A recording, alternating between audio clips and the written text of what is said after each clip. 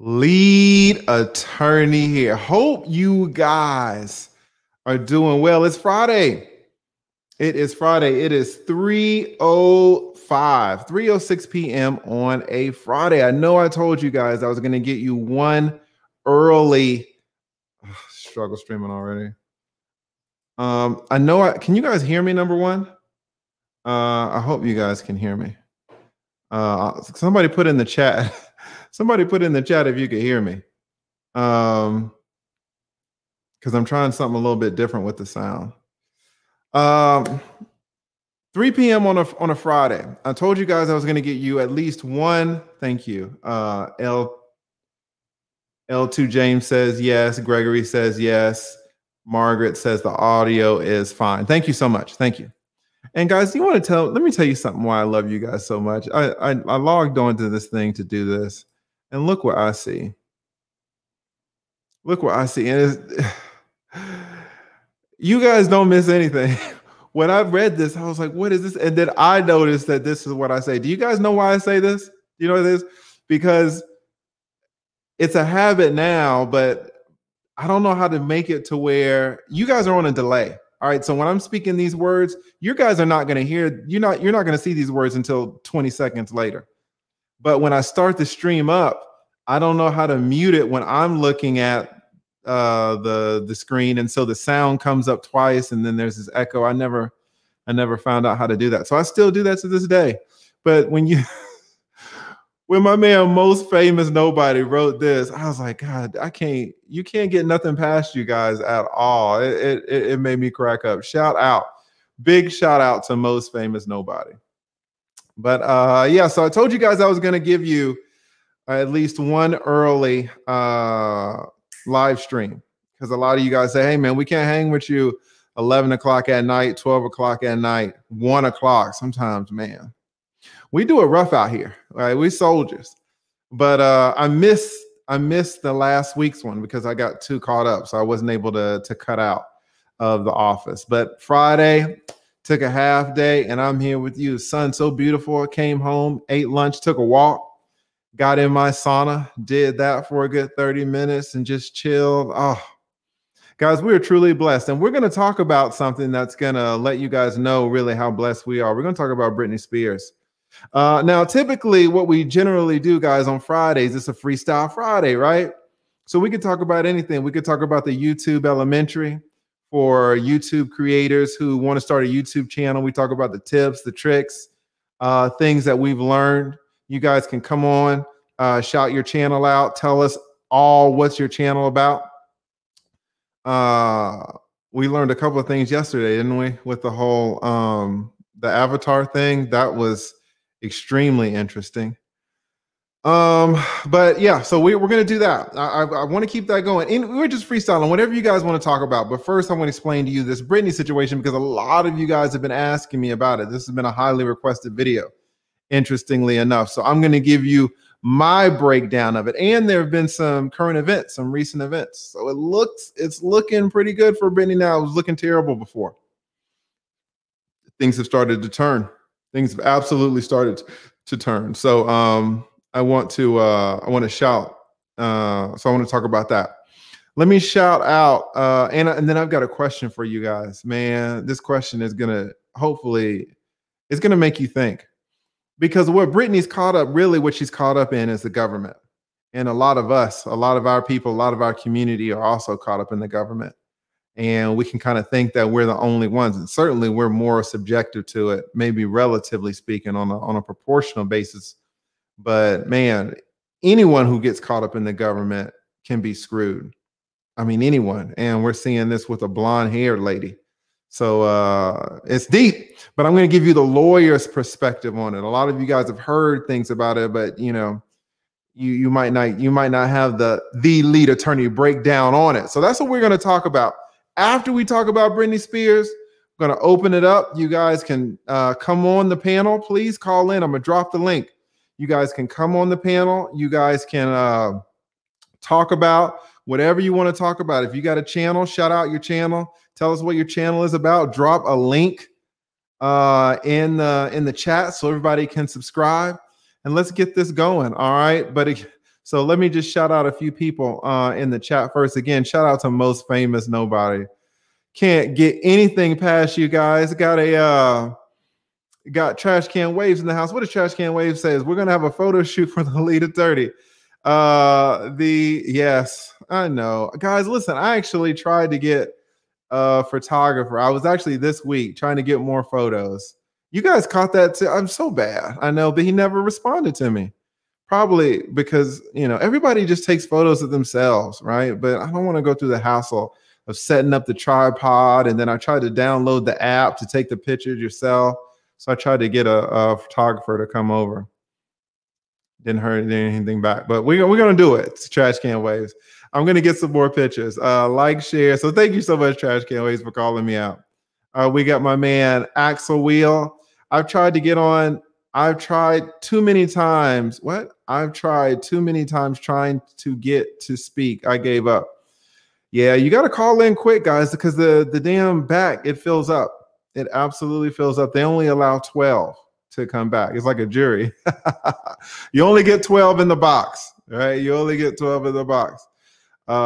So we got my man. I never know how to pronounce this name.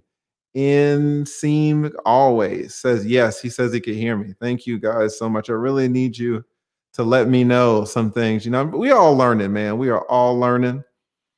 We got Miss Embassy in the house. Miss Embassy. So thank you guys for showing. Oh man, look at this. This is what I'm talking about, man. Gosh, it's bombing already. Just started up.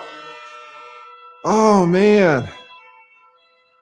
Inseam. I hate to say it because I don't want to mess it up. I want to put some respect on your name, right? M-Sing always with the $50 super chat. No question, no comment, just pure love. Thank you so much. I really, really appreciate it, guys. And I really appreciate it, M-Sing always. Please, just not in the super chat, but just tell me in a comment how to pronounce your name so I can put some respect on it. I really, really appreciate it. Gosh, yeah, it's hard for me to explain to you how much this channel really is meaning to me. The fact that we're developing a community like this, you guys just know, some of you guys don't know how it was in the beginning. It was pretty sad. It was pretty sad. And so to see the love that I get from you guys, it's amazing. Thank you, thank you, thank you so much, M-Sing. Really, really appreciate it. We got my man Philip in the house. Oakland, California, checking in. It's early for you guys, right? If it's 3 over here, what is it, like 12 over there? So yeah, thank you.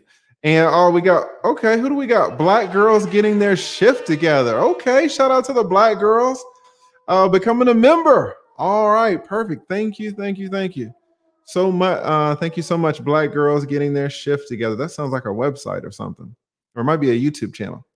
So thank you guys so much. Really, really appreciate it. Oh, we got Yimmy in the house. Yimmy's over there across the pond. Yimmy is over there in the UK. I'm not sure if it's London. We all want to say London, right? But we got Adrian, we got Lewis, we got the young prince, we got everybody. Angel Eyes, of course. We got the one and only Gail Lockett. Got the one and only Gail Lockett. We got Raven in the house. Raven, drop your link. Drop your link, Raven. We got Queen of the Soul. We got them coming in. All right, let's talk a little bit about. Oh, she's down there. She's down there in the heart of it, London. All right, shout out to Yimmy in London. That's like a New York. That's such a cool place to live. At least theoretically. Kind of like New York. You just like, oh, New York is so great to live. And you talk to New Yorkers and they're all down here in Atlanta, right? They all coming down here, right? But, you know, at least idealistically, to live in London, you would think, man, you're doing it right. All right. Let's talk about Britney for a second. And then after we talk about Britney, we're going to open it up. If you want to keep talking about Britney, we can. You want to talk about YouTube creators, how to get on YouTube, any tips, tricks, YouTube Elementary. We can talk about anything, guys. It's Freestyle Friday. All right. But let me talk to you a little bit about Britney, because this is going to really open some eyes. All right, and see, what is Raven asking? What are the rights of a conservatee regarding the conservator? To what extent does the conservator have the right or authority to affect a conservator's life? Man, Raven is ahead of the game. Head of the game. This is what we're going to talk about right now. All right, guys, let me ask you a question right quick before we start. All right, I'm going to give you two factors to consider. I'm going to see who's on it in the chat. I'm going to see who's on it in the chat. All right, listen up. This is the question. All right, I want you to hold two things in your mind, but I can't tell them to you at the same time. First, I got to tell you one thing, then I'm going to tell you the other thing. Hold them both in your mind, and then I've got one question about them. All right, you ready? All right, Britney Spears. All right, you know who Britney Spears is, right? Hopefully. It's not like Mike Jones. Like who's Mike Jones? Mike Jones just popped up, right? But Britney Spears for a long time was she's a household name. Well, she is in a conservatorship, and I'm going to tell you what that conservatorship is in a second. But I have a question for you. All right, she was put in that conservatorship in 2008, and there were reasons for it. It was probably a good reason, right? We're going to talk about that too. But since that time, guys, she's been working like 70-hour weeks. And you hear that, you say, oh, 70-hour weeks. No. To really work 70-hour weeks, you're probably working Saturdays. All right, minimum. Let's be honest. And, probably some Sundays, half a day on Sunday. A 70-hour week is nothing to, oh, yeah, no. It's almost 2 full. I mean, if a 40-hour week is a regular week, she's working 70. That's almost 2 weeks in one. All right. So she's been grinding. This is 2008. She's been grinding. All right. And it's not like she's just laying bricks. She's doing things that are very technical, very stressful. She has come out with 4 albums since she's been in the conservatorship. 4 albums. She has been a judge on a reality TV show. It's one of these reality game shows.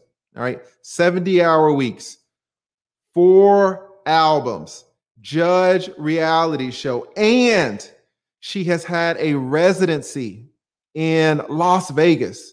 You guys know how valuable these residencies are, how hard for there to, you guys hear that?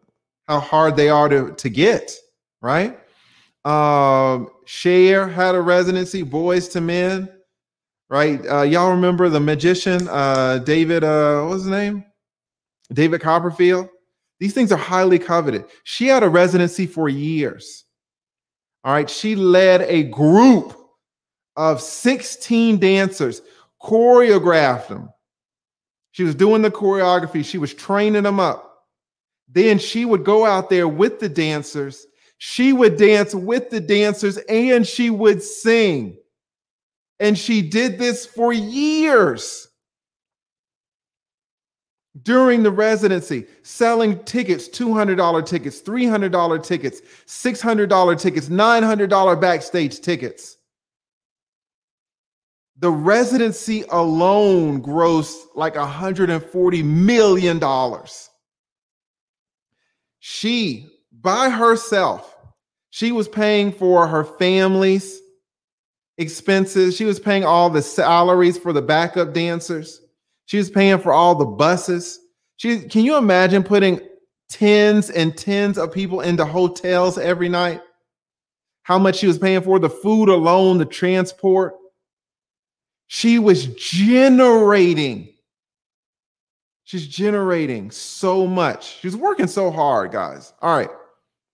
This is all of Britney Spears. This is the first thing I told you to keep in your mind. We all on the same page? Britney Spears.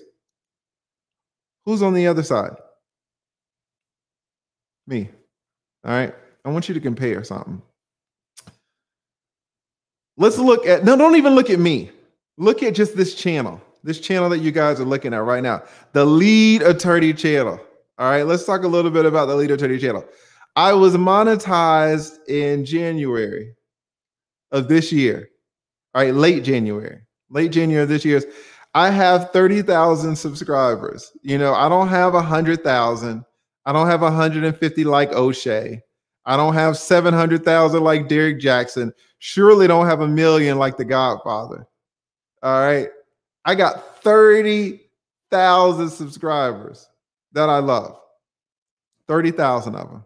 All right. I come on here and I try to make good videos for you. So I know I lie to you sometimes. I tell you I'm going to come on here early all the time and I don't get around to it. Today I did it. Pat myself on the back. We don't have to stay up till 1 o'clock. All right. So I try to make good content for you. And I have a small group, just 30,000. And you guys support me. You guys absolutely support me financially. You guys hold me up, man. All right, so I got a question. You ready? Here's the question. Who do you think receives more money? Who do you think receives more money? Me from this YouTube channel, or Britney Spears, who has accumulated an estate worth over $60 million? The residency alone grossed $140 million. Who do you think received more? One of the things about YouTube, guys, this whole YouTube elementary that I'm trying to start, I want to be transparent with you because I want you to have the information that you need to be able to start a channel. So I told you how much money I was making at 10,000 subscribers. I told you how I was losing money. And I told you how much I was making at 25,000 subscribers. I'm making over $10,000 a month with 25,000 subscribers. But it's more than 10,000 because, you know, if you count the consult, I do consultations. Some of you YouTubers, some of the viewers, they contact me for consultation. So I didn't include that in and stuff like that. So it's over 10,000 a month. You know, Britney is working 70 hours a week, doing residencies, teaching choreography teams. You know, she's getting an allowance of $2,000 a week, $8,000 a month. She's getting $8,000 a month for 70 hours a week of work. Stressful. She could slip during one of these residencies and you know, she'll be all over TMZ. Oh, she fell in her concert. I'm just here chilling with you guys. I mean, who's got it easier, right? She has been living under these conditions for years. She generates millions upon millions of dollars, and her father, you did a good job this week, gives her $2,000. $2,000. How is it that a YouTuber with 30,000 subscribers makes more than Britney Spears, who is in Las Vegas on stage every night? How is that possible in this country? This is what we're going to talk about. It should not be that a small YouTube channel generates more income than what Britney Spears is receiving based on the work that Britney Spears is doing. You know, when I started this, O'Shea Duke Jackson was on. I almost didn't even want to start the live because I was so looking at his live, right? And this man, the story of this man has is just so powerful. He's grinding it out and just making a killing. And even really, he's put to shame in terms of what Britney Spears is doing. And he is making so much more money than Britney Spears. It's crazy. It's absolutely crazy. So this is what we are going to talk about. Okay, so what's the problem? The problem is Britney Spears is in a conservatorship. What is a conservatorship? A conservatorship is basically where you are appointed to conduct the affairs of someone else. It's very common, usually with the elderly people. You know, you'll be in a conservatorship, maybe with your grandmother or your mother when she gets older, your grandfather, to take care of his estate, to take care of his personal care. That's very common. Also, if someone, you know, if you have a child that's born with some extreme disabilities. Once the child turns 18 or 21, depending on your state, becomes an adult, you can be appointed as a conservator, and then you will just manage the affairs of your 21-year-old son with disabilities for the rest of his life because he's not able to do it himself. All right. Now, in California, there are various types of conservatorships, but we're going to focus basically on two, and I'm not going to get in the weeds. I'm not going to quote statutes. I'm going to break it down like I normally do for you guys.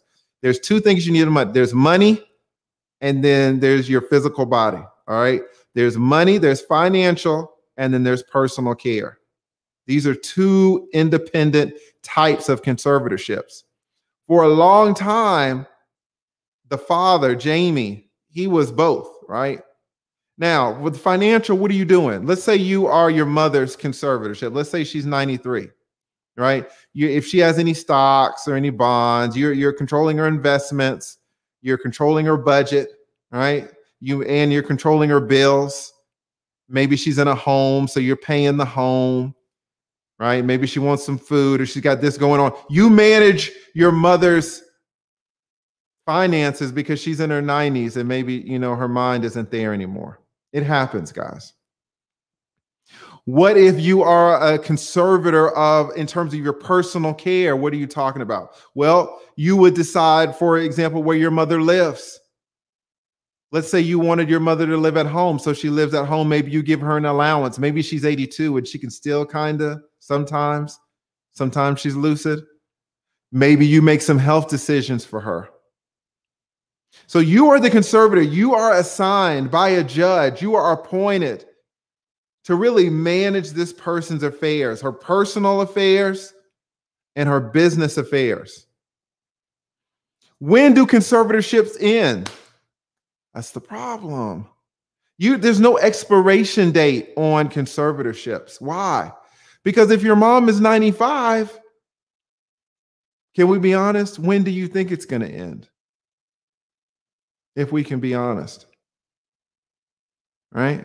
I mean, conservatorships, they usually kick in, 3 years. They last around 3 years, 5 years.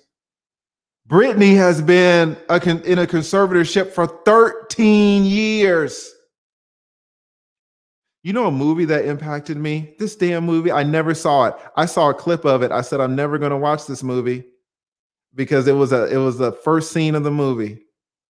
The guys, when I was trying to learn how to do YouTube, I went into a phase where I was like, oh, this is going to be like making movies. This is going to be cinematic. It's not. But that's the kind of road that I was going down. There was a movie that I saw the first clip and I was like, I'm not watching this movie. It's too deep. 13 Years a Slave.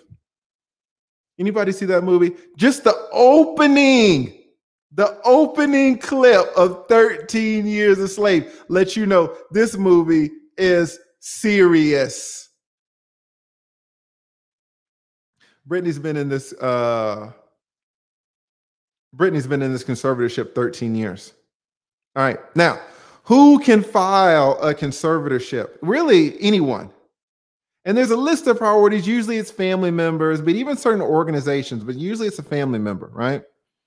And who filed for Britney's? Is it 12 years? Did I say 13? I tried to make it match up. Is it really 12 years or 13 years? They're saying in the chat it's 12 years a slave. Shout out to Brother Vert. Shout out to Tracy. 12 Years a Slave. It would have been better, I guess. I thought it was 13. Well, that lets you know I didn't see it, right? But shout out, I didn't see the movie. That first scene, and it was just one cut. That's the thing, because I was watching this movie channel, and this movie channel was explaining cinematic stuff, and it was just one long cut, and that's very rare. It's very rare to not have different cuts. 12 Years a Slave. All right. Britney was in it for 13 years. Fine. Her father is the one that filed for her. Why her father? Because it's really the closest family she had at the time, right? And that's normal. Usually it's a parent or a child, something like that. Maybe a sibling filing for another sibling. Usually it's a family member. How do you get one? Well, you need to show some type of instability, some type of inability to make decisions about the person's finances or to make decisions about the person's personal care.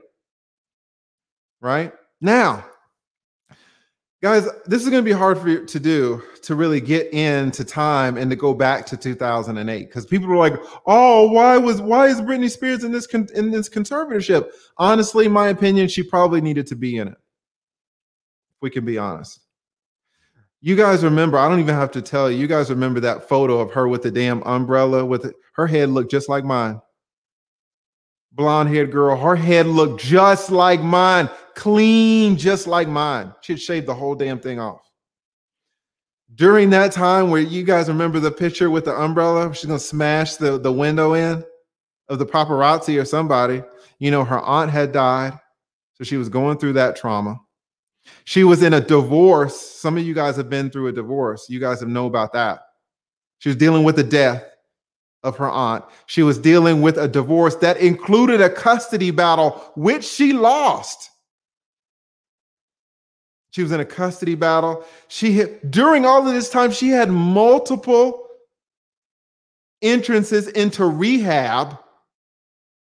And on top of that, she was voluntarily institutionalized into psychiatric wards.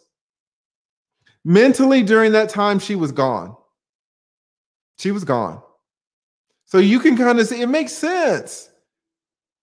She's being institutionalized all the time. She's going into rehab all the time. She's in a divorce process and she's grieving. She's cutting her hair off. The paparazzis won't stay off of her. So you can understand why a father would be like, hold up. Let me come in to stabilize the situation because you are unstable. Hope, you know, any good father wants his child to be stable, even if that child becomes an adult. Sometimes life can get so hard. You saw your boy, Dave Chappelle.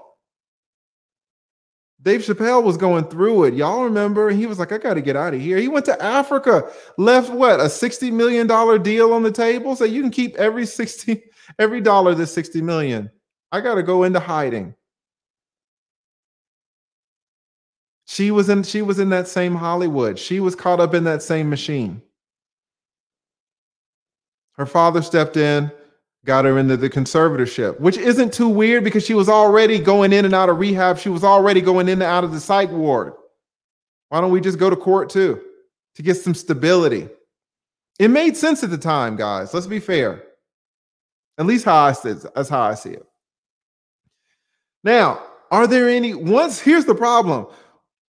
Are there any safeguards for the conservatorship? Well, you have to show that there's a reason for the conservatorship, and her father was able to do it. And it wasn't really a hard case because Britney was flipping out at the time. What's the problem? The problem is once it's locked in, you don't have to keep showing anything for it to keep going. Once the straight jacket, you know what they call it? Once that straight jacket is on you, it's on you. Now, you know, every couple of years, I think in California, they'll assign an investigator just to make sure everything's going okay. And you'll have to report back to court if you hold the conservator, if you are the conservator in the conservatorship. But it's just, everything is just maintaining the status quo at that point. In fact, if you try to do away with the conservatorship, the burden isn't on you as a conservator. The person, your grandma has to fight that. But what's the likelihood that grandma is going to be able to fight, you know, and she's 97 years old. She doesn't remember what she had for breakfast. So the courts are not used to people fighting off these conservatorships. They're like, okay, they're going to, you know, grandma's 97. Hopefully she'll make it to 100. It'll last 3 years. And then it's just going to end on its own, if you know what I mean. Right? But Britney was young. That's the thing. I mean, what is she? She's 39 now, and she's been in the conservatorship for 13 years. So what's that mean? She was, what, 27, 26 when she got in there? If you get in if you're in a conservatorship at 26, it's going to be rough for you. Now, Why is this in the news? Why are you hearing about this? Because Britney is exposing some truths. She's been in here for 13 years. How can you say that she cannot manage her affairs? How can you say that she has this inability when she's generating $140 million for the Las Vegas residency alone? Not talking about album number 1, album number 2, 3, and 4. Not talking about the TV appearances. Not talking about being a judge on reality TV. Managing all of this. She's feeding hundreds of people. She's washing hundreds of people with cash that she is generating. And her father, her goddamn father, like, no, she's not competent. She's not able to manage her affairs. Why would her father say that? Does anybody know? Her father gets $16,000. $16,000 a month just to manage the conservatorship every single month. $16,000. But that's just the base rate. He also gets 1.5% of everything she generates. He got over $2 million. Apart from the 16 a month, he got over $2 million alone from the Vegas residency. He's telling her to work. Who's making her work these 70 hours a week? He is. You know, he's so powerful in this position. You guys, if you are a conservator, you have so many rights over your ward, over the conservatee, over the person that you are managing. The rights that you have are so powerful. You know, if we can be honest, if you are the conservator, you can pull the plug. If Britney Spears got into an act, you can pull the damn plug. That's power. Do you know what he's doing, guys? She wants to get married. He's like, hell no. Get married. That's gonna mess up the money. Why would I allow you to get married? And then you're going to want to go have a wedding and this and that. What about work while he's at home? And she's like, well, I want to get married because I want to have a baby. He's like, what? You want to get pregnant? Who's going to dance? Guys, do you know she has an IUD in her body? She's not allowed to take She's not allowed to take it out.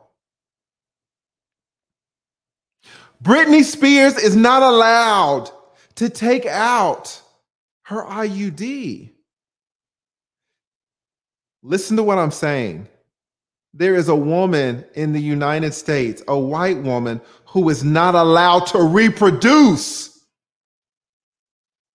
in America in 2021. You know, shout out to the manosphere. We're always talking about, you know, black women and how they're always having kids with Pookies and Ray-Rays and stuff like this. This woman over here is not even allowed to reproduce. It's going to fuck up the money. You know, she's not even allowed to have a driver's license. She can't drive. Guys, whenever she tries to buck the system, there was one time when she was tired and she didn't want to rehearse. Do you know what her dad did? Do you know what her dad did? He put her in a mental institution. He was like, oh, you're disobedient? Maybe that means you aren't thinking clearly. Why don't I put you in this mental institution for a few days? I'll come back next week and then we'll talk about your rehearsals. Maybe there's a lesson that you can learn in the padded walls. That's how much power a conservator has over you, can take your life, can pull the plug on you, can stop you from reproducing, can stop you from getting married, can stop you from driving, can put you in a mental institution basically at will. She's been living like this for 13 years. Now, there have been some changes to her legal. She had this attorney, guys. The damn attorney was making like 10 grand a month. The attorney was making her, she was appointed an attorney. She was not even allowed to choose her attorney. She wanted to choose her attorney. You know what her dad says? No. Your dad says, I've got a good relationship with your attorney. Her attorney was making $40,000 a month. The shows where Britney was dancing, some of that went to pay her attorney who she did not choose. Do you know what her attorney did for all those years? A zero. A Z. Anybody know where I got that from? Shout out if you know where I got that from. He didn't do anything. Why would he do anything? Do you know what I think? Do you know what I think? I think her attorney and her father. That's what I think. I don't even want to say that because he's a member of the bar and you don't ever want to, but God damn. I don't, you don't ever want to throw attorneys under the bus if you're an attorney, but man, come on. 13 years, you didn't do anything. You know what he didn't tell her? This is the craziest part of all. He didn't tell her that she had the right to try to end the damn in the conservatorship. And it's so adversarial. Guys, listen. Imagine if I represent you and if you stay in a room, I get $40,000 a month. If I can keep you locked away in a room, you get $40,000 a month. And I go in, I get $40,000 a month. And then I go to see you every week in the room. And you say, lead attorney, how do I get out of this room? And then I think back on my mortgage. I think back on my, the 3 Airbnbs that I have in Atlanta. I think back on my 2 kids, one's at Yale and one's at Stanford. And then I think you are giving me $40,000 a month for nothing. And then you say, lead attorney, how do I get out of this room? And I say, oh man, I know it's a tough situation. We just gotta be patient. We gotta be patient. And you stay in that room for 12 years. Do you see how, and you didn't even pick me. The court just looked at a piece of paper and I was the next guy on the list. The court just say, hey, you represent this person. It's all based on a list, guys. We get chosen from a list. It's just a rotating list. Guys, do you know when there's an accident and there's a car that needs to be towed away? The police have a list and they just go down the list to choose who's the trucker, who's the next trucker, who's the next, what do they call them? The tow trucks. Who's the next tow truck on the list? Call him up. That's how they do attorneys to represent these conservatees, right? So who's the next person on the list? Now, out of nowhere, you get assigned Britney Spears. Out of nowhere, you get assigned $40,000 a month. Out of nowhere, you're the luck. You just won the lawyer lottery. You were sitting in your office. The judge said, hey, you're up. You go down there and it's damn Britney Spears. You get on the phone with your wife. Baby, guess what? We won the lawyer lottery. $40,000 a month, $500,000 a year for nothing, year after year after year. Right? And she's been dancing in Las Vegas, rehearsing without being able to reproduce, without being able to drive, without being able to take her own medications, without being able to get her own money. She makes millions and gets an allowance of $2,000 a week. The lead attorney YouTube channel receives more than Britney Spears.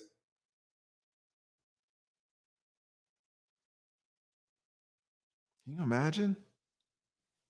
Can you, and they picked the right one. Can you imagine a black person living under those conditions?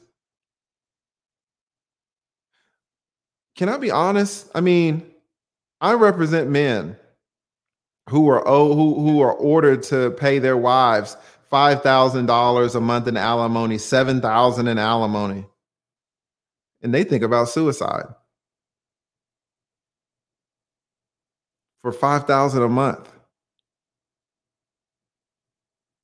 that they're paying out. But can you imagine paying out millions? Would this even work on somebody in the black community? Right? I did a video, guys. There's a white guy. He was paying. He paid his last payment. He went to the bank to pay his last payment of alimony. It was a $10,000. It was a $9,900 he was paying every month. And he went to the bank and he paid that last payment. And he got on his back and shimmied like a roach. He was that happy. He couldn't even stand up. He called himself dancing. And he got on his back and just started fluttering like a roach with excitement.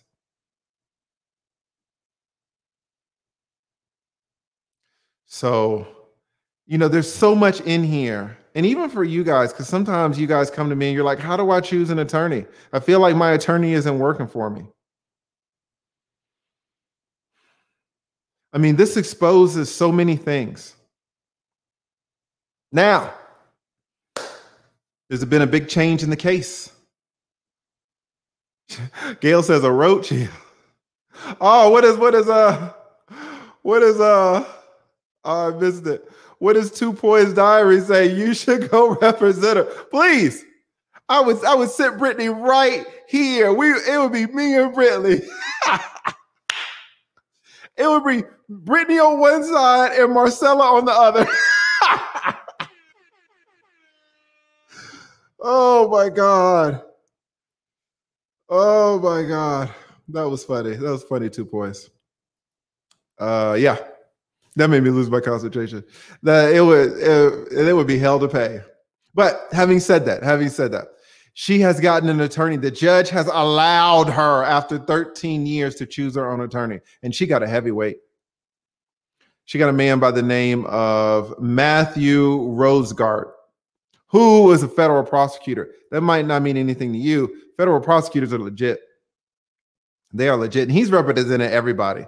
He's represented Steven Spielberg. He's represented Sean Penn. He's represented Ben Affleck. The basketball player, Jimmy Butler, represented Jimmy Butler. Guys, do you guys remember El Chapo? Do you guys remember El Chapo, the drug dealer down there in Mexico? Does anybody know how he got caught? Does anybody know how he got caught? Every time I hear this man's name, I think about it. Sean Penn. Do you know who caught fucking El Chapo? Sean Penn. It wasn't SEAL Team 6.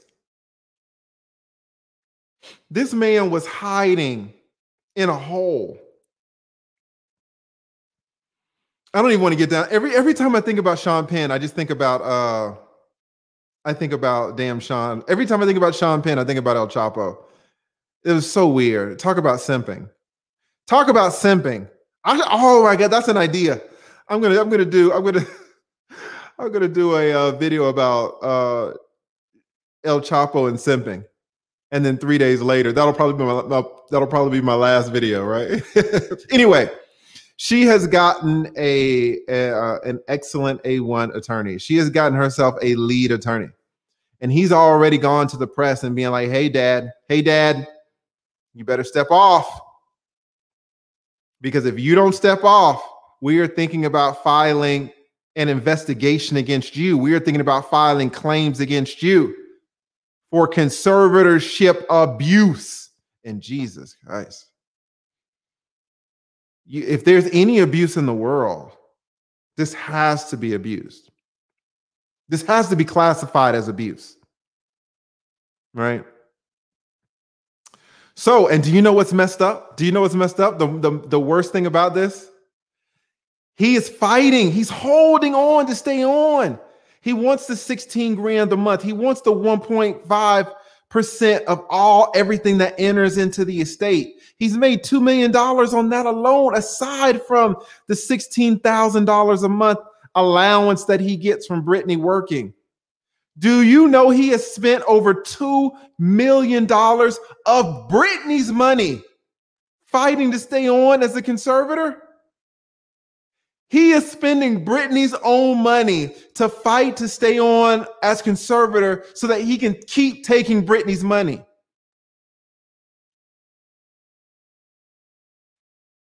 Imagine that. Somebody, well, and I deal with this a lot in terms of divorces, where I represent a father. Let's say he's making $300,000. He has to pay his wife's attorneys in the divorce. So the wife is trying to take everything from him, and he's actually paying from the wife. But this is actually even worse, because at least you can say the wife maybe has a claim to that money. This is her father, right? She is getting totally abused. But it looks now that the tide is turning. So Britney might be free after all, guys. Britney might be free after all. We're gonna see. I'm pulling for her. We're all people. I am pulling for Britney. She should have been out of this years ago. Should the conservatorship have started? Probably. We talked about it. The shaving of the head, the divorce, the custody battle, the trips to rehab, the death in her family, the voluntary institutionalizations in the psychiatric hospital, all at the same time. All of these things happen at the same time. Someone needed to come in and provide some stability there. But when the dad started getting washed with all of this money, $16,000 a month in January, $16,000 a month in February, $16,000 a month in March. And he was sitting on the couch. He sits on the couch April 1st, goes and checks his bank account on the Wells Fargo app, and he sees another $16,000. Oh, plus another $80,000 from the 1.5% bite that he gets out of everything that she produces.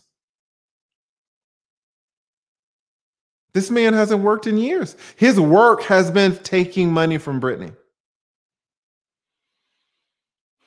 So that is what's going on with Britney. But it looks like her father, Britney's been allowed to choose her own attorney. Her attorney is an A-list attorney, and her attorney is coming in with guns blazing. So I'm thinking that this conservatorship finally at some point is gonna end. Plus, there's so much publicity around it. You can hashtag free Britney. It's a thing now. If I was a judge, I would let her out immediately. So shout out to Britney Spears. What I'm going to do is I'm going to drop the chat. I'm going to drop the link, the invite. If you want to come up, if you want to talk about Britney, we can. But guess what, guys? This is Freestyle Friday. We can talk about anything. We can do another YouTube elementary. We can talk about your YouTube channel, tips and tricks. We can talk about men, women, marriage, divorce, custody. We can talk about anything, guys. So I'm going to paste the link in the chat. Please come up if you want to talk about it. If you want to come up, Axel, I got you. All right. Let me pull up quickly a few of these super chats while you guys file in. I really appreciate you guys just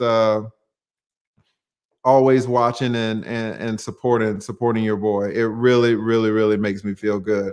All right. Again, I shouted out my man M-Sing, always bombing the chat with a $50 super chat. Thank you so much. We got my man, can barely see here. We got my man, Really Chris says, you have a spammer page called pinned by the lead attorney. You might want to get their page shut down. They're also using your picture. I didn't know about this. Thank you so much, really, Chris, for telling me about this. This is what I'm talking about. YouTube Elementary. My man Chris has put me on game. Thank you. I said man, but it might be a woman. I try to look at it. I can't tell. So, but thank you, Chris, for letting me know. I did not know about this. I will check into it. Thank you, Chris. And thank you for the super chat as well. We got Valeria Robinson in the house with a super sticker. No comment, no question, just pure love. Thank you so much. Dang, we got pushing it forward with the $25 super chat. Thank you so much, Push It Forward Media. What does Push It Forward Media say? It might have saved her from herself, as long as her father isn't spending the money. Yes, I think back in 2008, she needed saving. 2008, easily, there was so much going on in her life at that time, she could have easily slipped away from us. But damn, you're dancing in Las Vegas, managing and choreographing 16 dancers behind you. And then after dancing with them, you're singing as well. Come on, man. If you can do that, you can absolutely manage your own self. But yeah, I think you're right. In the beginning, Push It Forward Media absolutely could have been necessary. The logic sphere. What does the logic sphere say? Britney Spears is dominated. Yes. Beta female. She needs to address the white man and take control of her future. That's what she's trying to do. But the white man's holding her down. So shout out to O'Shea Duke Jackson. Stop the show. The white man is holding her down, literally using her own money to stay in the position to keep taking her money. He spent $2 million, over $2 million alone to fight Britney on this. Shout out to Philippe, Philip Sadiq. Sorry, shout out to Philip, always supporting your boy with the super chat. Thank you, Philip. No comment, no question, just pure love. Thank you. And we got Two Poise Diary, also with a no comment, no question super chat. Thank you, just the love. Thank you so much, Two Poise Diary. Blind guy, blind guy, his wife, their life. Guys, please go watch this channel. I was watching it today on my lunch break. Please go check them out. They are awesome. They say, my heartless concern is my heartless concern is minimal, honestly, because of the conservatorship-like life I've lived, working 2-4 jobs most of my life, including while pregnant with three children, lived 12 years a slave myself. My heartless concern. I'm not sure where this is going. My heartless concern is minimal. Are you saying that because you lived in a conservatorship lifestyle that you have minimal concern for Britney's? That can't be what you're saying. I must be misreading it. But please go check out this channel, guys. Shout out to them. They are awesome. Got Raven. What does Raven say? I'd rather stay at the institution, all caps. I'd rather have more peace there. I'd have more privacy and some freedom. Yes. But listen, staying in those institutions, they're horrible. But yes, you're exactly right. You're making me work 70 hours a week. You're making me grind and sweat and jump around and shout for 70 hours a week for years. And then you're going to give me less than what the lead attorney makes on his damn YouTube channel with 30,000 subscribers? Jesus. What does Blacks Are Superior say? You are a breath of fresh air. Nobody on YouTube is doing what you do. Love it. Much respect, bro. Thank you so much. Thank you so much for the super chat. Thank you for the comment as well. I really, really appreciate it. And we got Snuggles in the house. Shout out to Bernard Riley. What does Snuggle say? Men should be happy about what happened to the lady, and you should hope it happens to more women. Think how many years this has happened to men. God, some of you guys are so damn heartless. Snuggles, I don't know what the hell you're talking about. To be honest, I appreciate it. I'm sure that's sarcastic. Guys, you guys are coming hard on a Friday. I don't know what you guys are talking about. Men should be happy about what happened to the lady. Jesus Christ. I don't know where y'all are coming from, but I must be missing something. Let me call some people up because you guys are on one. Let me get Patrice up in the house. Let me get John in the house, and let me get Adrian up in here. Patrice, hold up right quick. Patrice, okay, thank you so much for joining. Give me 1 second while I get everybody situated. Okay, we could talk about, now this is Freestyle Friday, but the topic was Britney Spears, but we can stay on Britney. We can move on to other things, whatever you want to talk about, Patrice. What do you think? I do want to talk about Britney. I think the original abuse, and that has not yet come to light of where it started with Britney. That I think that later in her life, when she had the first breakdown in '07 and then again in '08, Mm-hmm. that caused the alarm. I think the original abuse started from when she was with Disney, and a lot of those kids that grew up in Disney Mm. were abused. And I think later in life, something may trigger you to have the mental breakdown. I believe that that is in fact where it started from with Brittany, and it may have been even some in her household. I don't know, but it seems like everybody around her became like these vultures, if you will. You know, Yes.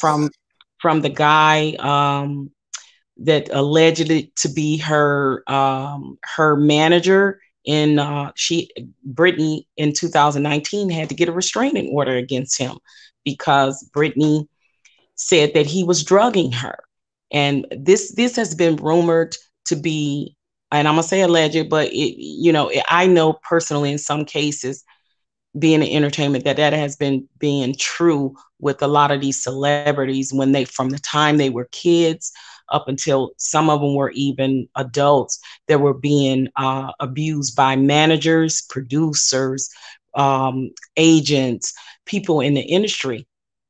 And that's initially where the abuse started for her. It just hasn't come to light yet, but I got a feeling that possibly it may come to light with some abuse from her when she started out as I think she was on the Mickey Mouse Club, but her what's the one from NSYNC, Justin Timberlake, Christina Mm-hmm. Aguilera, all of those that came from that era of Mickey Mouse Club and dealing with Disney had some form of abuse that was done to them that causes and triggers them to do, to have the mental state that she has now. I am glad that she so far has won her case, because she truly has been a slave. She's competent enough to work and make the money. But it's funny how, her dad and people are still trying to say she's not competent enough to gain her responsibility over her life and her bills and things of that nature.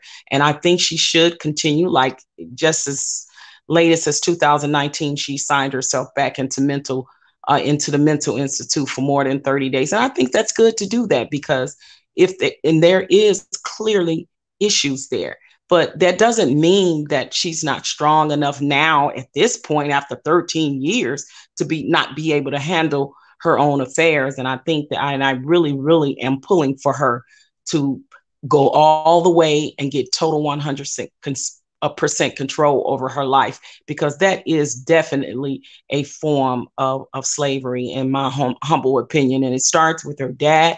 When in 2019, when his colon erupted, she stopped the show in Vegas to Mm. go and take care of her dad. And this is the same dad that's doing this to her. You know what I mean? So it's insane. It's crazy how the people you love. And if we remember back in the day, Gary Coleman, Emmanuel Lewis, they had the same Oh issues yeah. with Yeah. their parents, trying to take control over them and their money by saying, oh, they crazy, they mental. Yeah, and it may be some. But at what point do the parents stop being narcissistic and being sociopaths and want to control their adult children's life forever? Like, where they do that at? You know what I mean? So yeah. Yes. So Yes. I'm You're pulling. exactly right.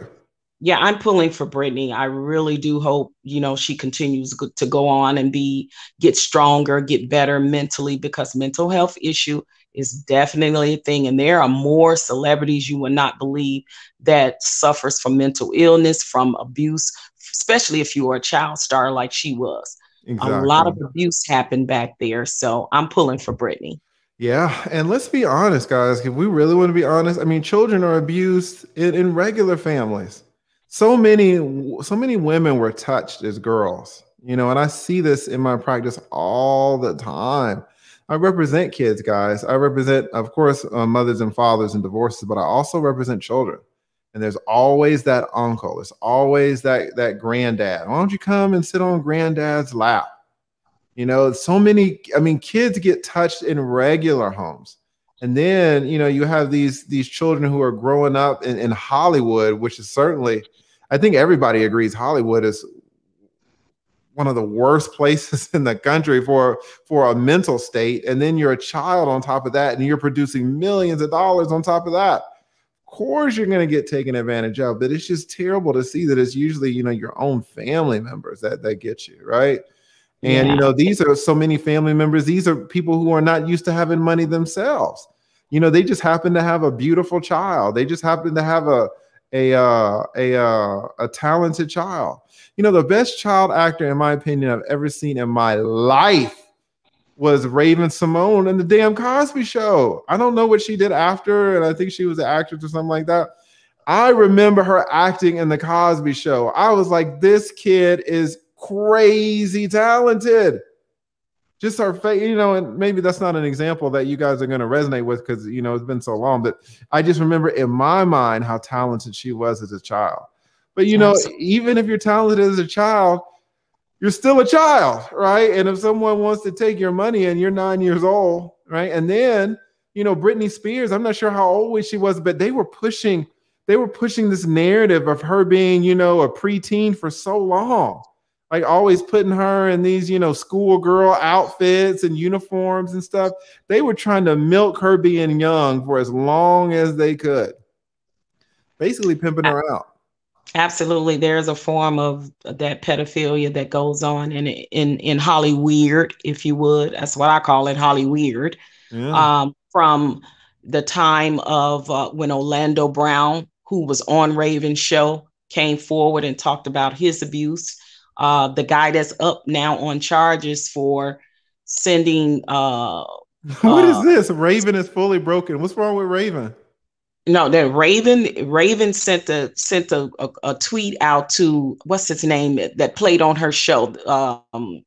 The other guy, he's up on charges now for sending explicit photos to a 13, 14-year-old girl. A Massey, something he played on, and there's he came out, Orlando Brown, he came out, they all came out and said that they all were abused, you know, doing they stint in dealing with Disney and being on the shows and having their own shows. Orlando Brown came out forward and accused several people of sexual abuse, mental, physical abuse, and it's just been in the books from a long time, since Corey Feldman and Corey Haim. They tried to tell us back in the 80s, and no one listened to them. And look what happened to Corey. Yeah, he ended up being basically what they call the boy, the boy that got passed around, basically. Jesus so Christ. It's deeply rooted in Hollyweird. It is deeply rooted. So I'm rooting for her. I hope she get her mental health. Definitely keep up with her mental health and get her mental health back on a straight and narrow and continue to get the help. And I hope she wins her case to continue. She deserves, after 13 years, if she is well enough to live her own life and pay her own bills and do whatever it is I that she absolutely wants think to. she's absolutely well enough. Yeah, you're exactly right. Yeah. You're exactly right. Yeah. Thank you so much, Patrice. No problem. Let me give a quick shout out to Letitia Campbell. She says for the coffee for court from Letitia. Thank you so much, Letitia. You know I always got it on deck. That is a cat. Oh, this is Letitia from Hair with Flair. Hair with Flair. Y'all go check her out. She has a salon. I think it's in either New York or somewhere upstate, right? A beautiful salon, beautiful woman, just doing her thing. Thank you so much.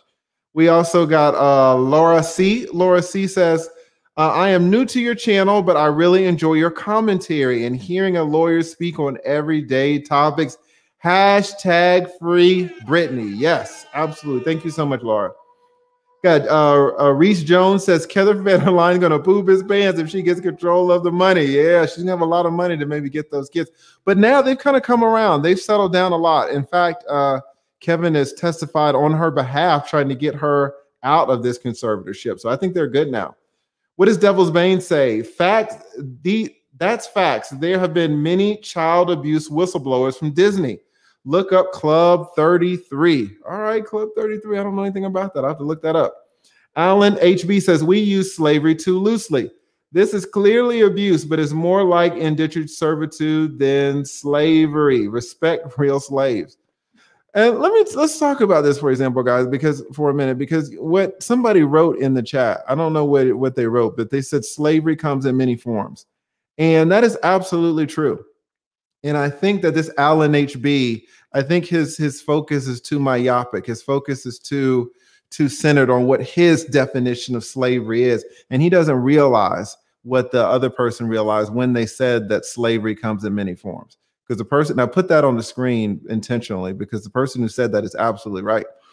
Guys, there was slavery, 30,000 years ago, right? There was slavery 5,000 years ago. There was slavery 2,000 years ago in Italy. There's slavery in the United States, slavery in Congo. Guys, I don't know if you know this.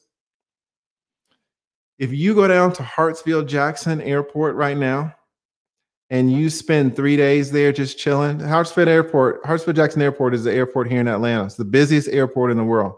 You go there for 3 days and you just sit there and you keep your eyes open, you will see slavery. In 2021, you will see a 14-year-old girl, a 15-year-old girl with some old man, and you won't even recognize it because there's no chains.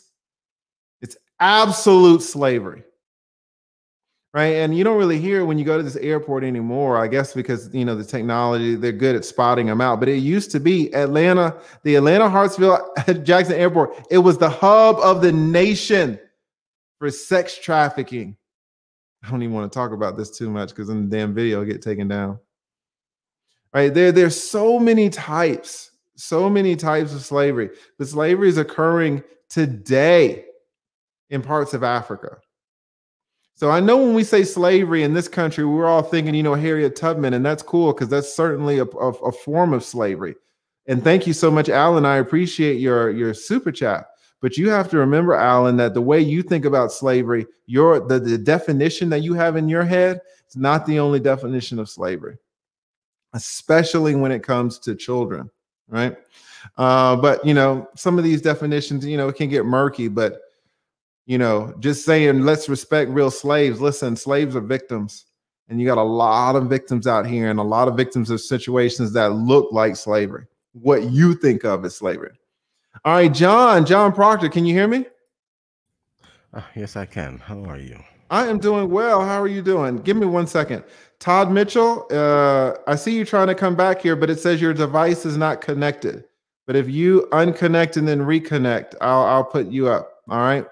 That's for Todd Michael. All right, John. Thank you for coming up. What do you? Oh, you're here now. You're here now. Give me 1 second. See if I can put you back. All right, perfect. All right, John. What do you think about all of it? Actually, we're just talking about anything right now, but we can talk about Britney, or we can talk about anything you want. This kind of Freestyle Friday. Anything, huh? Yeah. All right. I've got a question for you, lead attorney. Yes. And that is, I've noticed you yourself are not married. And given that you've been a family lawyer for 20 years, you say, I'm sure you've seen a lot of things that perhaps have informed your decision. Is that the case? Is it the case that you aren't married because you've seen what men have had to go through in the U.S. court systems? Or is there another reason? I am not pro-marriage or anti-marriage. I would get married again. I would. I understand marriage in a way that very few people understand it. And so for me to get married, I know Let me just, the reason I'm not married, let's say, I guess the number one reason is because there is not a woman in my life right now who I think would be compatible for marriage with me. It's not because I've been a divorce attorney for 20 years. It's not because I've seen women get raked over the coals. But I understand marriage on a fundamental level. It's a level that you guys will never be able to understand. And so for me to get married, the woman would need to be special. And I'm not talking about looks, right? I thought I was going to get going down that road, a while back to a woman, she wasn't a 10, she wasn't a 9. Now, I'm not blaming her because I'm not a 10 or a 9 either, right? But for me, she was a strong 9. You could look at her, John, and you could say, oh, well, she's a 7. Fair enough. Fair enough. But to me, she's a 9. And I'll tell you one thing, guys, if you're listening, this is something that you don't know. If you really want a wife, guys, I'm just going to be real with you, all right? Because I know genetically we're all programmed to try to get the 9s and the 10s for marriage. And it's the wrong thing to do. I have seen as a divorce attorney that you can be so much happier. You can have so much of a functioning marriage if you marry the 6.5, if you marry the 7, right? Because even if you marry a 9, she's not going to be a 9 in 10 years, let's be honest. Right? And then where are you at? If you marry a woman because she's a 9 and then 7 years later or after 2 kids, she's not a 9 anymore, then what do you got left? But if you can marry the 7, not because she's a 7, because no one marries a 7 because she's a 7, but if you can marry her because of her personality, because of her character, because of how she is, and the combination of you and her, that's really the key. It's one of the keys. You need 3 things for a successful marriage, and that's one of them. But I'm 44 now, and I also understand myself, which is another thing that most men don't really have, especially if they're getting married and they're 25 or 28. They don't understand themselves, and I understand myself fundamentally now, especially in terms of a marriage. And then I understand what marriage is. I understand a lot of things. So no, I mean, yes, to answer your question, I would get married again. The reason that I'm not married now is because there's not a woman in my life who I think would be compatible for me with marriage. But I'm not really looking too hard right now, to be honest. What does Teach Plan Go says? Let's stop rating people. Cancel Kevin Simmons. Let me tell Teach Plan Go something. And this is something that Teach Plan Go is not going to want to hear. Right? But this is something that women need. It doesn't matter. Guys, listen, don't even, can I be honest, guys? Don't even pay attention to stuff like this. Because what women don't understand is men think in terms of this. Men think in terms of ranking systems. When this woman says, let's stop rating people, what she's saying is, men, you need to stop being men. Let me tell you something, women. I hope you can hear me. The microphone's up here. All men rank. Period. I hope you hear me. Is it socially acceptable? Is it nice that I'm out here? Would you, as a woman, Teach Plan Go, would you prefer that men not rank? Yes, you would prefer that. You don't think this way. Women don't think in terms of number systems. That's fine. There's no shame in that. Our minds are connected differently. But women, don't come over here and tell us how to think. You think how you want to think. It's fine. But if I'm talking to a man and we are both men, I'm going to talk in a way that we can relate, and you stay out of it. If I can be honest about it. Don't tell men how to think. Men think in terms of rating systems. Is it mechanical? Is it unromantic? Yes, it's how we are. If your boyfriend or somebody who's trying to hit it tells you that men don't think this way, he's not being truthful with you. Men, I mean, we rank since high school, since middle school. All right. And it didn't start in 2020 with Kevin Samuels. You say you say cancel Kevin Samuels like ranking started 2020. Man, I was born in the late 70s. I've been ranking women since the late 80s. Why? Because this is how we think. So I wanted to answer your question, John, but I wanted to address this too. And women, you guys, you women need to know it. And some of you do, and some of you don't. And if you don't, I can't help you. All right. So, you know, I tried to be polite with that teach, plan, go, but I don't want to lie to you. And I hope that if you have a son, you know, you will understand that your son is going to do the exact same thing. So you're sitting there talking about cancel Kevin Samuels when your son has the same mentality. Are you going to hate that mentality in your son? Right? I'm trying to be nice to you, but I'm telling you how men think. And if you have a son, if you have a brother, if you have a father, this is how we are. And I know it sounds mechanical and it sounds unromantic, but men learn that we have to accept reality. And for women, this is part of a reality, right? What does Miss T Velocity say? Facts. Some women know this. Some women know this. All right. Yes. But thank you so much, John. Really, really appreciate it. Another question, if I can. Yes. I'd also like to know, what would you advise a man to do if his woman were to start pressuring him to get married to her? What would you say? This is a tough one. This is a tough one because men who get pressured to get married. All right. I see this all the time. Guys, let me tell you, most of you guys are weak, if I can be honest. Most of you guys are weak. That's why you want DNA tests to be mandatory, because you're too scared to ask your woman for one. You don't want to have a tough conversation with the woman. You don't want to run her off. I've been there, you know. If you care about somebody, you don't want them to go away. I understand that. But at some point, you need to know that the only, guys, I don't want to get too deep. I really don't want to get too deep. But what you need to understand, guys, is that you're on this planet alone. All right, you're on the planet alone. I made a comment about this in a video recently, and a guy wrote me, and he was like, you know what? The way you said it, you are absolutely right. He said, I had a friend. The friend was dying.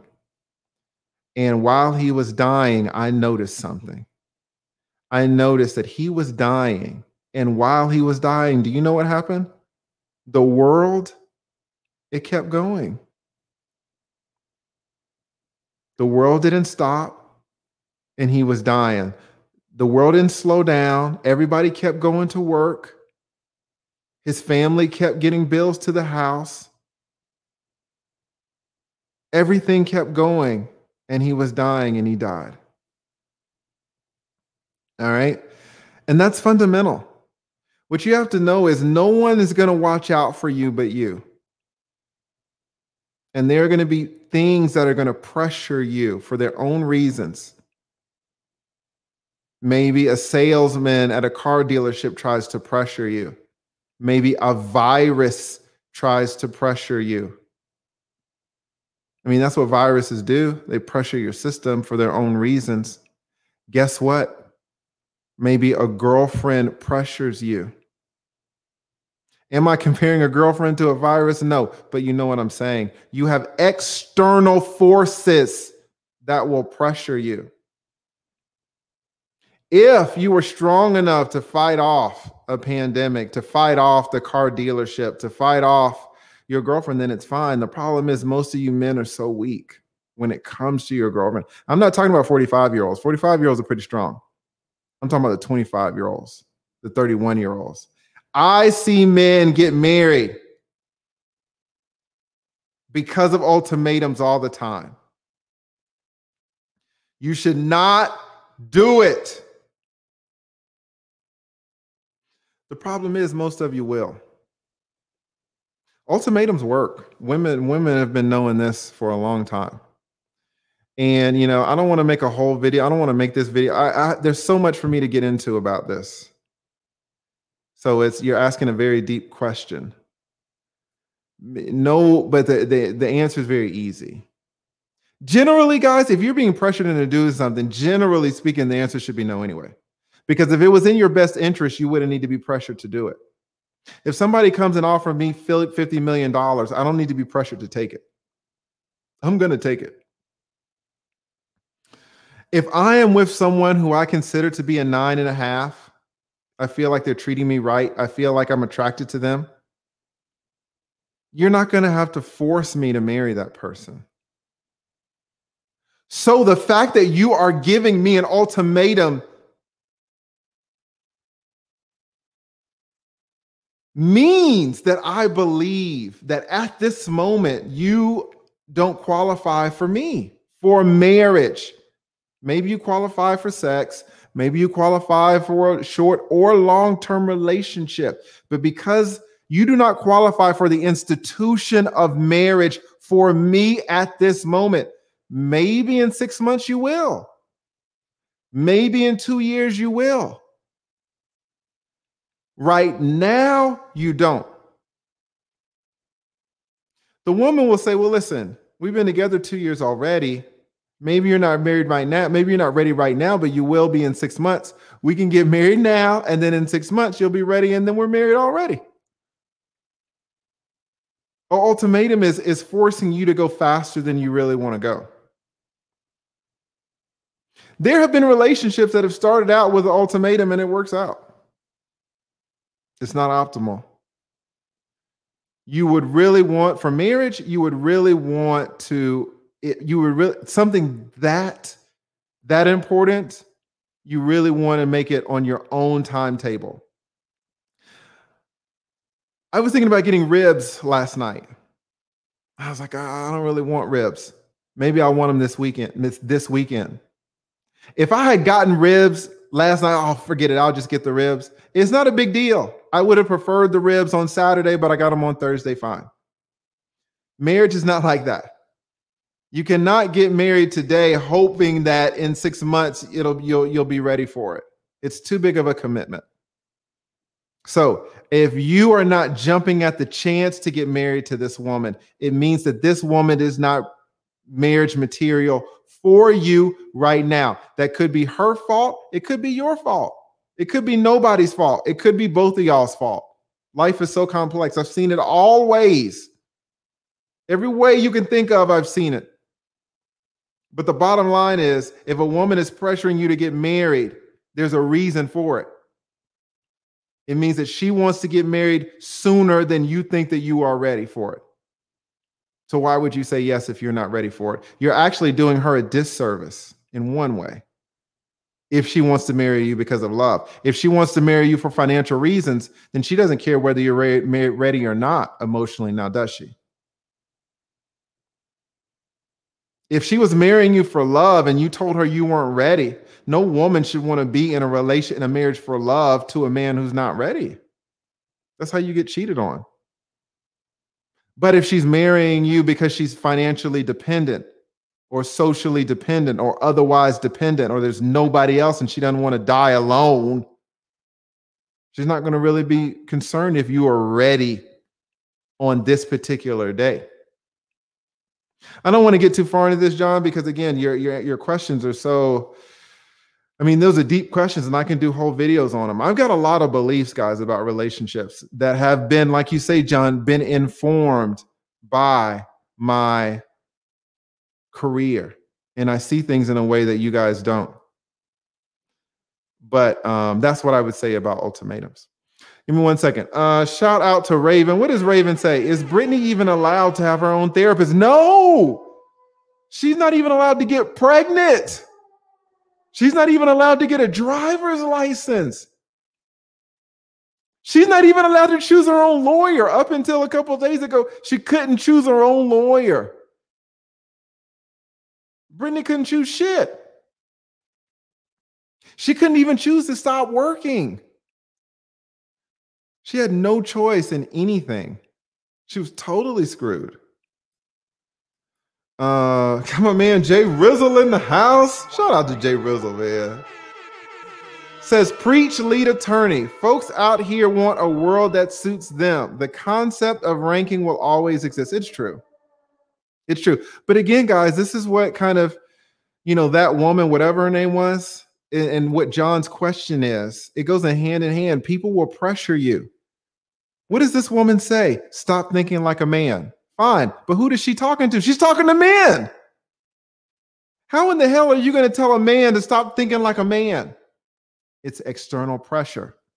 What does John say? What happens if you get a ultimatum? What is ultimatum? It's 2 words. It's external pressure. Women will pressure you, but men will too, guys. If you go to a damn car dealership, go to the Toyota lot, try to get that $40,000 SUV, it's probably going to be a man coming out there in some, polo shirt. What's he doing? He's pressuring you. I'm not blaming the women here. Everybody in life is going to want something from you. Do you know what a telephone call is usually? It's somebody that wants something from you. Financially, not necessarily. Maybe they want a shoulder to cry on. Maybe they want to rant. Maybe they want to hear your voice. Fine. Maybe they love you. It's your mama. She wants to hear your voice. She wants something from you. What does she want? She wants to hear your voice. Is there anything wrong with that? No. But external forces will want things from you. Women are going to want things from you. But you can't blame them, because let's be honest, you want something from them too, right? But damn, do we have to get married? Right? Let me, for certain things, they need to be on your timetable. And marriage is one of them. All right. So thank you so much, John, for that. But thank you again, Jay Rizzle. That was a super, super generous super chat. Thank you, Jay Rizzle, my man. And we got that brother Padat. I'm almost saying that right. Pettit. Women like this are saying, men, F you and your standards. You like what women say you should like, and shame on you if you don't.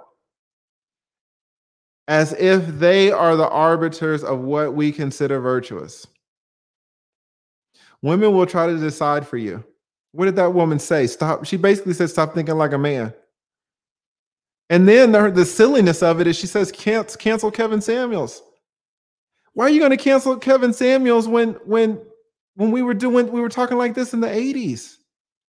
It's so ridiculous. But it's not, she doesn't know. That's the thing. Women don't know. And this is why Kevin Samuels' channel in a lot of ways is so important.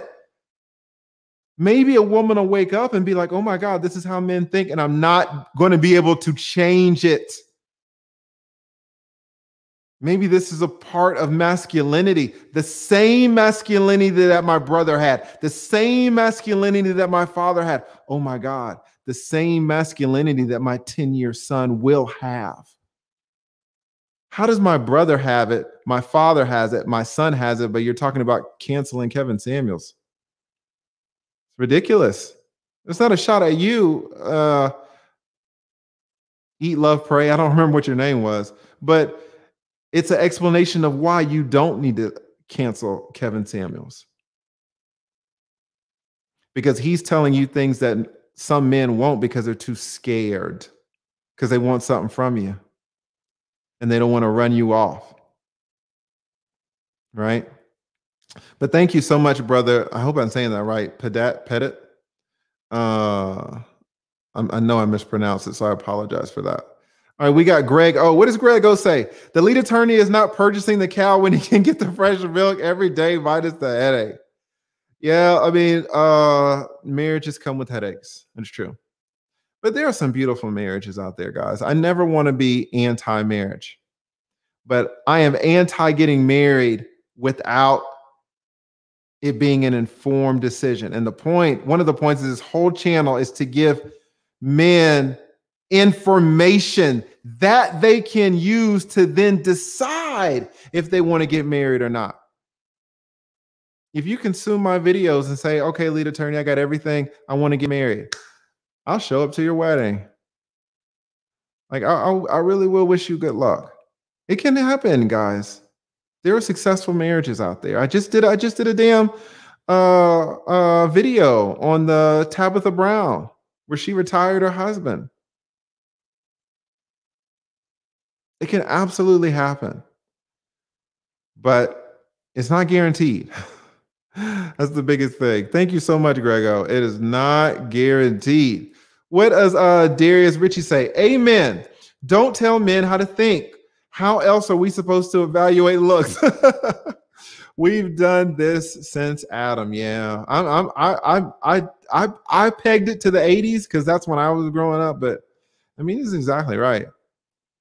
I mean, Adam was probably sitting there on a rock, like, you know, this chick is an adjustable 6. I mean, you guys, I know women, I know you hate it. And women hate it even more because they don't think that way. That's why they don't understand us. They think it's so hateful to think in terms of numbers. And it's not because they don't agree with it necessarily, it's that they don't understand it. They think it's contrived. They do not know that we think this way naturally. Once a woman understands that men think this way naturally, then the whole hashtag Kevin Samuels is absurd. It's such a stupid comment. What is canceling Kevin Samuels going to do to her husband, her son, her brother? All the men in the 80s, the men in the 60s, the men in the 1600s, the men in 2024. Canceling one man is supposed to stop how men have been thinking since time immemorial? You know, we just have a lot of understanding. If you are a man, you know there are a lot of things about women that you don't understand. And you could be put on the back foot because a lot of times women will shame you for not understanding or for not being able to mind read or this or that. And that's fine. But women have to know that there's another side to that coin. Women have to know that there are things about us that you will never understand. And one of them apparently is that men think in numbers, especially when we evaluate a woman's looks. Oh, sorry about that. We got Dr. Evil Genius says if she was on the higher end of that scale, she wouldn't be calling God for the Godfather's cancellation. Do you know what? Do you know what? And I wasn't even going to say it. I looked at her photo, but I was not going to say it. But, you know, Dr. Evil Genius will say it. You've never heard of a 9 trying to cancel numbers. You've never heard of a 10 trying to cancel numbers. You never heard of Halle Berry's trying to cancel child support. Halle Berry's trying to lower child support. She's not trying to lower the number system. So Dr. Evil is exactly right. I wasn't going to say it, but he was. What does Patrice Gardner say? Shout out to Patrice. Says, it's unfortunate, however, that some men rate women with manufactured bodies 9s and 10s, and that all natural women are 6s or 7s. Society has a warped rating system. We most def need more Black love and family. I disagree with this. I absolutely disagree with this. There's nothing wrong with manufactured bodies. Do you know what braces are? I had braces when I was 13 to 15. Is that not a manufactured body? Right? If you get a broken arm and then you get screws in your arm and a metal plate, you have a metal plate in your arm. Is that not manufactured? You want high cheekbones. You get 2 cheekbones put in. Is that not manufactured? A lot of you, I mean, especially Black people, we're using all of these, you know, maybe we can say cocoa butter is natural, but a lot of these soaps and lotions and perfumes that we put on, some of those are synthetic. Is that not manufactured? A lot of the men, if you go to, guys, listen, if you go to the gym, if you've been going to the gym for a year, listen to me, men. If you've been going to the gym consistently for a year and you're not taking creatine, I don't know what the hell you're doing. If you are working out and you are before a year or more and you are not taking creatine, I don't know what you're doing. Creatine is manufactured. So I'm not willing to draw arbitrary lines as, oh, okay, creatine is good, but breasts are bad. High cheekbones are good, but a butt is bad. Braces are good, but lipo is bad. I'm not willing to do that. I don't see anything wrong with someone trying to improve their self physically. So I disagree with you there, but I appreciate the sentiment, and I do think we need more Black love. But I don't see anything wrong with a woman getting braces. She can get braces, but sometimes they take this too far. The plastic surgery is getting out of hand, I think. Well, but that's your call, right? Well, what do you think about that? I just told you what I just told you what I think about it. Personally, I don't like implants.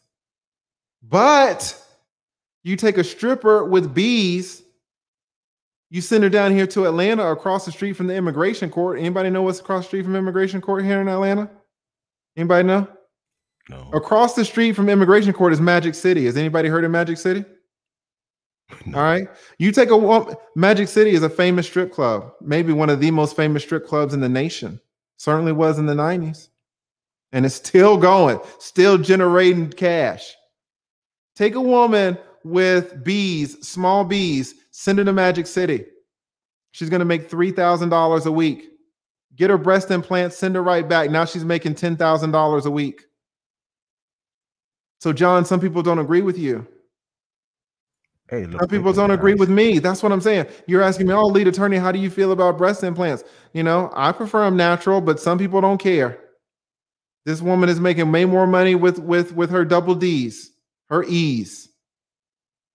Right? So I say get your money and be happy. I'm not willing to say, oh, women should not get all these procedures.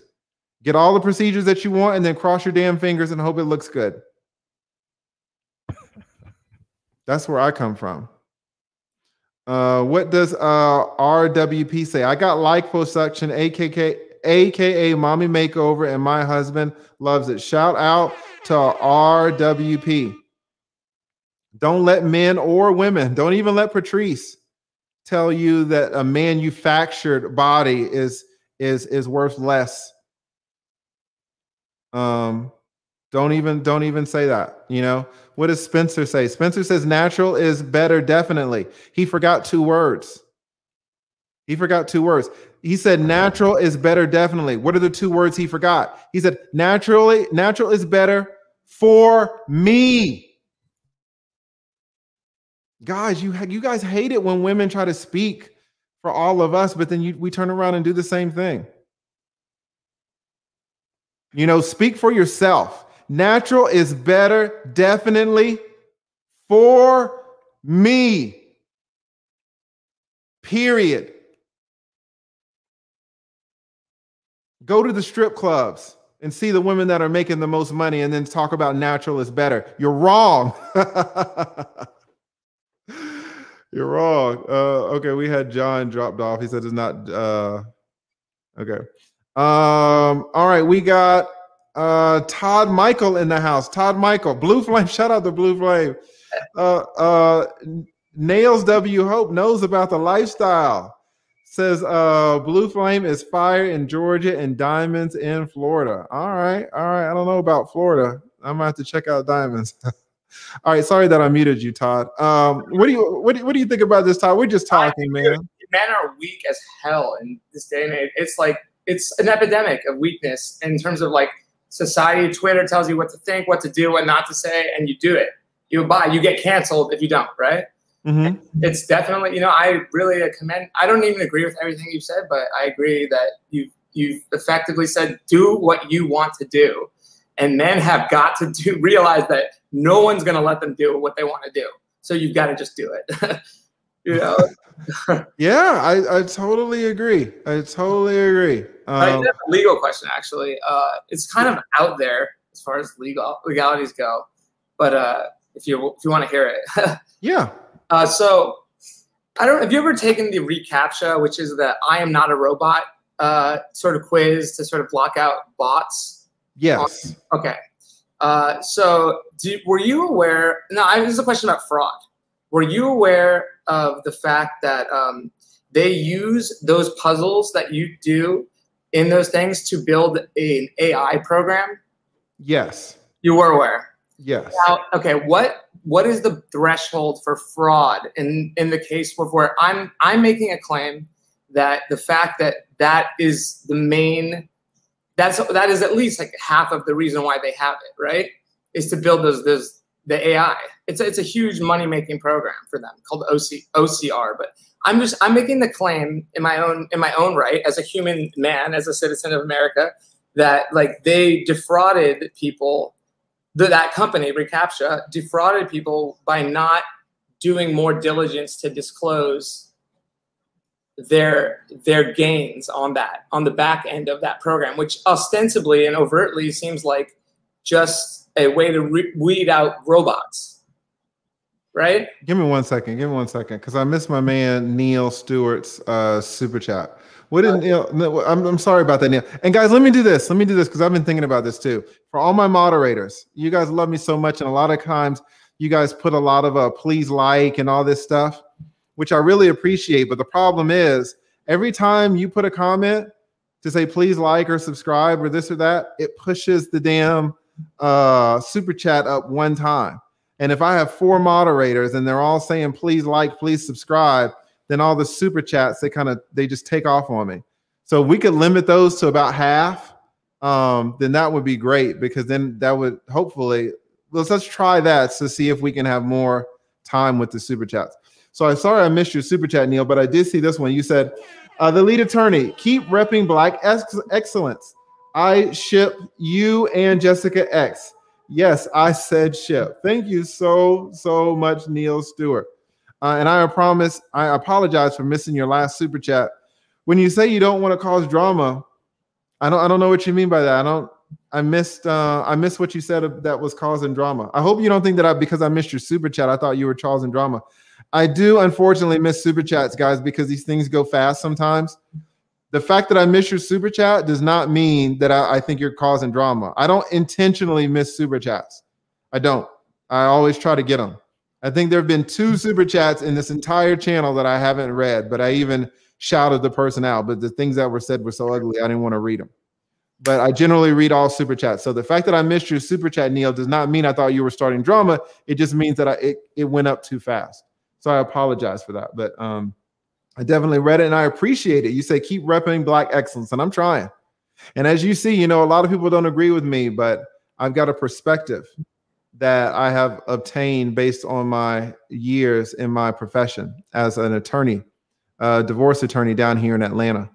And I think it's a valuable perspective that a lot of people could use. Not everybody's going to agree with it, and that's fine, but it's my truth, right? So I appreciate that, Neil. We got Darius, Darius Ritchie. Oh, I read that one, but thank you, Darius. Gilbert's right, by the way. Every time you use the internet, you are doing that. And give me 1 second. Give me 1 second. Okay, so I read that. All right. Okay. So your question was, do I think it's a type of fraud? Is it potentially? Or what's the threshold? Like at what point is something so like at what point can you not like explain something, put like a little terms of service link under something, and then it's something that like you're not even signing up for anything. You're just clicking I'm not a robot, but you're accepting a terms of service and a privacy policy every time you do it. And you're also licensing 6 months of your internet data every time you do it, according to the terms of service, which most people didn't even know was there. So at what point does that most people didn't know it was there become fraud is my question, I guess. Yeah, fraud. Give me 1 second. Willie the Kid says, are you a real attorney? Yes, I'm an attorney here in Atlanta, Georgia. I've been practicing for about 20 years. I mostly do divorces, with some work as a guardian ad litem. I also mediate cases. And in the past, I've done some criminal, civil, and a little immigration as well. Bennett White says Magic City. Oh, yeah. And shout out to Bennett White. All right. You're talking about fraud and listening to one of the things that you have to show for fraud is you have to show some harm. Okay. And if you have to pick out the license plates, or if you have to pick out the fire hydrants, if you have to pick out the cars. Conversion rates were lower by 40%, which means businesses are getting up to 40% less business every time these recaptchas are put up. In especially you as a person. I would say that I asked around, and I did get that response actually from other attorneys who said that so my opinion is that they owe me market wages for that, because I did not know that I was working for them. And I think it's unethically sourced labor personally. Now that I don't know if the courts will agree or not, but for sure, you're right. They do need to show some damages, right? And saying I'm owed back wages might not fly. It could, in the right court, I guess, with the right lawyers. But I personally do think it is fraud, because I personally did not know that I was like, when you do the street walks and the fire hydrants, you're building automatic driving. Do you know that? Did you know that? Todd, you're acting like this is such. To me, it is. I guess to me it was. I guess I was under the Todd, rock. Listen, let me tell you something about how the internet works. Like the internet you see and the internet I see are completely different. Like they use us in different iterations. It's called A/B testing, and they do this all the time. Todd, your YouTube looks different than mine. Your Google looks a little different than mine. The colors on your Google letters look a little different than mine. They're trying to figure out which is best. It's called A/B testing, and it's done it's done every single day for you, for me, and for everybody else. All right. But what does that mean? How much control does that give these Google, especially because they have everything under their Twitter, Google, and Facebook? I would argue you voluntarily are signing up to use Google. That's the question, I think, because I think if they don't explain the an extent to which they're using this data and information, and also manipulating your interfaces. You just said the font is different on Google for you and me. Is that true? Because is that true that like the pictures are different, that colors? Why are you freaking out about this? Absolutely, it's true. Class action lawsuit. It's a class action lawsuit that is potentially could mean a shift in the lawsuits are meant to change the ethical framework of the country, to maintain it, right, on some level. And so I think that personally, that this is I personally believe that it's a big deal, and I feel that they have way too much power, and it's something that. This is why I think people are weak, is because they literally just don't even know how much power we're giving away every single day, and it's just, I personally, that's all I really wanted. I'm glad I could inform some people, because I feel like a lot of us don't know the extents. Now, we kind of say they're taking our data, but this is a little bit more than that, I think. They're actually building bots with your typing, with your voice, with your everything you do. You're actually contributing to neural networks, which is AI, which they're making money off of for now and the future. And I'll get off now. So I hope that's just my opinion, though, and I'm not a weak man, so I have an opinion. I'm going to say it. So I appreciate you doing the same, actually. So thank you. No problem. All right. Thank you so much, Todd Michael. Really appreciate you coming up. Yeah. And a lot of people don't know that the CAPTCHA stuff is being used for iterations, so that AIs can teach cars how to drive, for example, and teach cars what's the difference between a dog and a fire hydrant and a street light. But to start a class action lawsuit, let's just call that a first world problem. But shout out to that man for putting us on game. All right, we got Adrian. How are you doing, Adrian? Good afternoon. How are you? Good. We are doing a freestyle Friday. We were talking about Britney, but we can kind of do anything that you want. What is K-Love? It's freestyle. K-Love already knows. Sometimes you guys already know. So what are you thinking about this Friday? Well, I'd love to talk about Britney. Okay. Let me say hello, wife of the blind guy. Hi. I love them. They are awesome. So sweet together. Mm-hmm. Let's talk about Britney. Because you know this is my wheelhouse, right? Yes, You Brittany's just in see me some. all up in the chat. No, hey guys, listen. Let me tell you about this too. I only really see about 15% of the chat. You did say I try to that. look at it and just pull stuff out, but I can't read it. When I really see the chat is after the whole damn video. I have to go back and actually read the chat, because between managing my sound, managing you guys, listening to what you're saying, looking at the super chats, I can't see the regular chats. And then sometimes people will start talking about class action lawsuits over CAPTCHA, and Surprise. yeah, I have to completely focus on what they're saying, because I don't want to miss what anybody's saying if they're making a good point. But you guys just need to know that a content creator, when these lives, we're doing a lot of things behind the scenes that you don't see. So I know very little about what's going on in the chat. Before we talk about Britney, I heard that you called me circumspect the other day. Did I might have. You're pretty deep. Did. You're pretty That was deep, high Adrian. praise. Listen, I appreciate it. you are Do me a favor, please. Humor me. Can you say, Adrian, you are circumspect in Spanish? I don't know how to say circumspect in Spanish. That's a hard word. Does anybody in the chat know how to say circumspect? That's actually I do not know that word. I bet that at would all. sound quite beautiful. But That's I a good digress. question. Britney. Mm-hmm. Okay. So, first of all, I am not an attorney. I'm not licensed to practice law in any state of the union. But that being said, I personally, under the direction of my employer attorney, have worked on conservatorship petitions in Los Angeles County. Wow. So here's the thing. In a conservatorship petition in Los Angeles County, a capacity declaration is required. I'm assuming that is the way things work in the dirty South Georgia as well. Yeah, I'm assuming. States are different. Every state is a little different, but yeah, I don't want to get too deep into this because we're going to start to bore the people. That's why I didn't go into the statutes and all that. So she was found to lack capacity in the original filing. But given the direction that her life has taken, I think that it is clear that she has capacity in the present. Yes. And so there would be no need for this conservatorship to continue because she's good now. Right? Yes. She's good. And so I'm just, interested with bated breath where this could go. Like, I perceive this as possibly in the future being appealed to the Supreme Court through a writ of certiorari. I foresee that her father is going to have his posterior handed to him for conservator abuses. That's what I see.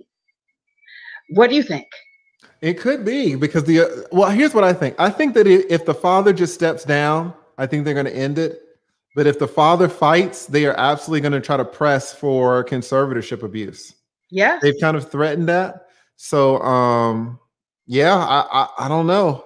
It looks like it's downhill though. The father, if I was the father, I'd be like, okay, I got over Step all down, these bro. years. Step down. Yeah, I would just give it to him. Fall back. Yeah. No, I totally hear you. It's just so crazy that he got over for so many years and that he's still going. It's like these drug dealers who are just, they got millions and millions of dollars and they're still in it, still risking that after 5 years, 10 years, and they got billions of dollars. You're just stuck in the game, right?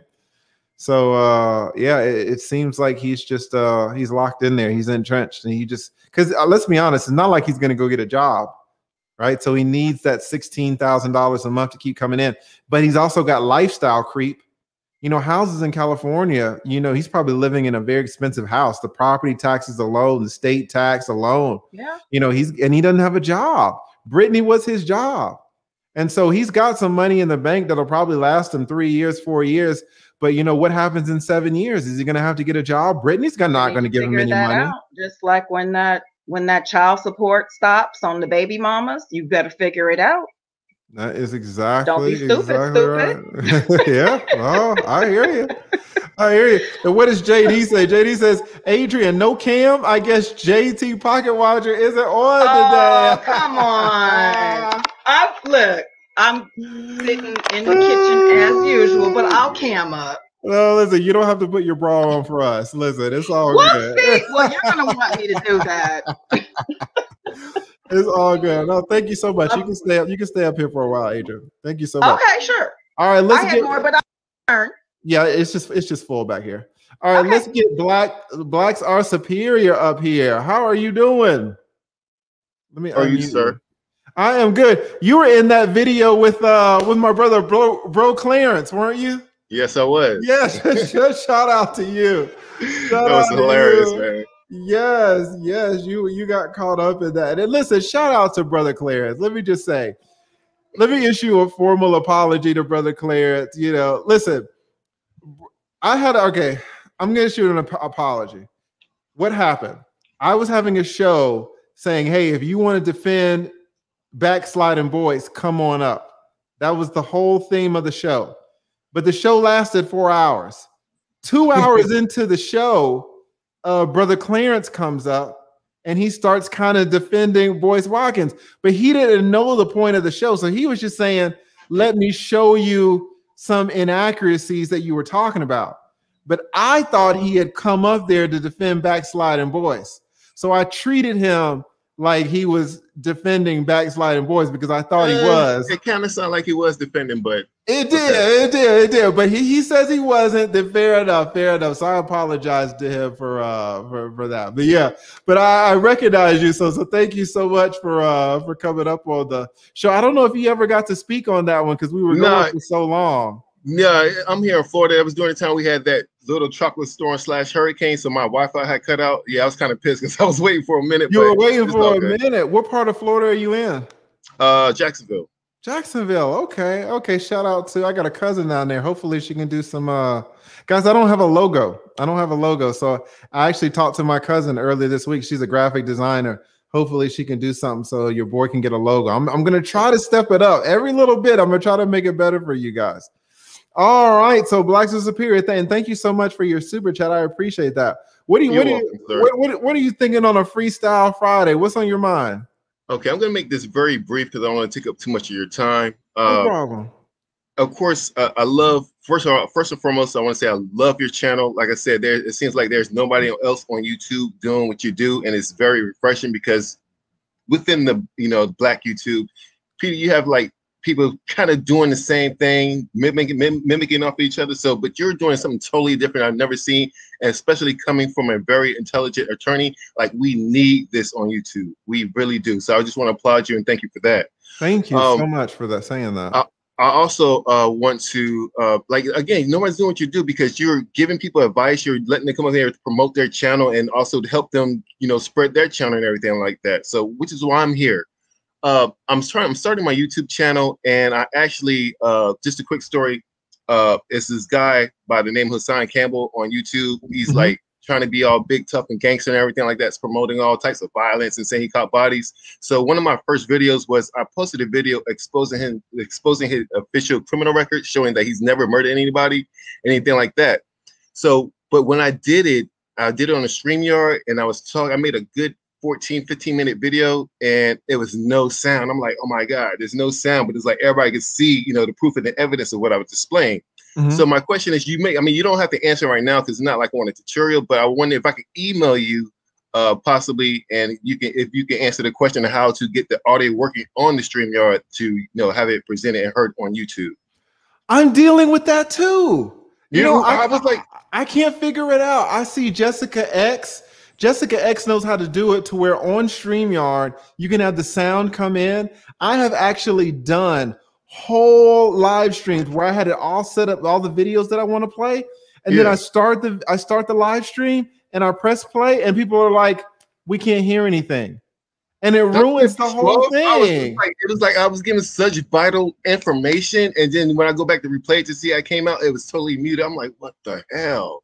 I don't know that either. That's such a great question. I need to ask Jessica X that. If I find out, I did a video on Bill Gates, And in that video on Bill Gates, I wanted to show some videos, and there was no sound. So then I just had to tell you guys what the hell was said in the videos. I was so disappointed.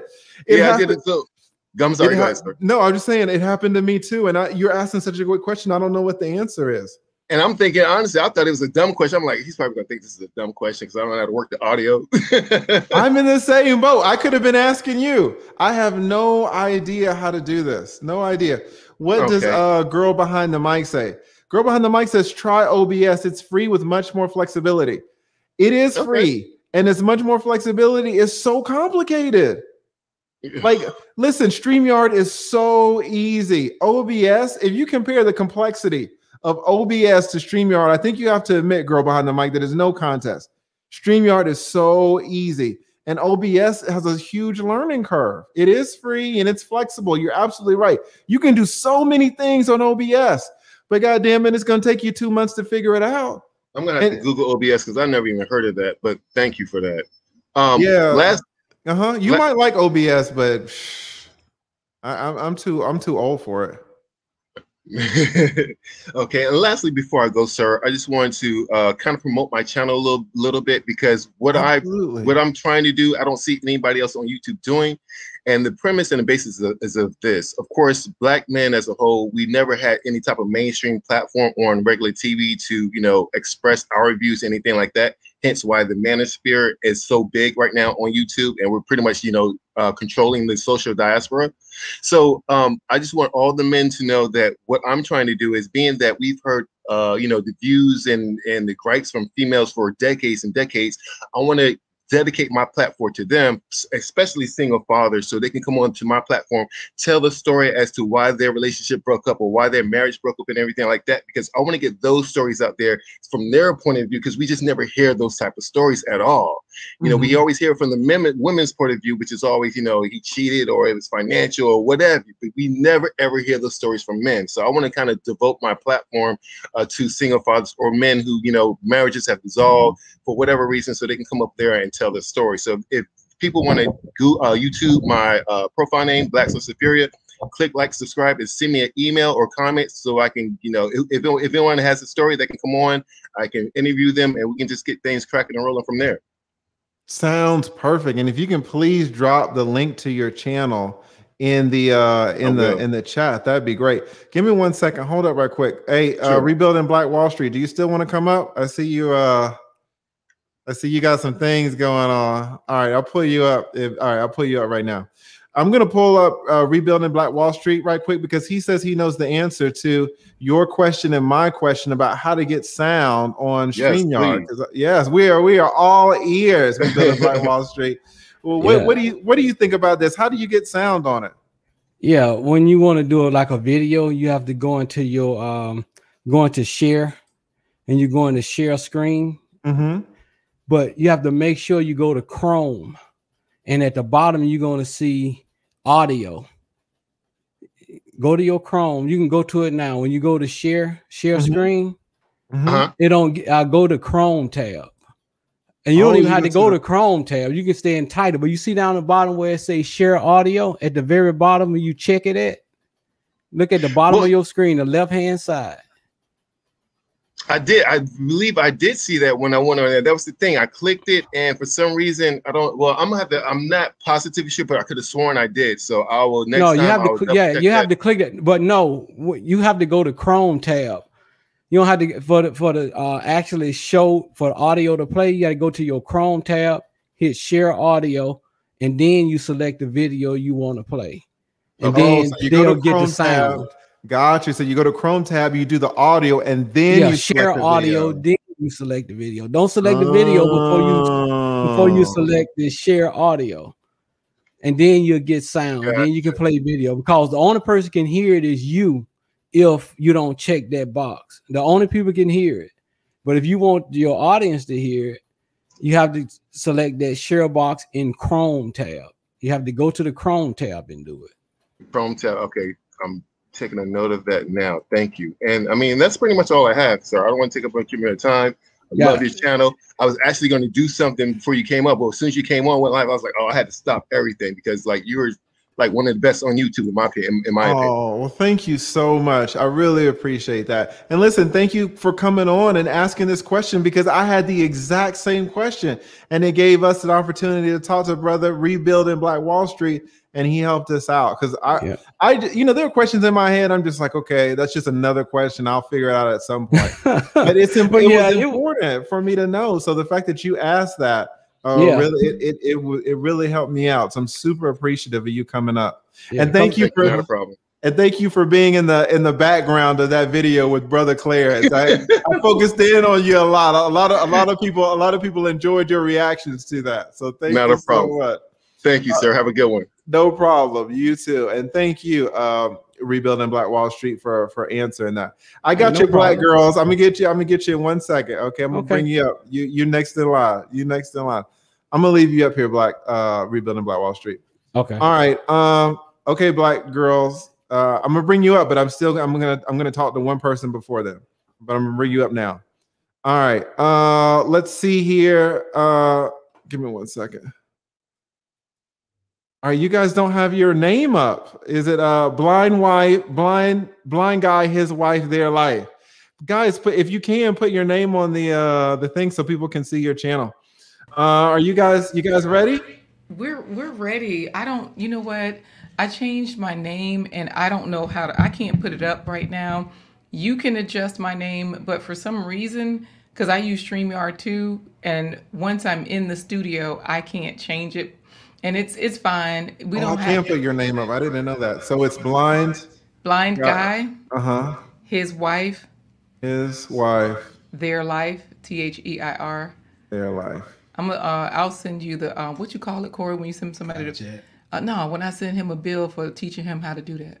Oh, a retainer fee. He knows what retainer is. That's how Black people are. They send you a bill for helping them out, right? Hola, ¿cómo estás? Estoy muy bien. I hear a echo though. Is there a way to adjust that? That echo cancellation is off, isn't it? Just a second, please. Okay. I fixed it, and perfect. You can let me know if that's better. That worked. Corey was exactly right. That fixed it perfectly. Yeah, Corey helps. Corey's the one that does all of our copy. He helps with the tech stuff. Like you're saying, StreamYard is so simple. We were setting up new mics today. This is going sideways already because I help, but it's so simple. Even Corey can do it. Look, it's a commercial, right? That is hilarious. Hilarious. Guys, thank you so much for coming on. And guys, listen, I watch these two content creators show all the time whenever I can get a chance. They usually come on in the morning, so it's a little hard. But whenever I saw some of it today. So please, if one of the moderators can drop the link to their channel. They have an awesome channel. So it is Freestyle Friday, guys. What do you guys think? What what's on y'all's minds today? Yeah, thank you, by the way, for tuning in. We do appreciate that. And I made like Joe and I took some notes. So because Corey, awesome. Corey and I were over here tripping, we were listening. So I took notes, and Corey is going to give it to you. He'll deliver because he's the wordsmith. He can say it better than me all the time. First, perfect. ¿Cómo se dice attorney en español, por favor? Abogado. Oh, abogado. Abogado. Abogado. Just make up. Yes, abogado. Abogado. Okay. This is your commercial, lead attorney for Instagram. Okay. Tu esposa muy malo. Necesitas lead abogado. Y no es caca de todo. I love it. I will take it. Thank you so much. I'm going to clip that. And make it my advertisement. I really appreciate that. And guys, I'm thinking about starting a stream, just a separate channel or a separate stream for anybody who wants to learn Spanish. A lot of us are trying to learn it ourselves, and we can really help each other out with just speaking Spanish. Really, the biggest thing about learning Spanish or any language is just practice. And that's what most of us don't have. We don't have a practice partner. So I've been thinking about starting a channel or doing a special live stream for those who want to learn Spanish. Because you got our man Corey over here putting us all to shame. But yeah, but we just wanted to come on and, you know, we're swinging it back to the Britney Spears conversation. And first of all, you know, before anything, we're all humans, and so everybody does deserve the best life that they can get.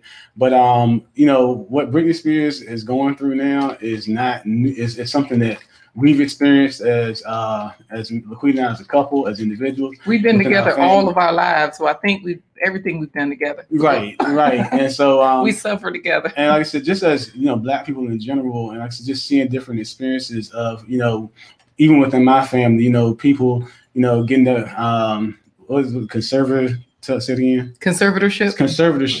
And that conservatorship in certain different ways. You know, for example, I know of people that would just label their children as, you know, accept the label of their children being quote unquote slow or mentally deficient just so they could get those crazy checks, and as we like to call them, but those checks for their children have. Yeah, that's kind of insensitive, wasn't it? But that's what they used to call them. That's what they call them. Yeah, that's what they call them. But yeah, they would get those and then take them, and you know, and you wondering, well, how are they rocking the latest gear, and how are they, you know, driving this, you know, nice, getting new cars, stuff like that, and they're doing stuff, and they're kind of doing that conservatorship just like Britney Spears' father was doing with her.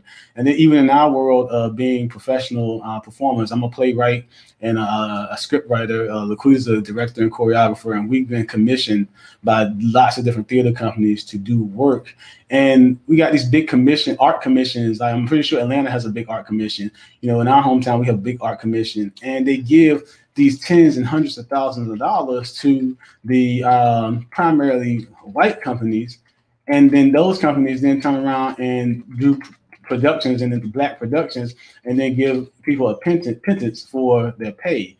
So again, you know, to me, that's another form of conservatorship that, you know, needs to be addressed, just like this whole Britney Spears thing is going on. We've had a lot of personal experiences with that, and we've worked with a lot of artists in the space that we all have the same stories. We all have very similar stories with that. So that's where my unconcern, or not really, no lack of empathy, I'll say that.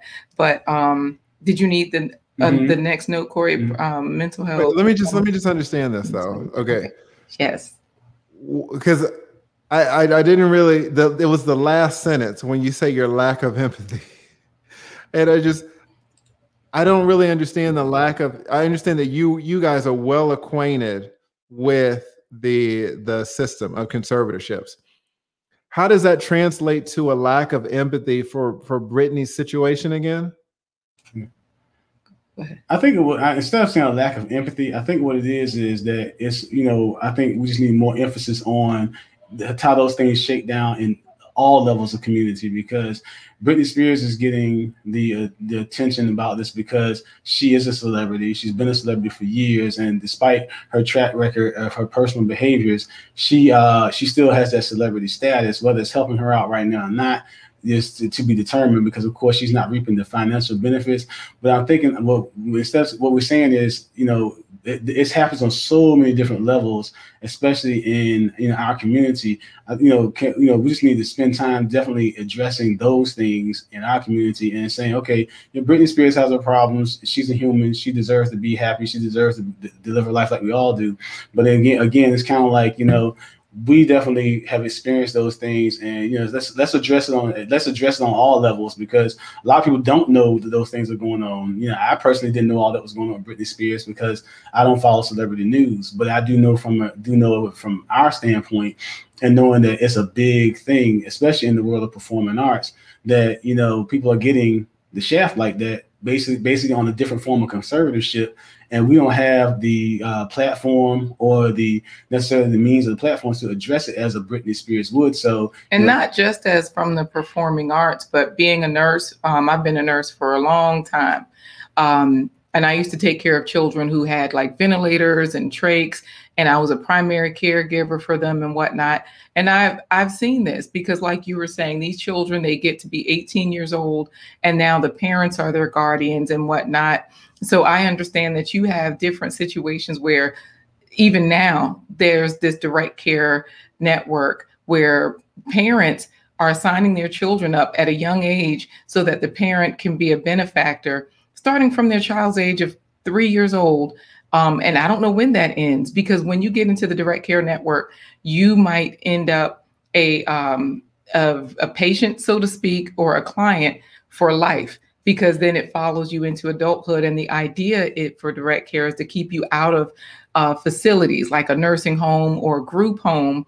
However, if your parents started this when you were 3, and more than likely your parent is still going to be alive when you're 40 or 50, that could be your life. And you might not be that far gone, so to speak. You know, you might not have the extensive medical issues that some of my clients had.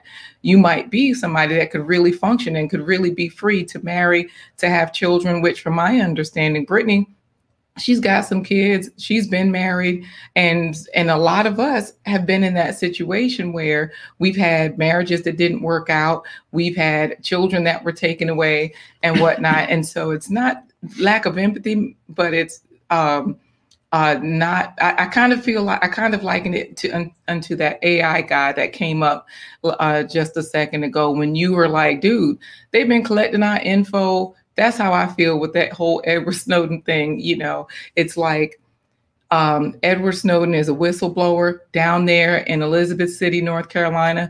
When we hear that name, Edward Snowden, we don't think about AI and bots and controlling us. We think, wait a minute, Corey, your folks are from that area. You have Snowdens in your family. They might have been some of my captors. So it's just a different, it's a different space that we're not as, I don't know how to finish this sentence, Corey, without going back to lack of empathy. It's not, like I said, it's just that. I wasn't going to hold you to it. I'm not going to beat you up on it. I held Brother Clarence to it because I thought he was coming at me. But no, we could just forget that you said lack of empathy, and we know where you guys are coming from. It seems like you're saying that we're giving a lot of focus on Britney, not realizing that this is a systemic issue that a lot of families are dealing with, a lot of families in our communities are dealing with. So we don't necessarily need to get focused only on Britney when a lot of other people are in the same situation.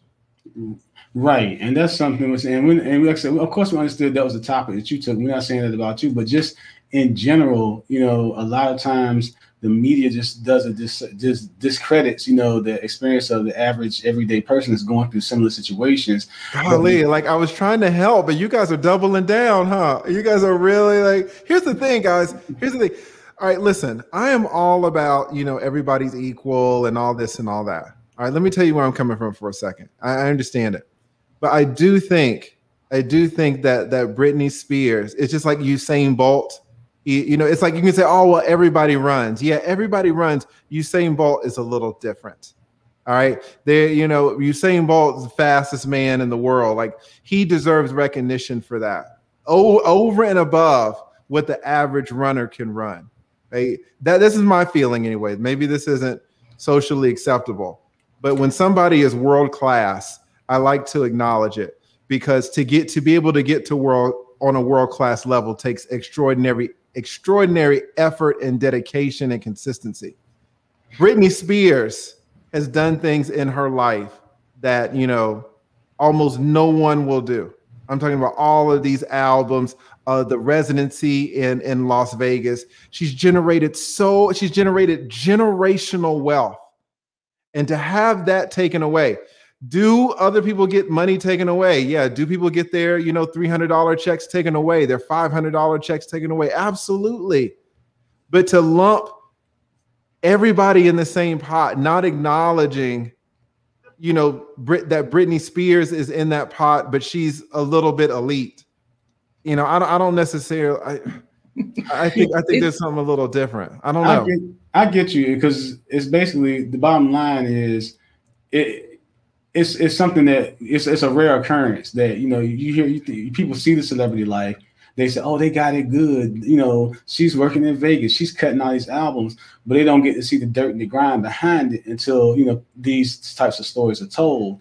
And then the hope is that it jumps off from there to say, okay, you know, that whole Me Too movement, people can start saying Me Too and bringing more attention to it. And so I get it. And like I said, it's not, I understand the newsworthiness of it and the importance of it. You know, there's certain people, I mean, for example, you know, we can use Bill Cosby's situation. You know, I'm just looking at the effort, just the effort that she's okay. Let's I mean, just imagine the amount of money that you're talking about, the crazy checks. All right, how much money is going to be gained or lost for the crazy checks? You can put that number in a pot, but then look at the size of the pot that's being taken from Britney. And look at the work that she's doing to manufacture that. It's not like people are just paying her, $60 million, $130 million for nothing.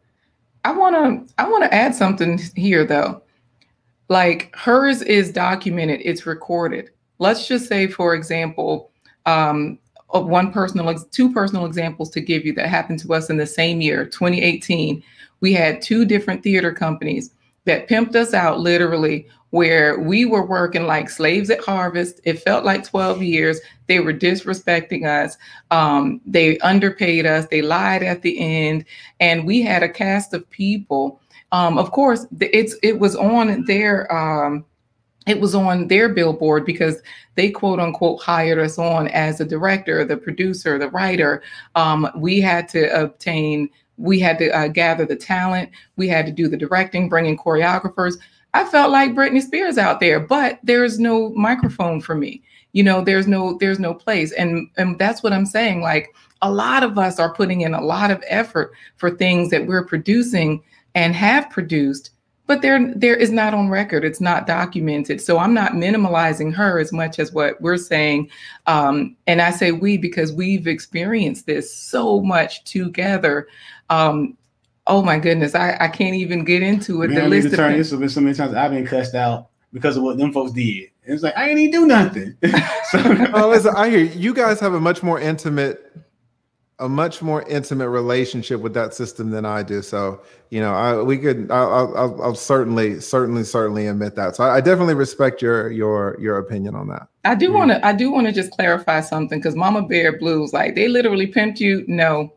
We didn't have to sell body parts. And Mama Bear Blue also said, Edward Snowden could have been your captor. I can't. And just so that you know, in Elizabeth City, yes, Corey has family members.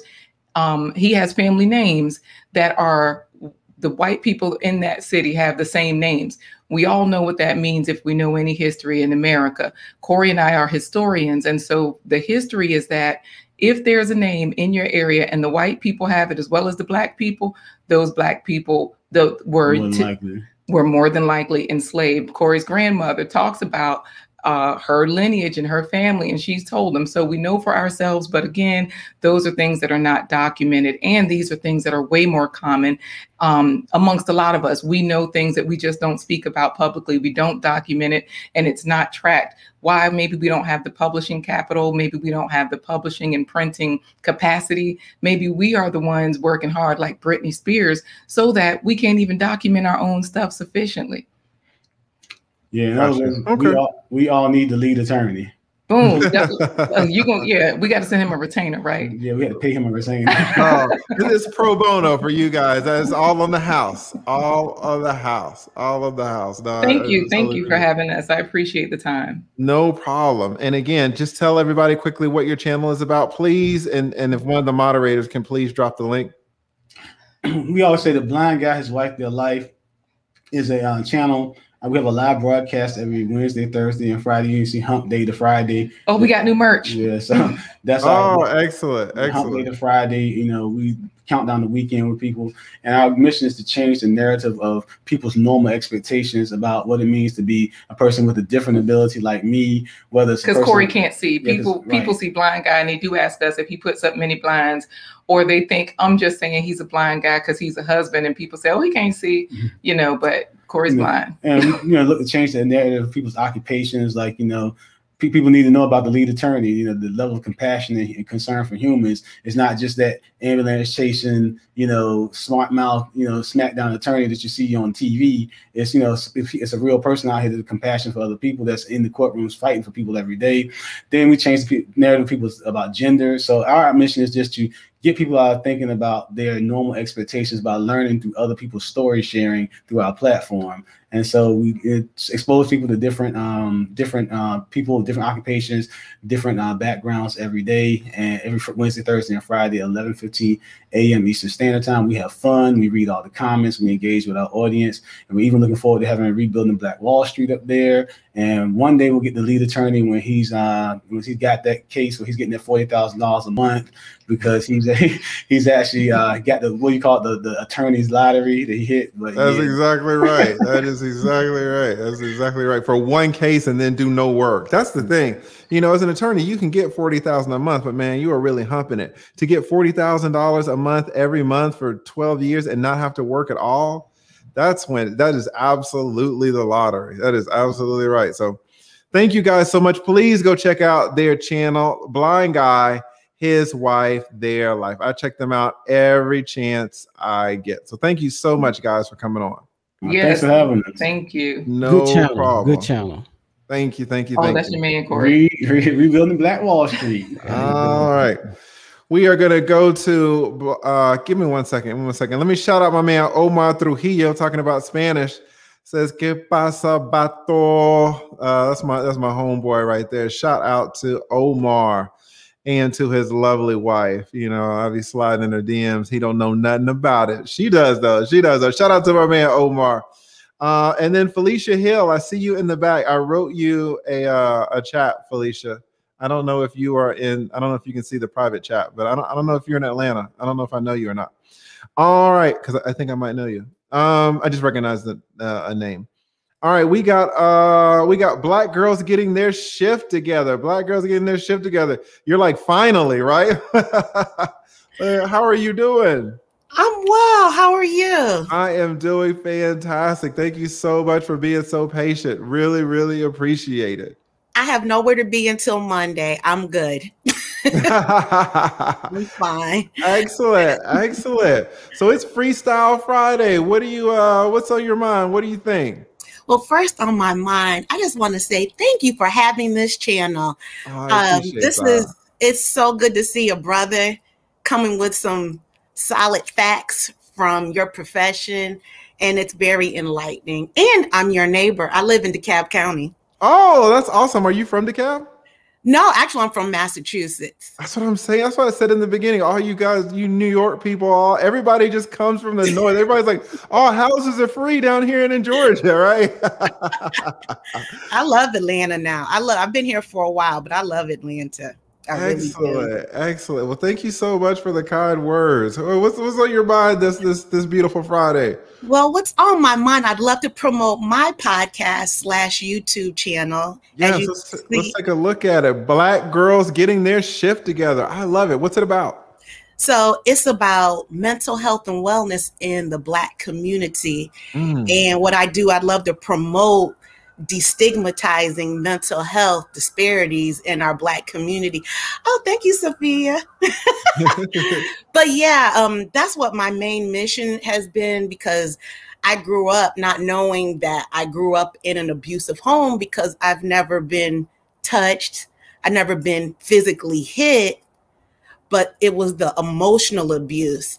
And once I opened up, other people started coming to me. So in turn, I went to therapy because I had a lot of shit going on.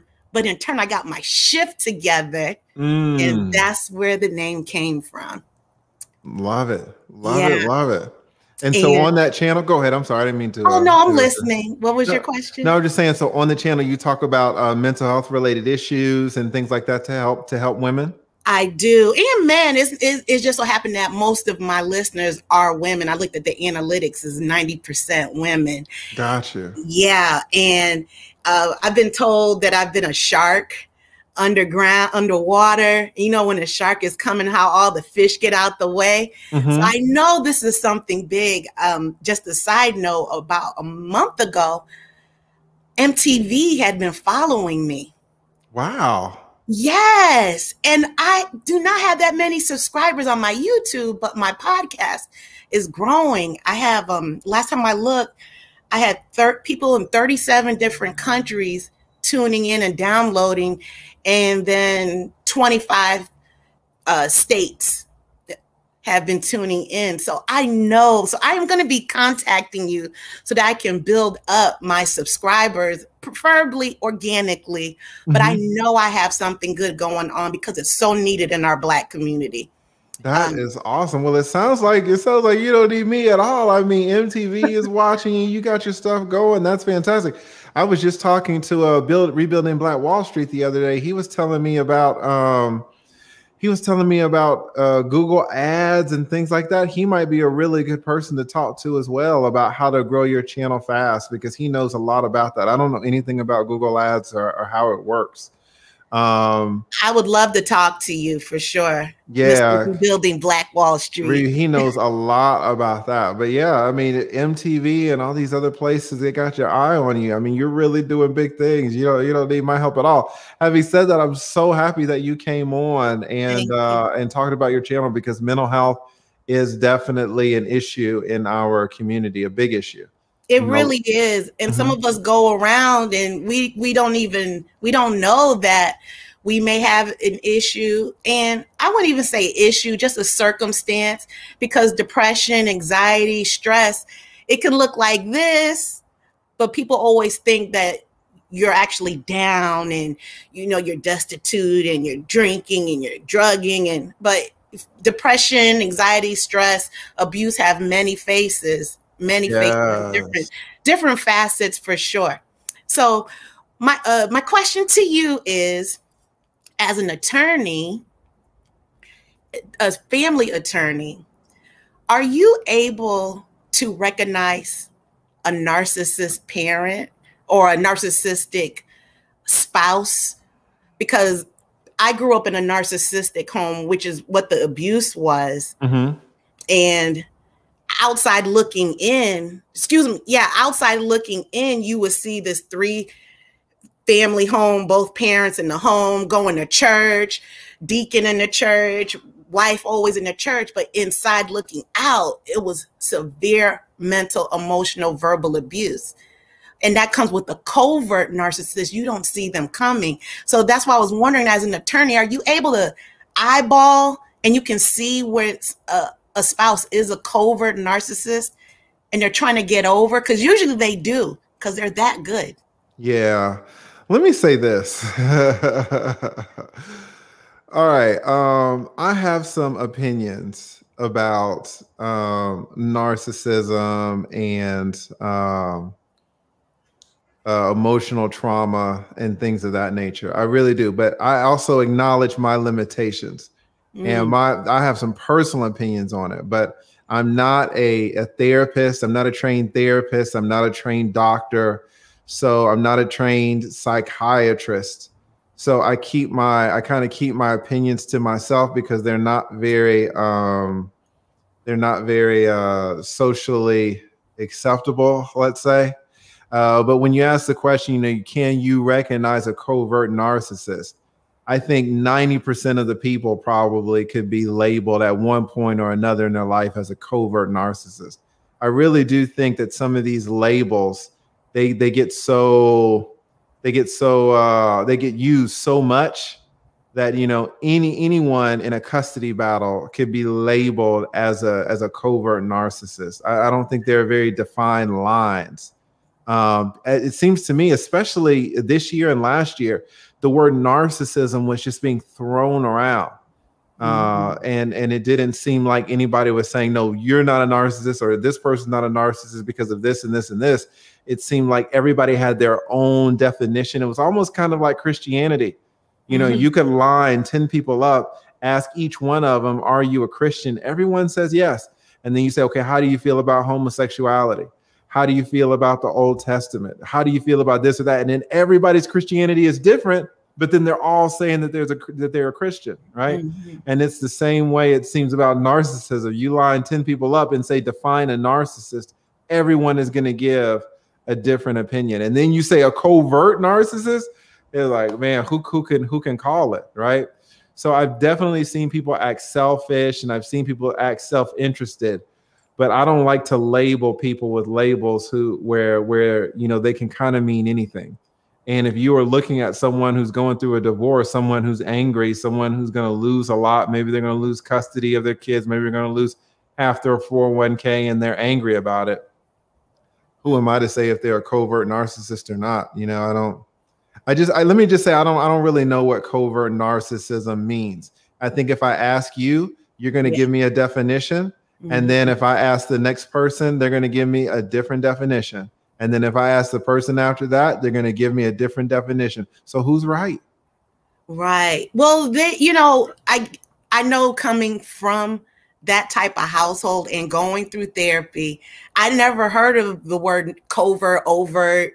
You're right. There are so many different facets of it, but especially with being a covert, those are the ones that are undercover.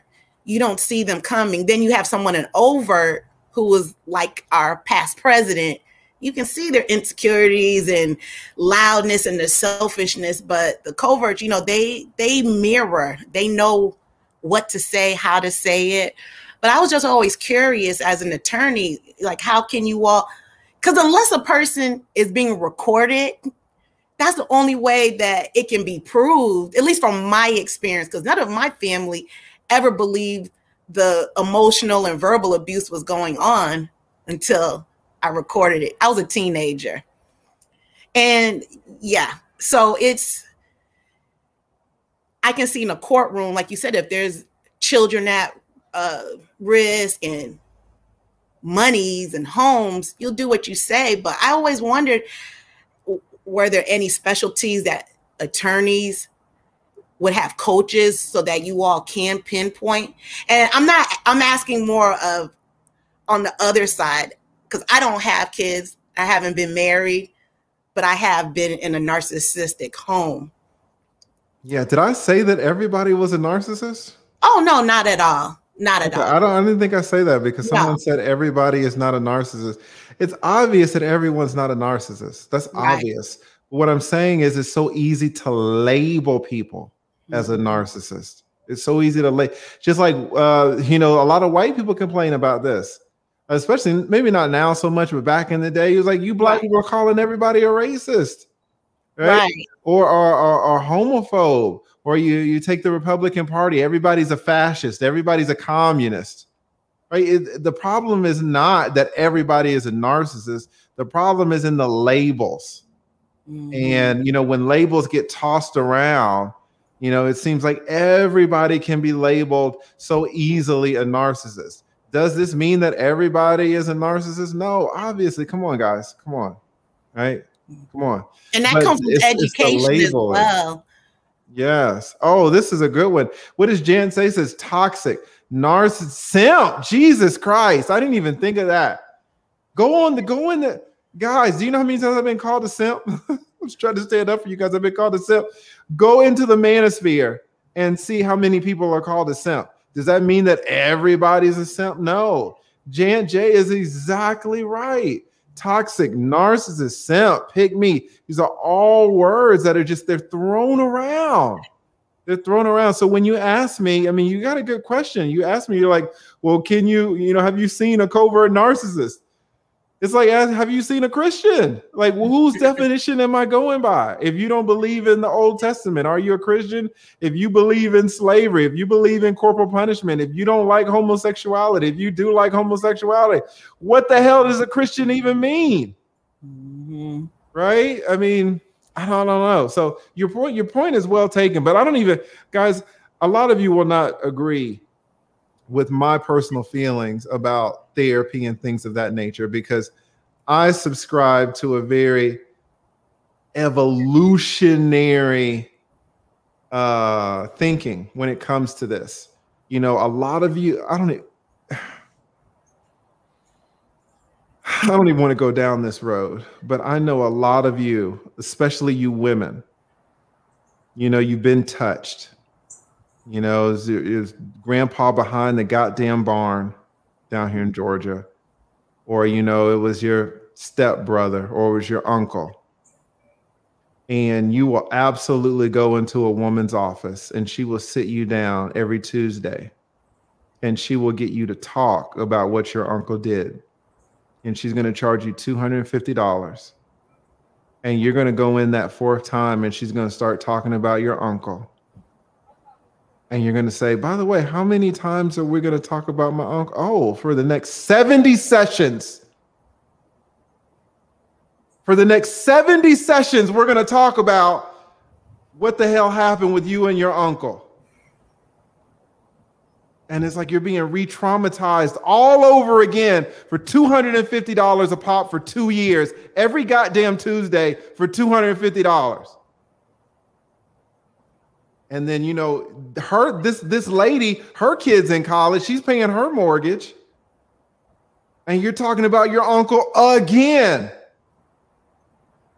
Now, does that mean that therapy doesn't help? No. Can therapy help you? Absolutely. But I am a professional, and I have seen that there is just so much fraud in this. So let me just say this. If you can get a good therapist, hang on. Hang on to that person. And if you feel like you are trying to get therapy from a person and it's not working, switch it up. You have to. It's no different than trying on sneakers. You don't go with the first one. If it's a good fit, keep it. But to keep going and try until you get that right fit, I totally agree with that. And I believe if you don't talk about a problem, unfortunately, it does show up in other ways. You may not realize it, but it does show up. Yeah. Oh, yeah. I know. Listen, you know, Gabby Greta says some therapy does help. Fair enough. You know, go get your therapy if it helps. That's what I'm going to say. If it helps, go get your therapy. Absolutely. I'm totally on board with people helping themselves out, because if you don't help yourself out, who's going to help you? Exactly. I'd love for you to be a guest on my show. I don't know if I'd be a good guest, to be honest. The way that I think I would have to bite my tongue and say some things that your guests really don't want to hear. But this is from my personal experience, right? I would not be a good guest. I do not believe.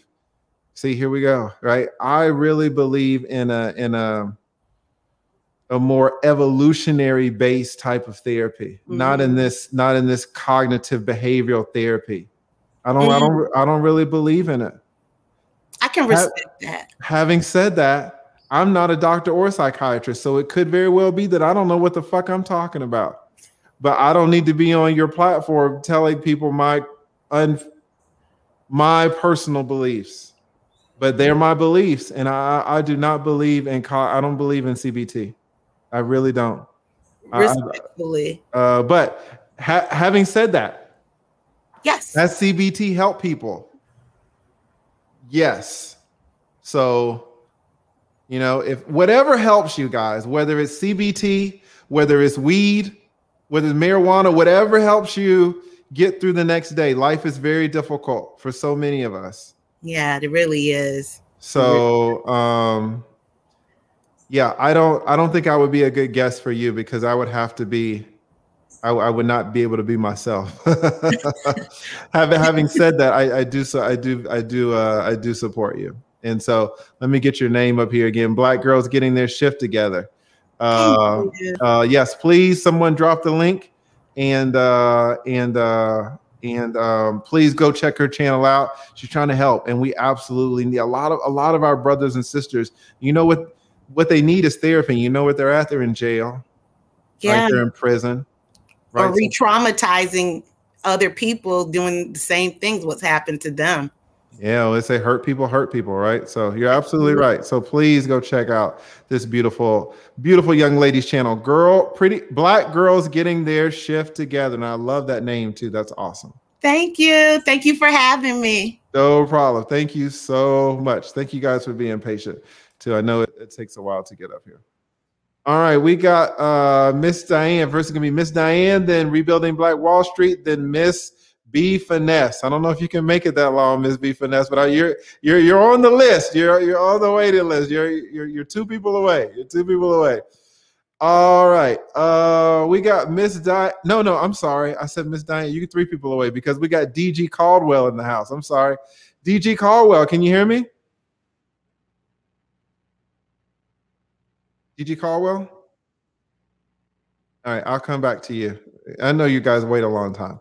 All right, Miss Diane, can you hear me?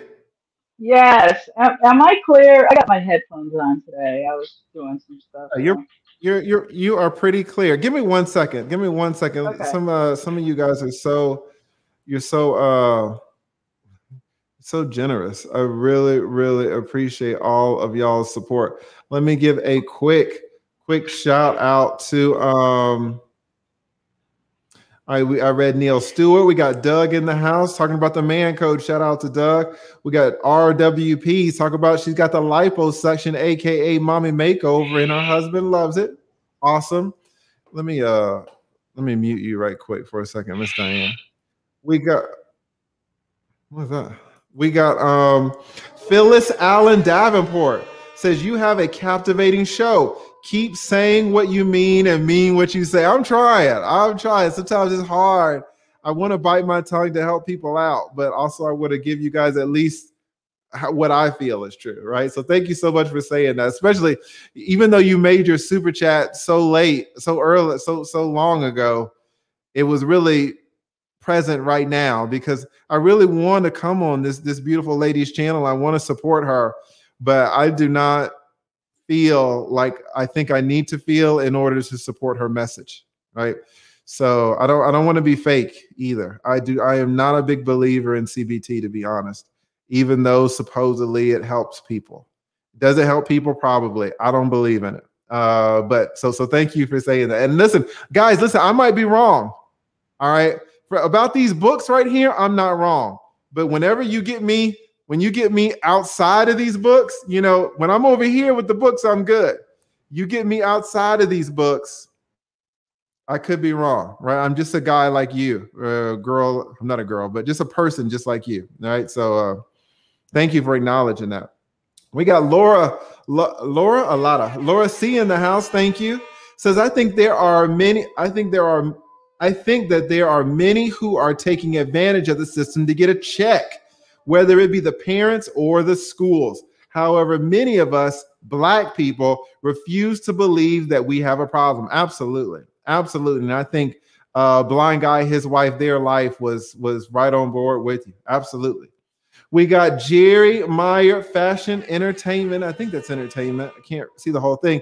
Says, yes, it needs to be disciplined, and it needs discipline and dedication to be Britney. Yes. Guys, listen, because I am not world-class in anything, but I'm fascinated by world-class people. And to me, it is a little offensive, if I'm going to be honest. I'm telling you my personal biases. It's a little offensive when someone who is world-class, people try to take him and pull him back to the rest of us, right? Because no one is above us, but at the same time, you know, don't say that Martin Luther King is on the same wavelength as Pookie and Ray Ray. Don't do that. Don't do that. All right. Don't say that, you know, some 12-year-old in your choir who can barely sing these participation trophies is on the same level as Beyonce. I'm not. All right. Let me just say, I'm not a fan of participation trophies. All right. So you know what that means. You know what that means. I really do hold people who have a lot of merit to a different standard. Not a different standard, but a different recognition. And I'm not a big fan of participation trophies and participation badges. And that means a lot if you think about it. So I'll just leave it at that. We got Stock Market Guy. What does Stock Market Guy says? Hi, lead attorney. Would love to hear your opinion on reparations from a legal perspective for Black Americans and what it would take for this to happen. Yes. I was trying to follow Patrice and Rebuilding Black Wall Street. They were debating this for a while, and I was listening to both sides. I'll be honest, you know, this reparations argument, it seems like it comes back every 10 years or so, and it's come back, and I've kind of missed it this time. I'm not up on the latest arguments, but I need to do a video on it. So thank you so much. I'll inform myself about it. Again, I was enthralled with Patrice and Rebuilding Black Wall Street. They were going at it, so I will ask about that. I'll have to ask Rebuilding Black Wall Street and Patrice. Maybe we can have a big debate or something about that. So thank you so much for saying that. We got Harvetta again. Jesus, with Harvetta sends me the biggest super chats I've ever had in my life. Thank you so much. Not super chats, super stickers. I've never had a $50 super sticker, and Harvetta Ray keeps blessing me. Thank you, Harvetta. I cannot tell you how much your support really means to me. This channel, you know, it's really growing into something, and I feel like we got a family here, and to see you guys support me, man, the love, Jesus, it means so much, Harvetta. So thank you. I cannot express my appreciation. A $50 super chat. I could not have imagined this 3 months ago, to be honest. So I just remember how this channel got started, and to think that you guys appreciate the channel enough to support me in this way. It's amazing. So thank you. Thank you, Harvetta. Got Darius Ritchie in the house. Darius says, people are throwing the word narcissist around the lead attorney. Yes, that's how I feel. He says, spot on. Everybody has a moment or narcissistic tendencies. I totally agree with this gentleman. But to be a narcissist is a personality disorder. You got to be more careful with these labels. Totally agree with what Darius is saying. You know, how the hell do I know if anybody's a narcissist if I'm not a trained psychiatrist, right? I don't know. Especially in a divorce, guys. You know what we say about people in a divorce? What a divorce attorney say? We say we are looking at good people in their worst moments. You know, you're looking at good people in their terrible moments. You're looking at good people, but you're looking at their bad sides. You know how alcohol will bring out maybe your bad side, or drugs can bring out your bad side? You know what'll bring out your bad side for 3 months, 6 months? A divorce. You want to see a happy person who will say things that you're like, God damn, I never thought you would say something like that. Somebody going through a vicious divorce. So if someone comes in to me and they're acting out, but you know, I only see them in this divorce process. How the hell do I know? And so when Darius says everybody's throwing these words around, I totally agree. You know, you can go on these, and you won't really see this on the, I'm going to be honest, you're not going to really see this on the man side of YouTube. Go on the woman side of YouTube and put in the word narcissist and see all these women talking about he's a narcissist, she's a narcissist. Women are labeling everybody as narcissists. How do you know? So who, you know, if, I don't know. I totally agree with what Darius is saying. People are getting labeled. Just the labels are thrown around. I absolutely agree. Gary Meyer Fashion Entertainment says, lead attorney, talk a bit about Black Wall Street. Yeah, I got him on the channel. I'm going to bring him up. I brought him up, guys. He was really late in line, but I brought him up early so we could ask him a question. And then he's cammed up. I don't mind if you cam up or not, but just visually for you people, for the people that watch, it's interesting to have at least 1 or 2 people cammed up. So I appreciate the fact that he's up here, but he's going to speak later on. Next Generations with your, I can't see the whole thing, unfortunately. But he says fire. Just no comment. Just the fire emoji. Thank you so much for the super chat. And then we got Gary Meyer Fashion again. Says Nation of Islam started as a self-help group. I did not know that. That the Nation of Islam started as a self-help group. That's a new one on me. Oh, here it is right here. So thank you for letting me know. Oh, we got a couple more here. We got Darius again. Darius Ricci. Thank you, Darius. Says the getting her shift together lady was fighting for victim blaming low key. A good therapist focuses on that individual, not diagnosing people that's not even in the session. Guys, let me just say that I have a love-hate relationship with some of these therapists because I have seen them take advantage of our people. I feel the same way about chiropractors. Attorneys have seen chiropractors just string people along for years. If you go to a chiropractor, can you get your neck cracked? Can you get your back adjusted? Yes. All right. They can help you feel good in the moment. But ask a chiropractor after you go to it. You get your accident. You get in an accident and you go to the chiropractor and you say, oh, you know, I've got these injuries. And the chiropractor looks over you, like, oh, your C6 vertebrae and your L7 is all out of whack, and you've just got some soft tissue damage, and we can fix you right up. And you say, great. You're like, yeah, this is only going to take 3 years. You know, they will absolutely put you on a 6-month plan a 12-month plan, an 18-month plan. Like, goddamn, 18 months? You know, and it's too, you know, it's not like you're at the hospital. You're just in the chiropractor's office. So listen, don't get me to talking about some of these chiropractors. And, you know, honestly, sometimes I'll put therapists in there with them. But again, it's just me, right? Don't take my word. If you feel like you need help, don't say, oh, the lead attorney told me not to get help. No, go get your help. Go get your help. But I do not believe in CBT, to be honest. But again, that's just me. Thank you so much, Michael Matrope, with the super sticker. Really appreciate it. Shout out to Michael. Got William Slays in the house. William Slays. What does William say? Yes, a divorce will, but time makes it better. Have faith in that. He's absolutely right. Divorces will take so much out of you. They will absolutely take so much out of you. But the time will. What do they say? Time heals all wounds. Time heals all wounds. Absolutely. Then we got Harvetta. I think I read this one out, right? Did I read this one out? Thank you so much, Harvetta. The love that you showed me, man. Damn. I appreciate it so much. This is my biggest super sticker ever. You've left me 2 of the biggest super stickers I have had in my life. And I really I just cannot tell you how much I appreciate it, Harvetta. So thank you so much. Wait, is that a different super sticker? Or is that the same one? Harvetta! Harvetta, damn! 2 of these big ass super stickers. Harvetta, man, listen. Harvetta, like, you're leaving me speechless, man. Thank you so much. Guys, most of you weren't here at the beginning, when it was just me talking to 13 people and not knowing if I was going to quit the next day because I got better stuff to do to talk to 13 people. It's so hard when you start. Shout out to Rebuilding Black Wall Street, man. You'll go into his damn chat and there's 5 people in there. But he'll talk for 2 hours to 5 people. And that's what it takes. And maybe we know that, but when you're actually talking to 5 people for 2 hours, you're like, I'm going to quit this shit.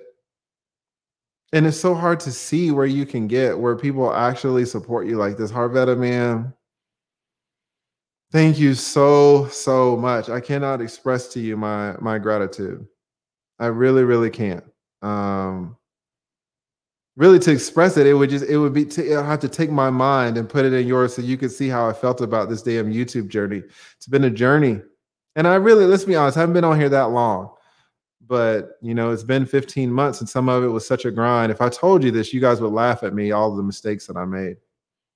So to think that I have people like you and all the others too. But again, you know, when people just go above and beyond, you know, I don't want to lump in Harvetta with, you know, a 94-cent super sticker. And I appreciate the 94 super stickers because that's love too. But damn, when somebody does something like this, man, it's such a blessing. It's such a blessing. So thank you so much, Harvetta Ray. I really appreciate it. I don't know what to say. I'm speechless. Thank you so much, Harvetta. I really appreciate it. I wish I could tell you. For example, this is a good juxtaposition. My man, King of Spades. King of Spades sent me $3. You may say, oh, well, you know, it's $3. It is true, but you know what? King of Spades has been sending me damn $3 since I had 12 people in the chat, man. Shout out to King of Spades. Solomon Kennard. I always want to call it Kincaid. Solomon Kennard been sending me $2 super sticker. I thought Solomon Kennard was like a college student.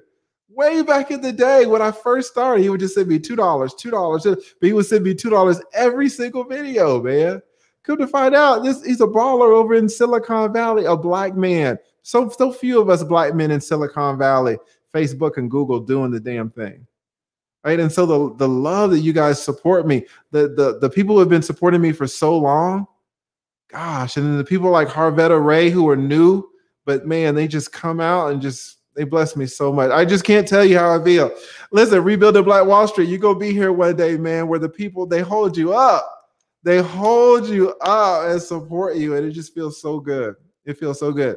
Then there are people who tell me to suck dick in my comment section, right? So there's always those. There's always those. But there are also going to be people like King of Spades and like Harvetta who just really hold you up. And then shout out to that brother Padet. Am I saying that right? I'm humbly saying that right. What is that brother saying? Thank you, that brother. You guys, this is so much support as well. That brother Padet says, when people, especially women, call people narcissists, ignore them. They don't know what the F they're talking about. NPD, narcissist disorder, I'm assuming, is extremely difficult to diagnose even for professionals. If they aren't Sam Vaknin or Dr. Ramani, they can STF you. I totally agree that these things are thrown around. Totally agree. Thank you so much for that comment. And thank you for the generous super chats for all your support, brother Padat. I really appreciate it. All right. DG Caldwell, are you back? DG Caldwell? Can you hear me? DG Caldwell, we cannot hear you. All right, Miss Diane, can you hear me? Yes, I can hear you. I'm going to turn my camera on briefly. Oh, okay, we got her cammed up. We got her cammed up. Thank you so much, Miss Diane. How are you doing? I'm hot. It's 107 right now in Las Vegas, so I'm hot. 107, Jesus. Yeah, it's usually 95 about 12 a.m. So yeah, it's hot. We just got back. My husband and I, when I was checked in on you yesterday, I think it was yesterday, I can't remember. We were traveling. We were in San Diego, so it was only 74 there. So we had to come back to the hot temperature. Only 74. Fantastic. Yeah, so I had to come. We came back. That was our last outing before I get back to work. So you know how that goes. I'm off during the summer, so you can kind of figure out what I do. I'm off during the summers. I go back soon. So I'm gonna turn the camera off.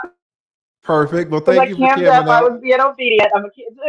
No, okay, I don't want y'all to see the sweat trickling. I hear you. And as you can see, I got my gray braids in here to go along with my husband's gray beard. So we matching on all ends. We that couple. We match on everything. I love it. Yeah. So what do you think? What do you think on this on this Freestyle Friday? Well, I got the list. I haven't seen Joe the last couple of days. I don't know if I missed them or what. I have to watch the rebroadcast, watch the entire rebroadcast of some of them because I missed seeing Joe. Yeah, he's in the back. But I do have a list ready. Yeah, all right, perfect. Yeah, shout out to Joe. Okay, so yeah, I got a list ready. Oh, and I wanted to say I do speak a little Spanish, so hablo poquito español, pero mis estudiantes, padres, habla solamente español en la casa, so necesito llamar a la casa. Look at this. So yo aprendo español para hablar con los padres de mis estudiantes. That's excellent. That is excellent. Listen, Black people out here speaking Spanish, man. We can do it. Sí se puede. Sí se puede. That is awesome. That is awesome. I love it, Miss Diane. I absolutely love it. But I am very limited. I read better.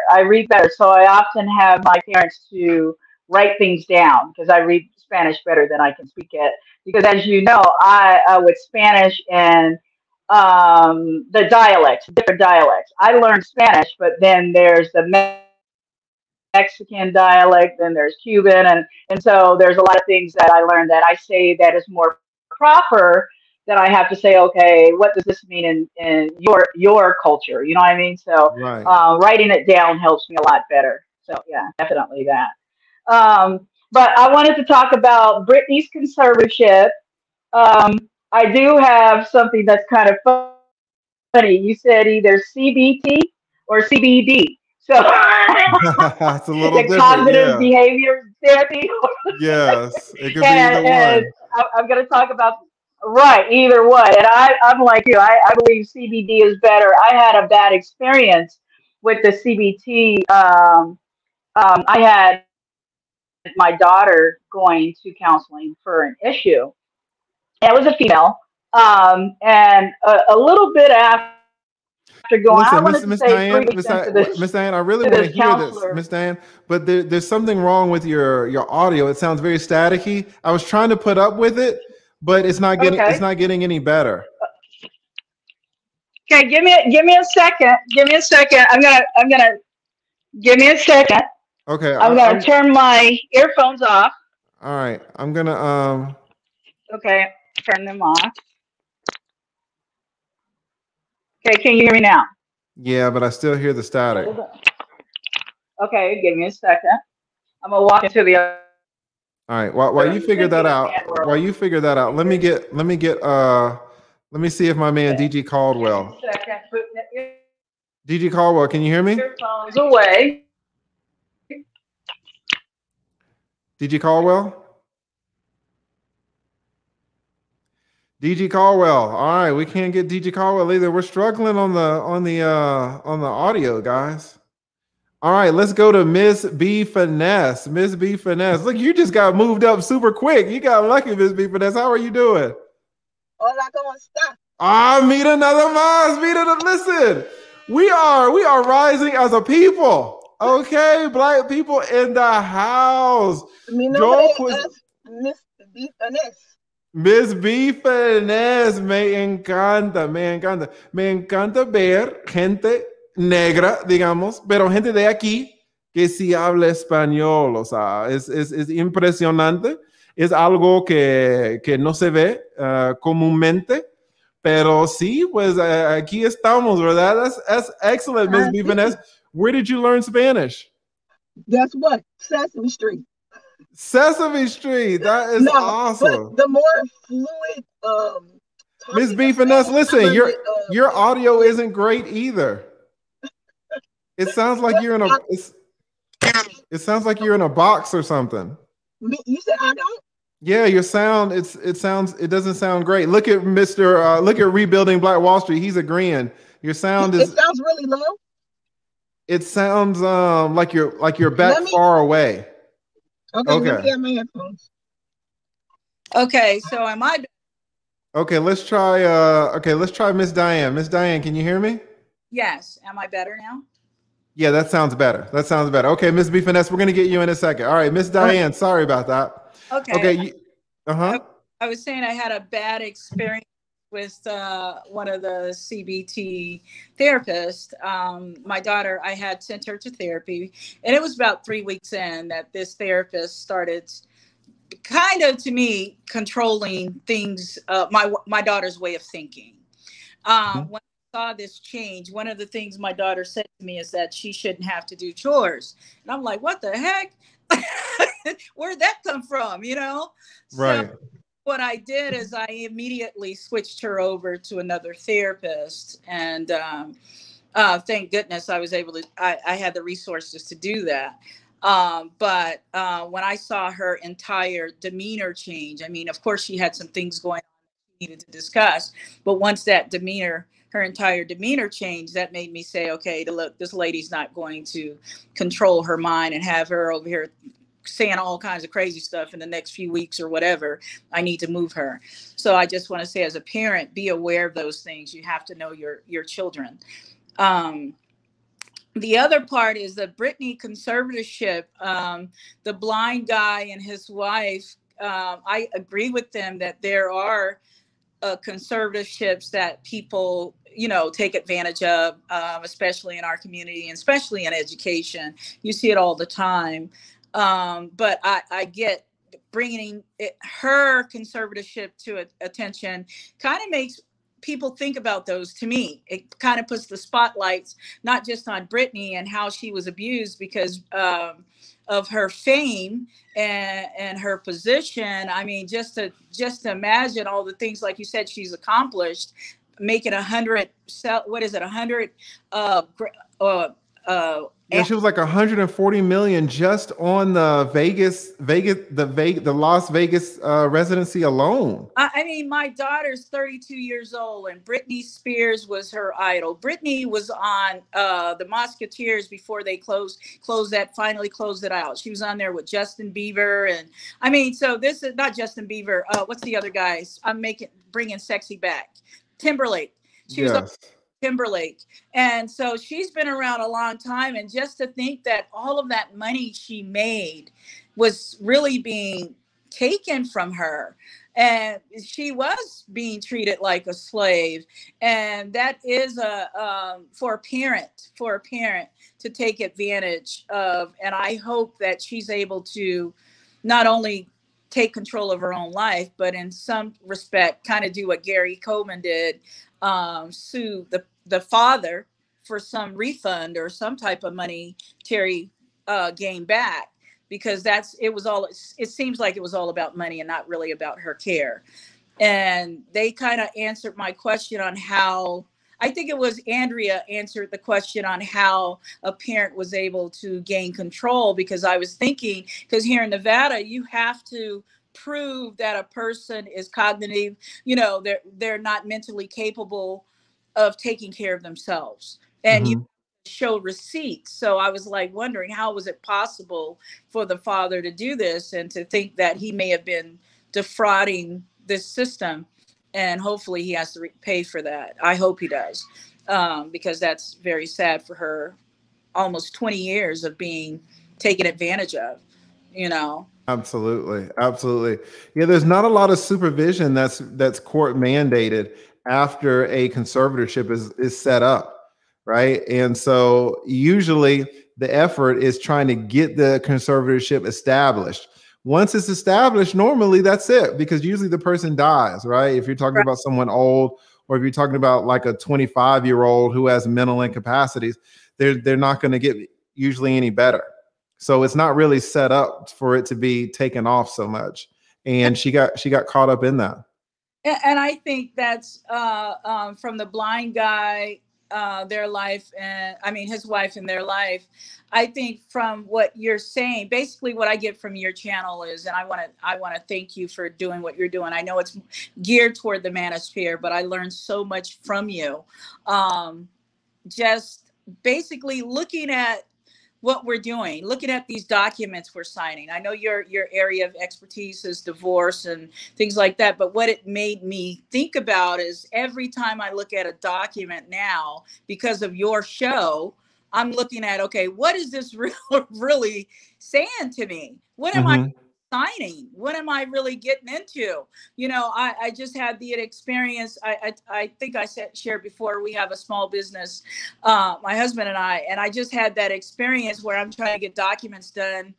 And one of the things they say in the down at the court, they don't give legal advice. And you would think by that, since you're in the courthouse, not to ask questions, but it doesn't say they don't give procedural advice. So I'm like, okay, I started saying, okay, how do I do this? What do I need to do this? You're not giving me legal advice. I'm asking about procedure. So that's the little thing that kind of what you said, and brings me back to what my mom used to say to us is, okay, you read the black and white and you walk between the white lines. If it says you can't do it, that means you can do it. Right. Yeah. Right. So, I mean, that kind of made me be more aware of that. And the last part is the rating system. And I think one lady was upset about the rating system. And I know for a fact, my husband, and I went to confirm this with him, thought I was an 8. He said I was an 8 in his mind. And I know men rate because my best friend owns a barbershop and we've been friends over 20 years. So I got the luxury of hear how men talk. Don't get offended by what they say. They have their own language. So I'm not going to change your language. That's the way you communicate, So I think that rating system that men has may be numerical. And some women might feel intimidated or slighted by it. But I believe, just in my opinion, women have rating systems too. I mean, absolutely. I talked to my girlfriends, and one of the rating systems that we would use was a pair like shoes. You know, shoes. You call certain men wear like flip-flops, house shoes, loafers, and high heel shoes. You know, okay. Your loafers you can wear anywhere. That's the guy you can take anywhere. You can code switch. You can do whatever. Your sandals. He's only out there on the beach. He doesn't have the brain to do anything else but show off his body. The house shoes is the guy I don't even want to take him in the public. He's only the guy that can stay at home. Oh no, you can't be seen with me. We gotta. He's only out at nighttime. You know. And then we talk about the pumps is the guy for that special occasion. So, I mean, so we have the women that I talk to. So, I mean, for people to be offended about how people think is kind of telling on kind of where this society is. Well, I'm not going to say society. Some people are pushing. We all should think alike. We should have this uniform mind of thought, uniform mind of measurement. And it's not necessarily so. So let people be people. And if you don't like the way they move, then move away. You know, it's just that simple. Totally agree. Totally agree. No, well, thank you so much for coming up here, Miss Diane. Tell us that, because I agree with that. You know, everybody's going to think differently, and just because someone thinks different than you know, doesn't mean that they're wrong or you're right, or it's your prerogative to change them. Right. If some men like fake boobs, fine. If some men don't like fake boobs, fine. You had the woman or somebody was making a comment about fake boobs or natural bodies or something like that, right? Or if you don't like the way that men rate women, fine. You know, just be a woman, just be yourself, right? And worry about men, or, you know, worry about other people less. Worry about yourself more, right? And the last part is, don't rush to get married just because you want the title of marriage. Marriage is work. We've been married 10 years. This is my second marriage, my husband's first. Marriage is a business. It's work. You got so much you're dealing with that, you know what I mean, good and bad. And if you're not ready to really deal with marriage, don't do it just because you want a title. I would say for young men and women, wait until you're after 30 something before you even think about getting married, because such a business. It's such a, I want to say you got to run it like a business. So that's the last part. And you have a great evening, and I'll tune in for the rest of the show. Well, thank you so much, Miss Diane. I love it when you come up here, and you are always welcome. All right. Thank you. Thank you. All right. Listen. I will, if you'll be persistent, I will be persistent. So let's go to DJ Caldwell. Let us go. Let me see if I've got him. Okay, he's unmuted. It says you're not muted, but we can't hear you.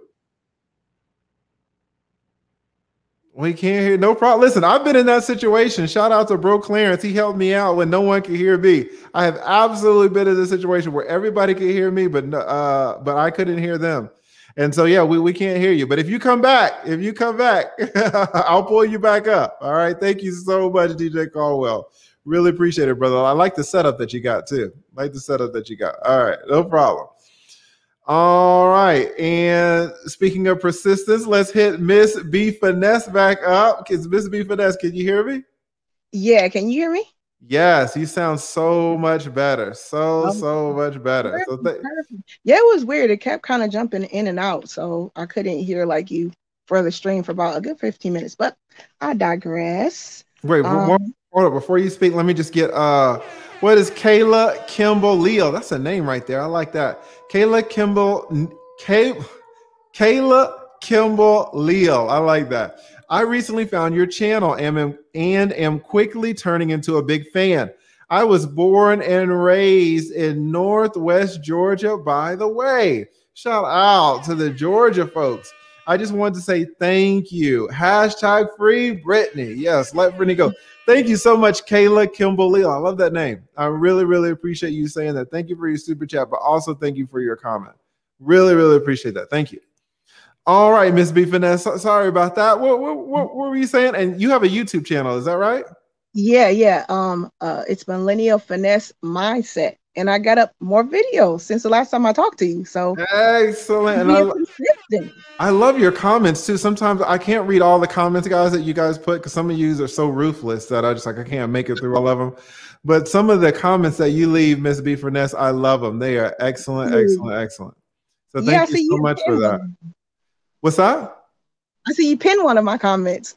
Oh, did I? I love them. I absolutely love them. So tell us what your channel is about again.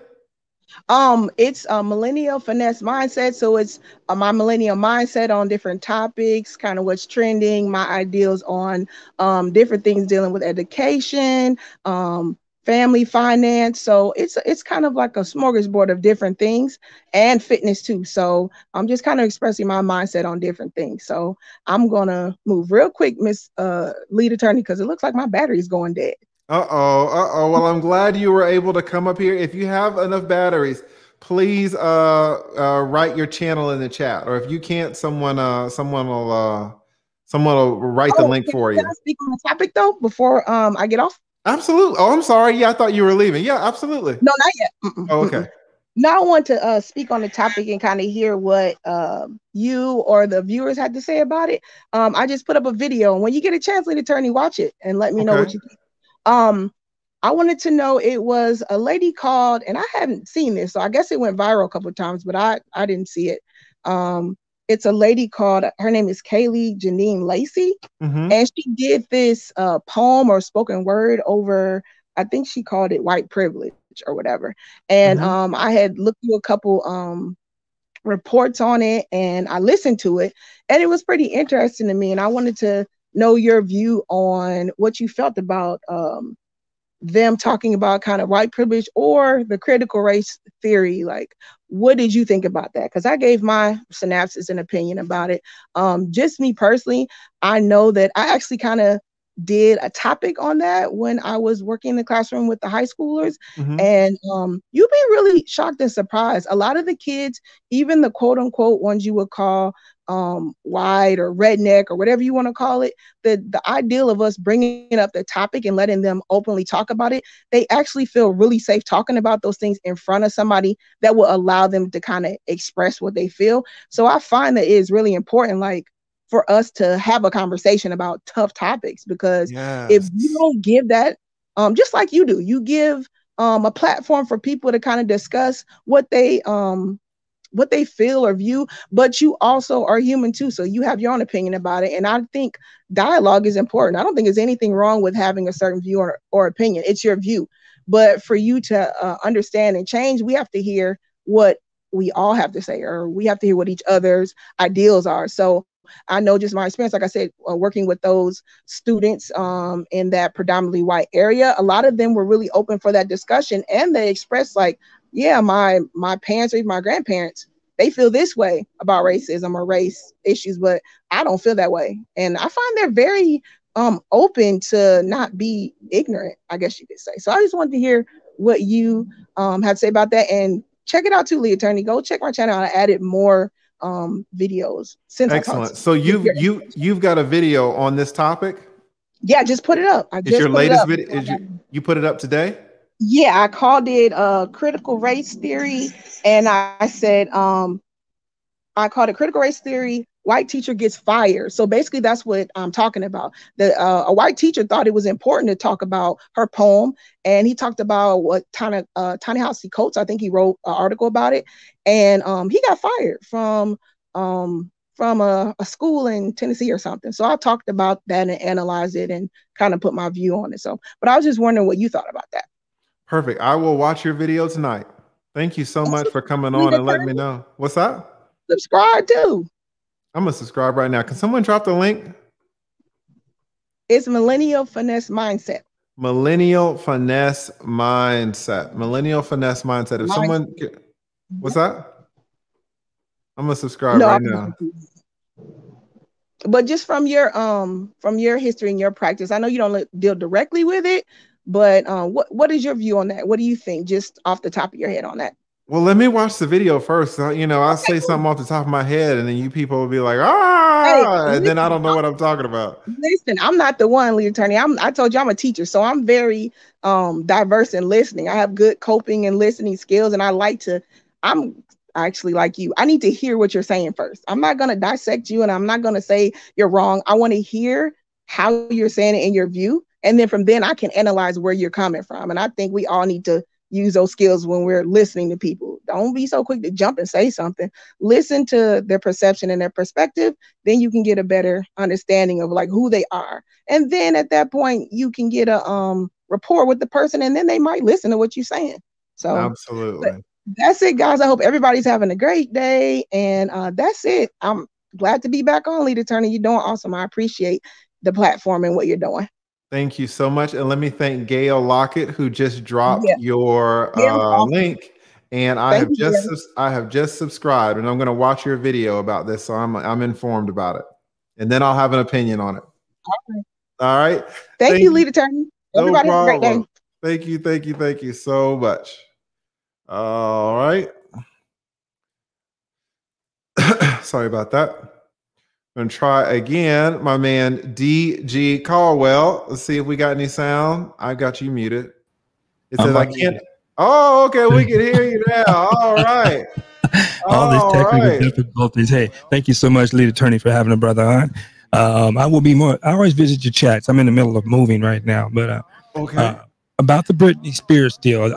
I worked in Hollywood for a while. I used to do sound production, and I used to do editing for films. So I think this is what's going on. Do you have something playing in the background? Oh, my apologies. I must have the other channel on. 1 second, sir. Okay, no problem. Let me mute that here. How are we doing there? A little better? That's perfect. Okay, roger that. Yeah, so this is what I've seen. I've met a lot of movie stars before, and I don't really give a lot of them props because a lot of them have handlers that are around them. And as you start coming up in Hollywood and you start being a little bit famous like Britney is, her parents probably cut her a little money, let her act wild, and then they start chastising her and making her group a little smaller. Because everybody in Hollywood has a group that they can trust, and it's like the music industry. There's a lot of cats in there you can't trust. You know, you get around people and they see money, no matter if they're your friends or whatever. That money's going to start putting that young lady under a lot of pressure because the people who are handling her are making that money and they're giving her an allowance. And so they're hoarding the money, doing what they want to do, but they're going to keep that little child out there making that money for her and keep her coming back with that money. So, you know, in Hollywood, I learned there's 3 things that really get people caught up. And you see a lot of it happen with drugs, alcohol, and sex. So a lot of them go out behind the drugs, behind the alcohol. But I got another question for you, Lead Attorney. I appreciate you. I was supposed to start it off when my mic was messed up, and that was "Cómo estás, señor Lead Attorney?" Oh, look at that. Otro hombre que habla español. Mira nada más. Excelente. Bien, gracias, señor. Awesome. ¿Dónde aprendiste el español? Oh, you got me. I'm not that deep yet. Okay. No problem. I was just asking, where'd you learn your Spanish? Oh, I learned it in South Central, Los Angeles. And it was more, ¿Qué pasó? In the hood. Okay. ¿Qué pasó ese? ¿Qué pasó, canal? You know? Wow. That's what's up. Did you grow up out there? Yeah, all on the West Coast. My old man was in the Navy. So we traveled up and down the coast here. So that's why my other channel I started called Mr. West Coast, because I've been all the way from Alaska down to what is it? Maria, M-E-D-A-R-A-I-I-A. Merida. There you go, Merida. And a lot of to tell your people, it's a lot of black expats that are out there. They're starting to make it come together. It is one of the most secure places in that country. Cops on every corner, pretty much. You have to get a visa for 6 months. 6 months, and then you have to go back and wherever and come back for 6 months. $600 to live in a furnished apartment. Wow. Got a maid service once a week. They have laundry service there that you can get your laundry. I don't like people washing my drawers though, but then you have laundry service. But a quick question for you, Lead Attorney. This happened to a friend of mine just a while back ago, and you can give the advice for anybody else. He was in college, met his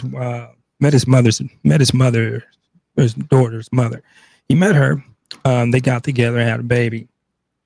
He kept going through college. He ended up blowing up, and he ended up playing NFL. I won't mention his name, but he got 2 Super Bowl rings. But he took care of the baby the whole time. He didn't get with the mother. The baby was 14, and mother decides, say, you know, I'm done with you. I'm going to file child support. So he had to pay back child support all that time, even though he was taking care of the baby before that time. But they didn't count all that, and they made him come back with back child support on that kid. How would you say to handle that situation? Yeah, it really depends on the state. Most states aren't going to do that to get like for the whole 14 years. Some states will say you're not going to get any back support. Some states you can only get 2 years of back support. So if you can only get 2 years of back support, let's say, and the kid was 14, then he would have to pay back support for the last 2 years. But then those 12 years, he would get, you know, he'd be off the hook. But then some states say, listen, you're going to be on the hook for the whole 12 years, 14 years, unless you can prove, you know, through the receipts and things of that nature. So I'm not really sure how they handle it in California. Hopefully he was able to produce some receipts, but even if he was able to produce receipts and the judge disregarded it, it's a damn travesty, you know, and this is absolutely how they will do men, but I'm not sure how his situation worked out. Washington State, it is 5 years back pay. If 5 years. 5 years back pay for one kid, it got him up to $14,000, and then he's hitting up $2,000 every month until the kid turns 18. But the mom put all kind of negative vibes on this kid. Separated the kid from the mom, or from the dad. The kid grew up, he caught a felony. Kid caught a felony. The dad could have helped him out, but he turned around and told his dad, I ain't seen you in this long, so you're not my father, even though he was on time with every child support payment. So now he has to deal with that point there. But hey, lead attorney, I want to thank you again. Wonderful channel. I'm in the middle of moving. When I get my stuff together, I still follow you, though. I still follow you from the time you were talking about when nobody watched you. I know before the Carme came up. Oh, that's what's up. I got you for that. And I really appreciate that. And I'm still digging your point of view about backslider there. Excellent. Yeah, I mean, it's something else. I really appreciate you following me for so long. I thank you so much, DJ Caldwell. Really appreciate that. You take care and stay strong, and we got you wrapped up like bubble wrap, so you keep going, all right? I hear you. I'm still trying. It's tough, but I'm still trying. Thank you so much. And thank you for being persistent and coming up. I really appreciate that. Thank you for your patience. As many times as you came up, I was going to put you up. So I appreciate that. Thank you so much, brother. Yes, You're sir. Good, man. Thank you. You too. I love that. I love that. All right. Look who we got. We got Rebuilding Back Wall Street has come up. And first it's gonna be Rebuilding Back Wall Street, Joe, if you're around, Joe, and then Raven, and then Felicia. All right. Rebuilding Black Wall Street. Can you hear me? Get off mute. Yeah, I can hear you. Give me 1 second. Let me shout out TC23. TC23 with two cash apps. Thank you so much. What does he say? He says, you and I have very similar perspectives. I feel the same way about chiropractic care. Yeah, man, these chiropractors. Oh, that's damn. That's my man, the Steel Curtain. I didn't recognize the T. He's got all these aliases. Shout out to the Steel Curtain. Thank you so much for the Cash App, Steel Curtain. Yeah, man, they will absolutely put you on the damn treadmill, and you'll just be there chilling for years. So sorry. Well, now that we are, since I'm going to do that right quick, give me 1 second. Let me shout out a couple of more of these super chats. Thank you guys for being so generous with your support. It really means so much to me. And again, Rebuilding Black Wall Street, he can absolutely tell you what it is to start off. It's hard, even though his channel is growing way faster than mine was. He knows a lot that I didn't know when I was starting out. So his channel's really taken off. But it's still kind of like, man, I wish it was going faster. No matter how fast it goes, you still wish it went just a little bit faster, right? So shout out to Rebuilding Black Wall Street. So we got I shouted out Kayla Kimble-Leal. I love that name, Kayla Kimble-Leal. I like that. And then Gary Meyer Fashion again. Thank you so much. Says, teach your audience a little bit about what inspires you to become a lawyer. We need more professionals like you and less entertainers for Black Wall Street. I should do a video on that, although it's not very it's not very exciting, to be honest. But Gary Meyer, Fashion Entertainment Official. Let me put some respect on this man's name and let me read the whole thing. Gary Meyer, Fashion Entertainment Official. Yeah, I'm going to do a video about my life, guys. I don't know when. It's working. It's going to be soon. But thank you so much for that. And then you got your man Michael mid-trope number 4. Got the lineage again with the super chat. So thank you guys so much. Really appreciate it. All right, speaking of Black Wall Street, we got Rebuilding Black Wall Street in the house, my man. So Freestyle Friday, we're pretty much talking about anything. What is on your mind? Yeah, hey, how you doing, lead attorney? I just want to say real quick, my channel is growing fast, but I'm not going to sit here and pretend that you was a big part of it growing fast, being able to put me in front of so many people. And I'm not going to sit here and pretend like I'm some channel genius or something. But with your support, I mean, that's the reason why, you know, I'm not even a month old yet. I'm about 3.5 weeks old. Guys, listen, he's not even a month old and he's already got his watch hours. Yeah. Guys, for you non-YouTubers, to get paid on YouTube, you need 2 things. You need to be monetized. To get paid on YouTube, you need to be monetized. How do you get monetized? There's 2 requirements. One is 4,000 watch hours. And then one is you have to have 1,000 subscribers, right? Yeah. He's been on less than a month and has already got his 4,000 watch hours. It's so fast. It took me so many months to get that. So many months. So to think that you got that in a few weeks, in less than a month, is crazy. But it's a sign of how great your channel is. It's awesome. I appreciate that. But like a lot of that came from you with your support. You coming over the site, helping me out, all the good advice you gave me, and you know, putting me in front of an audience. And I mean, it just really, when you have someone that's, you know, as growing as fast as your channel is, and they allow you to get on their channel, I mean, it really can blow up your channel if you do have content and you have enough content out there and the content is good. But having someone like the lead attorney behind you, it really makes you go fast, which he didn't have, you know, in the beginning. So he had to really, and that's why a lot of content creators won't help smaller channels like mine, because they're like, hold on, I struggled in the beginning and you don't do the same thing.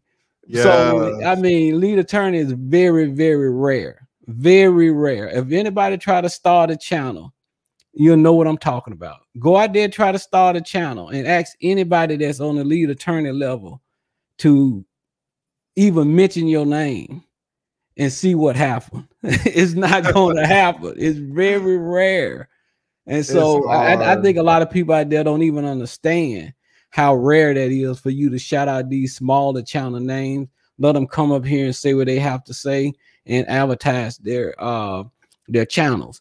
I mean, probably less than 0.1% of larger content creators like the lead attorney would ever do that. So yeah, hats off to you, lead attorney. I appreciate that. And you know, we in the same boat. So you teach me stuff. You just taught me something today on this stream about the audio. I couldn't figure it out. Yeah. So, you know, it really helps out whenever the brothers can help each other and the sisters too. It helps us all out. Okay. You know, shout out to what did my man Michael say? He said, show some support to the lead attorney. He works very hard, man. Michael be supporting your boy all the time. What blew my mind is the other day when Marcella was on, and Marcella from the Avatar, she was saying that she gives like $1,000 super chats to pay the whole panel. And then apparently the Avatar was keeping the money and not paying some or the other. But there are just so many things on YouTube I never would have even, I'm still speechless. Like, so there's so many things, guys, that we're learning together. So yeah, if you want me to be on your channel, please let me know. Again, I want to be on there, but I want my ideals to align with yours. Like, shout out to Miss B Finesse. I want to support her as well. No, it wasn't Miss B Finesse, was it? It was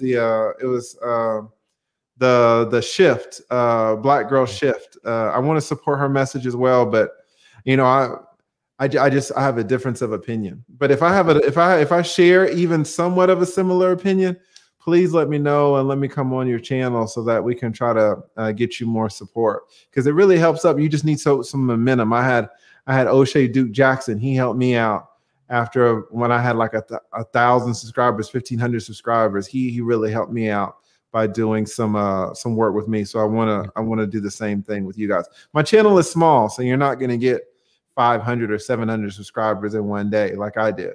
You know, if I had 150,000 subscribers, you know, you would get a lot more, but I only have 30,000. So, you know, maybe you get 20 here, 30 here, whatever, but it, you know, anything helps. It absolutely helps. Yes. Yes. Right? Absolutely. Yes. I mean, it really, I mean, it helps a lot because, you know, those subscribers you bring other subscribers. So, yeah. And getting over 30,000, like I said, how you talk about it sometimes it's like, oh, I'm a small channel, but I don't think people out there, when you say it like that, they don't really understand how hard that is.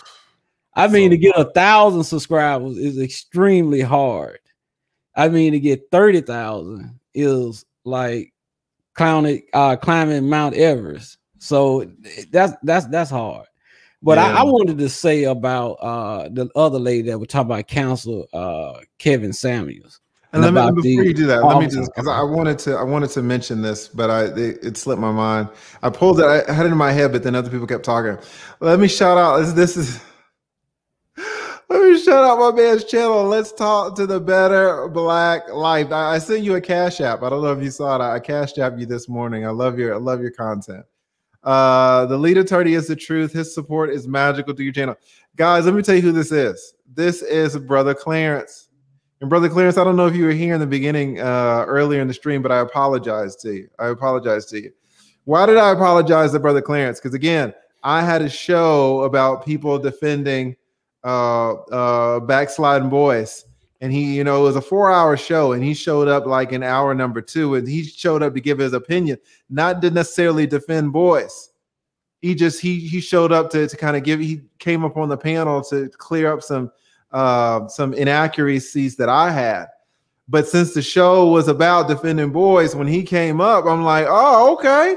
Bro Clarence wants to defend boys. All right. So here's your boy's jersey, right? Here's your boy's pom-poms. And let's see what you can do. Right. And so, you know, we were kind of going back and forth and there and now and then he kind of wanted to give me back the jersey. And I'm like, no, you're gonna keep this jersey on, right? And so it was a big misunderstanding. It was a big misunderstanding. Apart from that, you know how the internet is. So when the video went up, people rode him pretty hard, right? You guys ride me hard, but you guys rode him pretty hard. All right. So whenever you get ridden hard, it makes you feel a certain way. It makes you feel a certain way. So, but we didn't know that until we communicated afterwards. He sent me an email, and I appreciate the email because he let me know how he felt. And guys, communication is so important.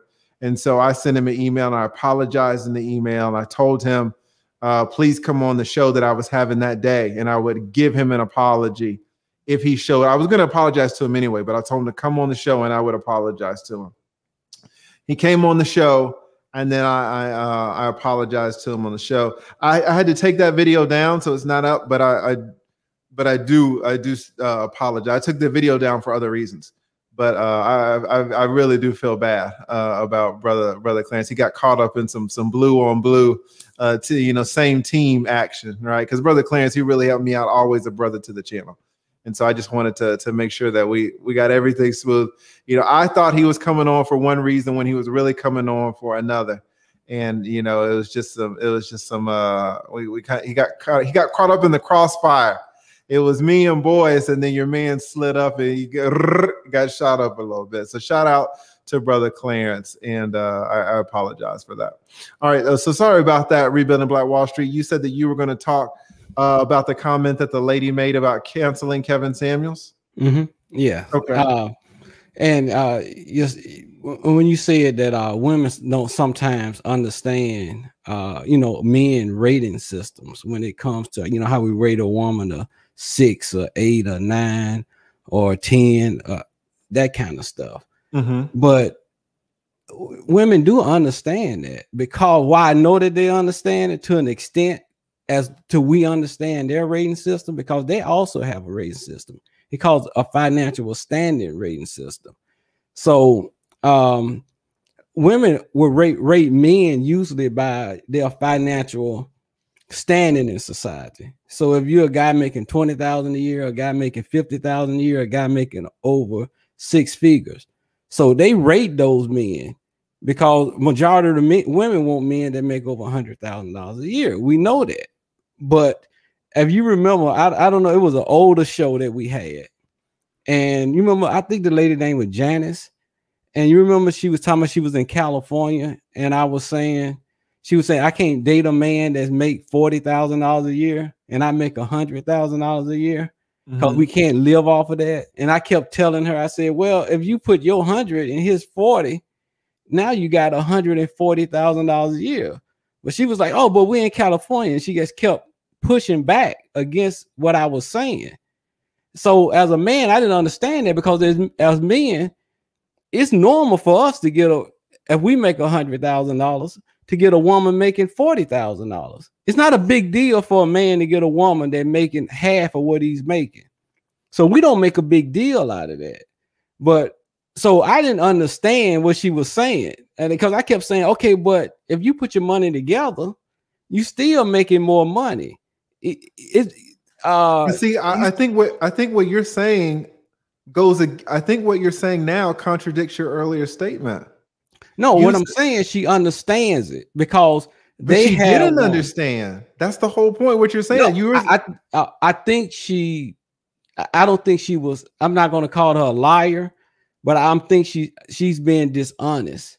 She understands it because if you put a man that makes $50,000 in front of her, and a man, just say strangers. I'm not saying a man she like or have feelings for. But a man that make 100,000, 200,000, and a man that make 40,000, she's going to go more. Most people would go for the guy that's making 200,000 a year, because even though, and that's kind of ranking, because now you ranking my finances. Since I don't make $200,000 a year, why are you ranking me by my finances? So I'm saying I disagree with you, and the fact that the fact that you had to go around and around with her, I don't think she was being fake. I don't think that women. It sounded like you were saying, all women understand our ranking system because they have a ranking system of their own, and they look at finances, and that's their ranking system. And when you say that, I think you're doing women a disservice because I don't think you're capturing the complexity of their rating system. Our rating system is like caveman, and their rating system to me is like NASA. So many things go into a woman's rating system that they don't even understand. Even time will go with time is a factor. A man can grow on you. A woman can give you a chance. Even a woman cannot like you in the beginning. Even these work husbands. She never, just Paul from accounting, she never even considered Paul. Paul was just like there. And then 2 years later, at night, they're fucking in the mailroom. When she never would have envisioned that 2 years ago. And she knew how much Paul was making when, 2 years prior when they first met. I think when you say, oh, well, women understand our ranking system because they have a ranking system based on salaries, I don't think you are giving credit to their ranking system. I think their ranking system is extremely complex. But what I was trying to say, lead attorney, I'm not saying they necessarily understand our ranking system. I'm saying that's exactly what you said. No, I'm saying they understand a ranking system. Because you remember, I could not understand Janice's ranking system. She kept trying to explain it to me. She kept saying, but he only make 40,000 and I make over 100,000. And I kept saying, so what? Because I'm thinking from a man's point of view. I'm not thinking from a woman's point of view. So what I'm saying, I'm not saying she necessarily understand a man physical ranking system of a woman, but she do understand that there's a ranking system in place, whether it's physical or whether it's financial. I'm not saying she understands ours. She's not looking at a woman like we'll look at a woman and say, okay, this woman is this ranking system. What I'm saying is that she understand that there's a ranking system of her own, just like I understand there's a ranking system of mine. Like you say, as a man, if the Foot Locker girl look good, I don't care if she make $40,000. Here's what I think. I think we're just getting caught up in the terminology because you're calling it a ranking system, and I do not think women understand it like that. I think women understand it. You know what? You're calling it a ranking system, and women are not going to get down on that. I think women translate it as a feeling. Women have a feeling. They have an emotion. They don't understand. Why are you calling this emotion, this feeling, a ranking system? Women take all of this input. Some women said your shoes. What did Nails W. Hope say? We rank that bedroom work. All right. Women rank they rank your height. They rank your shoes. They rank your style. They rank your car. Well, ranking is the wrong word. They're inputting. They're looking at your car. They're looking at your style. They're looking at your height. They're looking at your bedroom work. They're looking at your friends. They're looking at your job. They take in all this information. And do you know what happens? They input it, and then there is an emotion. There is a feeling. When you call it a ranking system, they have no idea what you're talking about. Because that's probably I'm stating it. That's probably my thinking like a man. Because exactly, you're thinking like a man, where it's like, oh, it's just a ranking system. They're like, system. What the hell are you talking about? A system? It is a feeling. It is an emotion that can change. It can come and it can go. Guys, we have all been in a situation where you're chilling in a woman's house or this or that, or you think it's going somewhere, and then all of a sudden you can kind of feel it change. Or, she was cool with you on Tuesday and now Friday she's not returning your call. You're like, what the hell happened? The emotions that come and go. Yes. So you're calling it a ranking system, but you're kind of being German. You're just kind of being very, very mechanical. Yeah. And I think women are different. I think you are imposing our male narrative onto women by calling it a system. I don't think you will ever get a woman to agree that it's a system. Okay. But what you have is two men talking about women. So maybe we're both fucked up, right? Who knows? Who knows? Maybe Gail can tell us. What does K Love say? K Love says, we have a preference period. This is what I'm talking about. It's soft. You're talking about a system. But I'm talking about an emotion, a feeling. What does K Love say? A preference, right? Mm-hmm. You calling it a system is you imposing your toxic masculinity on women. But I mean, that's a joke, but you're kind of you were doing what the woman was doing to us. The woman was saying, don't think in numbers. You're like, hey, back off. But then you're saying, no, women think in a system, and it's not. I don't think it's a system. I think it's an observation of many different data points that's all taken in that results in a feeling, that results in an emotion, that results, like K Love says, in a preference. Mm-hmm. That's how I feel. Yeah, okay. But still, the attorney, I mean, I could be wrong. I'm fine with that.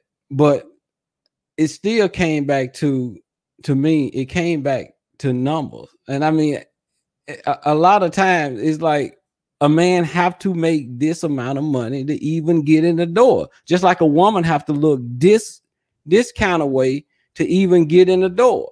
With certain men, or women have to look a certain kind of way.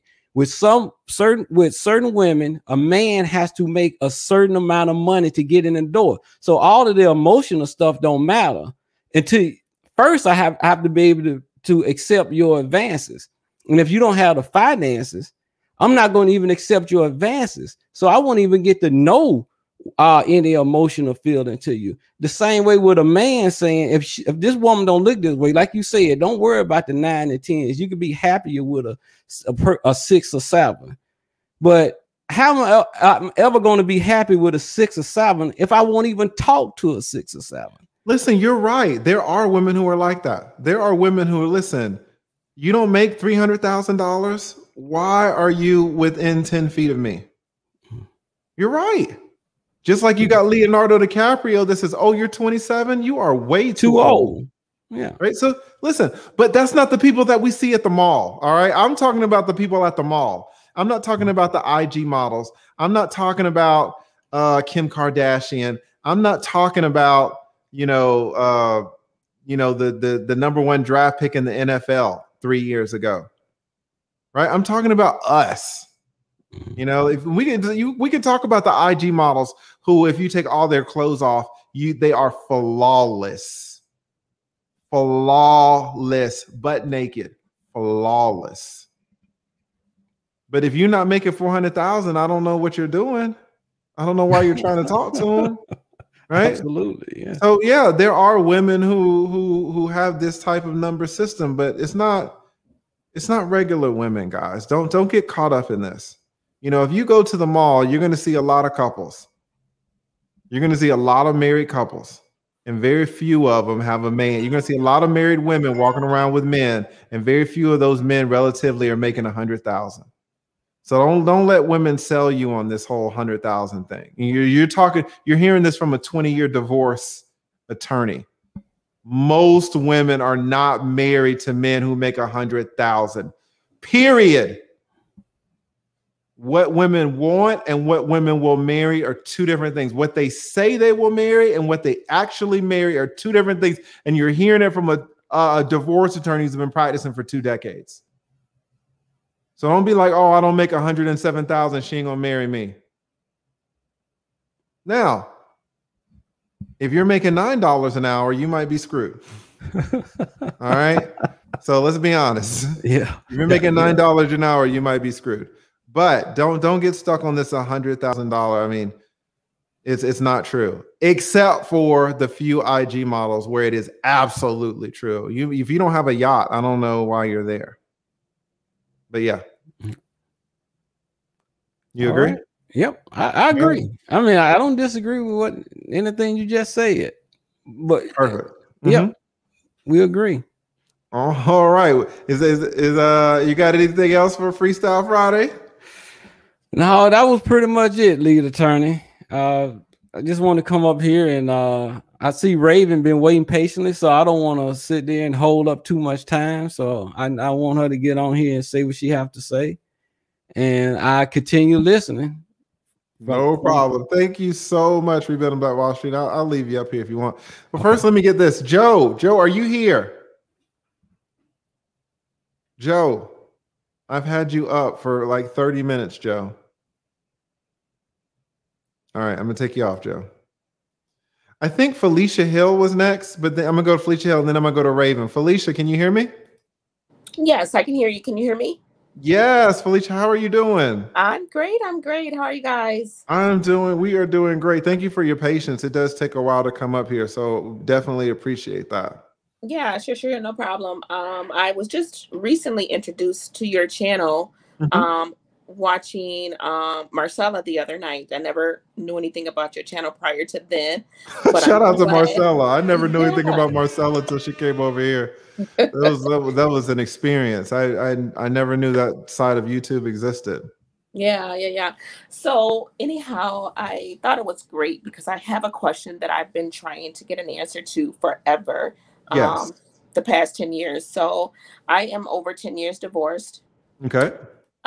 In my divorce agreement, the judge ordered that on a house that I purchased, he ordered that I quit claim because I left. The marriage was toxic, so I left. And I left my house that I purchased prior to my marriage, but I refinanced and added my husband to ex-husband. Yeah, I know, the worst thing I could have ever done. That'll do it. Do it.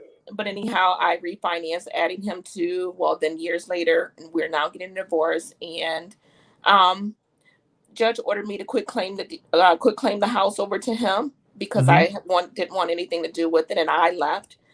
It was okay with me, but I wanted something out the deal. So my ex and I agreed, that he would pay me something and then he can have the house. Well, I quit claim the deed to him. He was ordered to refinance the home so that he's the sole debtor to the house. And to today, he has not done that. And he's not paying on time every month. So this is affecting my credit. And so I'm just wondering, is there anything that I can do to get this off of my credit? It's been over 10 years now, and I'm still suffering from it because, it's on my credit. Got you. All right. What she's saying, and correct me if I'm wrong, what you're saying is you were married. There was a house that was separate, but then you converted it to marital property, which happens all the time, guys. There's little things. This is the point of the channel. Little things that you can know that'll really save you. And what she did was she had a house that was legally hers, but she refinanced it. If she would have gotten divorced without refinancing, she would have got the whole house. But she refinanced it into his name, and so even though he didn't have an interest in it, when she refinanced it legally, now he has an interest in it, right? Correct. So they ended up getting divorced. I'm assuming that he paid you some portion of the equity, and he got to keep the house, the house that you had purchased before the marriage, which is crazy, but it happens. Yes. To do the refinance, you will need to do a quitclaim deed. What is a quitclaim deed? A quitclaim deed is saying, listen, whatever interest I have in this house, you can have it. Yeah. So she signed a quitclaim deed and gave it to her husband so that he could refinance the house. Why does he need to refinance the house? He needs to refinance the house to get it out of her name. The problem is, if you look on her credit report right now, you're going to see this big ass house on her credit report, which means it's going to be difficult for her to make new purchases with credit because she has so much credit sitting over here. Not only that, but if he fails to pay the mortgage on time, it's going to ding her credit every single time. It's going to lower her credit. Absolutely. Now, the judge ordered him to refinance the house, and he hasn't done it. So she's asking, what do I do? She says, it's been 10 years. First of all, none of this is legal advice. This is just legal information. Guys, whenever anybody violates a court order, what you have to do is file, it's called different things in different states, but usually it's called a motion or petition for contempt or a citation for contempt. And you go to the court and you say, listen, he is or she is violating the court order, right? Now, sometimes you might have to pay an attorney, but a lot of times the judge will order that person who's violating the court order to reimburse you your attorney's fees. Because if they were not violating the court order, you wouldn't have had to pay the attorney's fees anyway. So you file this citation or this petition or this motion for contempt to go back into court to say, hey, judge, this person is violating your court order. What are you going to do about it? And the judge can do a lot of things. The judge can sanction the person. The judge can order the person to pay. The judge can actually put the person in jail until they cooperate. Oh. A lot of times the judge, so in this case, it could very well be that the judge order that he either refinance the house within 30 days, put the house on the market for sale, let's say for 30 days, or go to jail, right? Now, it's going to depend on what your paperwork says. And, you know, you might be in a bind because it could be that the judge, you guys agreed that he was going to refinance, but maybe he cannot. Guys, it's not just, you know, you can say you can refinance and then you can. The banks have to want to refinance you. The banks want to have to look at your credit, look at how much you're making and say, okay, you're a good risk to refinance. Sometimes if there's not a lot of equity in the house, the banks won't do it. So sometimes, and you see this a lot with a lot of single moms. I see this with single moms in my divorce practice. They want to refinance. We put in the paperwork. She's got 3 months or 6 months to try to refinance, but she can't. So what happens? What do we put in the paperwork? We say, if you cannot refinance the house in 6 months, then it will be put up for sale because you have to get this house out of my name. And there are only 2 ways to get a house out of your name or get in terms of the mortgage. You refinance it or you sell it. So what does K Love say? She says, I went through it. K Love knows about it. So this is what you need to do. You need to file. You need to go back to court and say, Judge, it's been 10 years, man. But you also want to look at your paperwork, right? And it sounds like he either needs to refinance it or he needs to sell it. So that is what needs to happen. I will tell you though that you made this a lot harder on yourself by waiting 10 years. 10 years is a long time to struggle with this. You know, if you would have waited a year, maybe a year, 6 months is reasonable. 10 years is a long time to wait. Having said that, you know, you can still go back. It's not like it expires.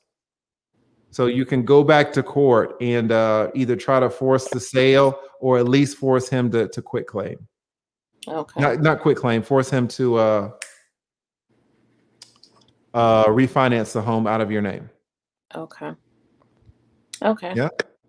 I didn't think I would be able to do that, but yeah. What state are you in?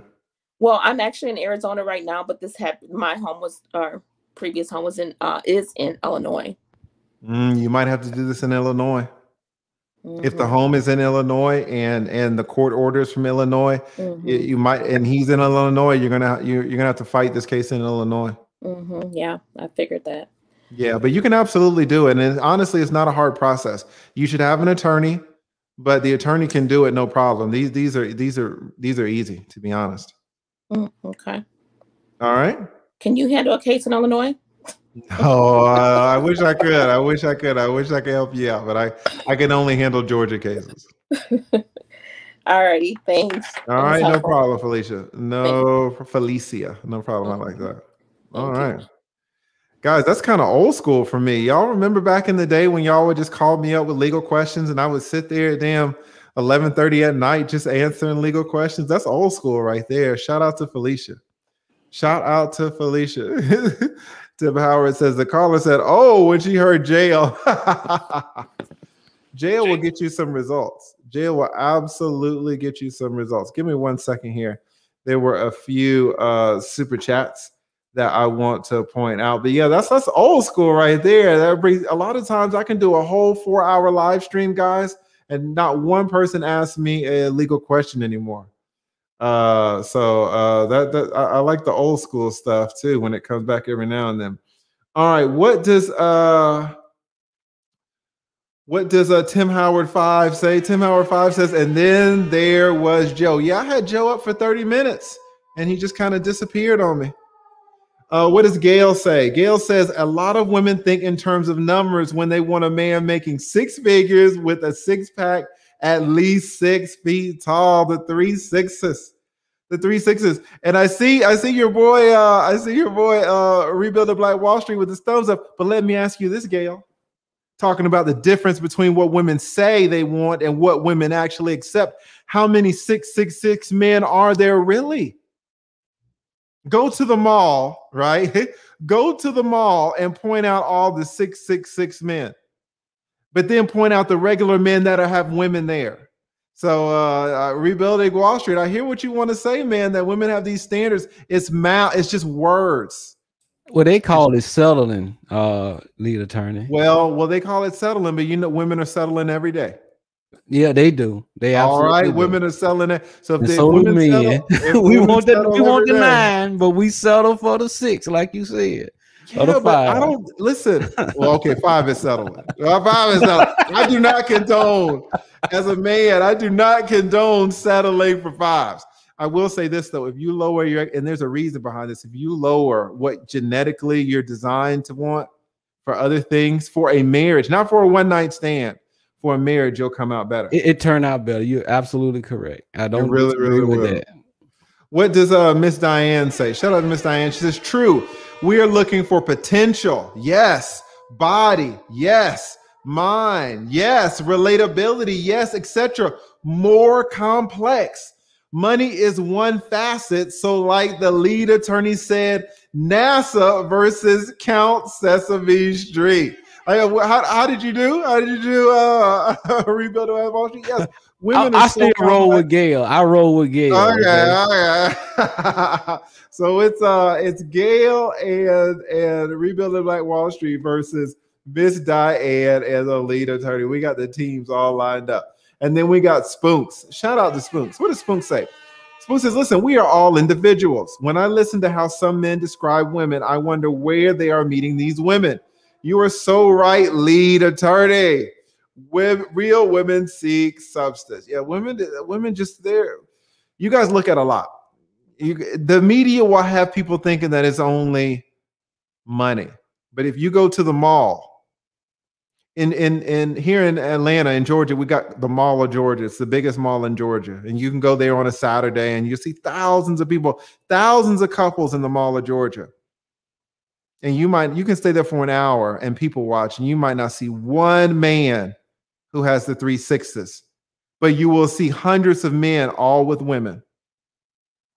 Right? So, you know, I'm talking rebuilding Black Wall Street is talking theoretical, but I'm talking reality.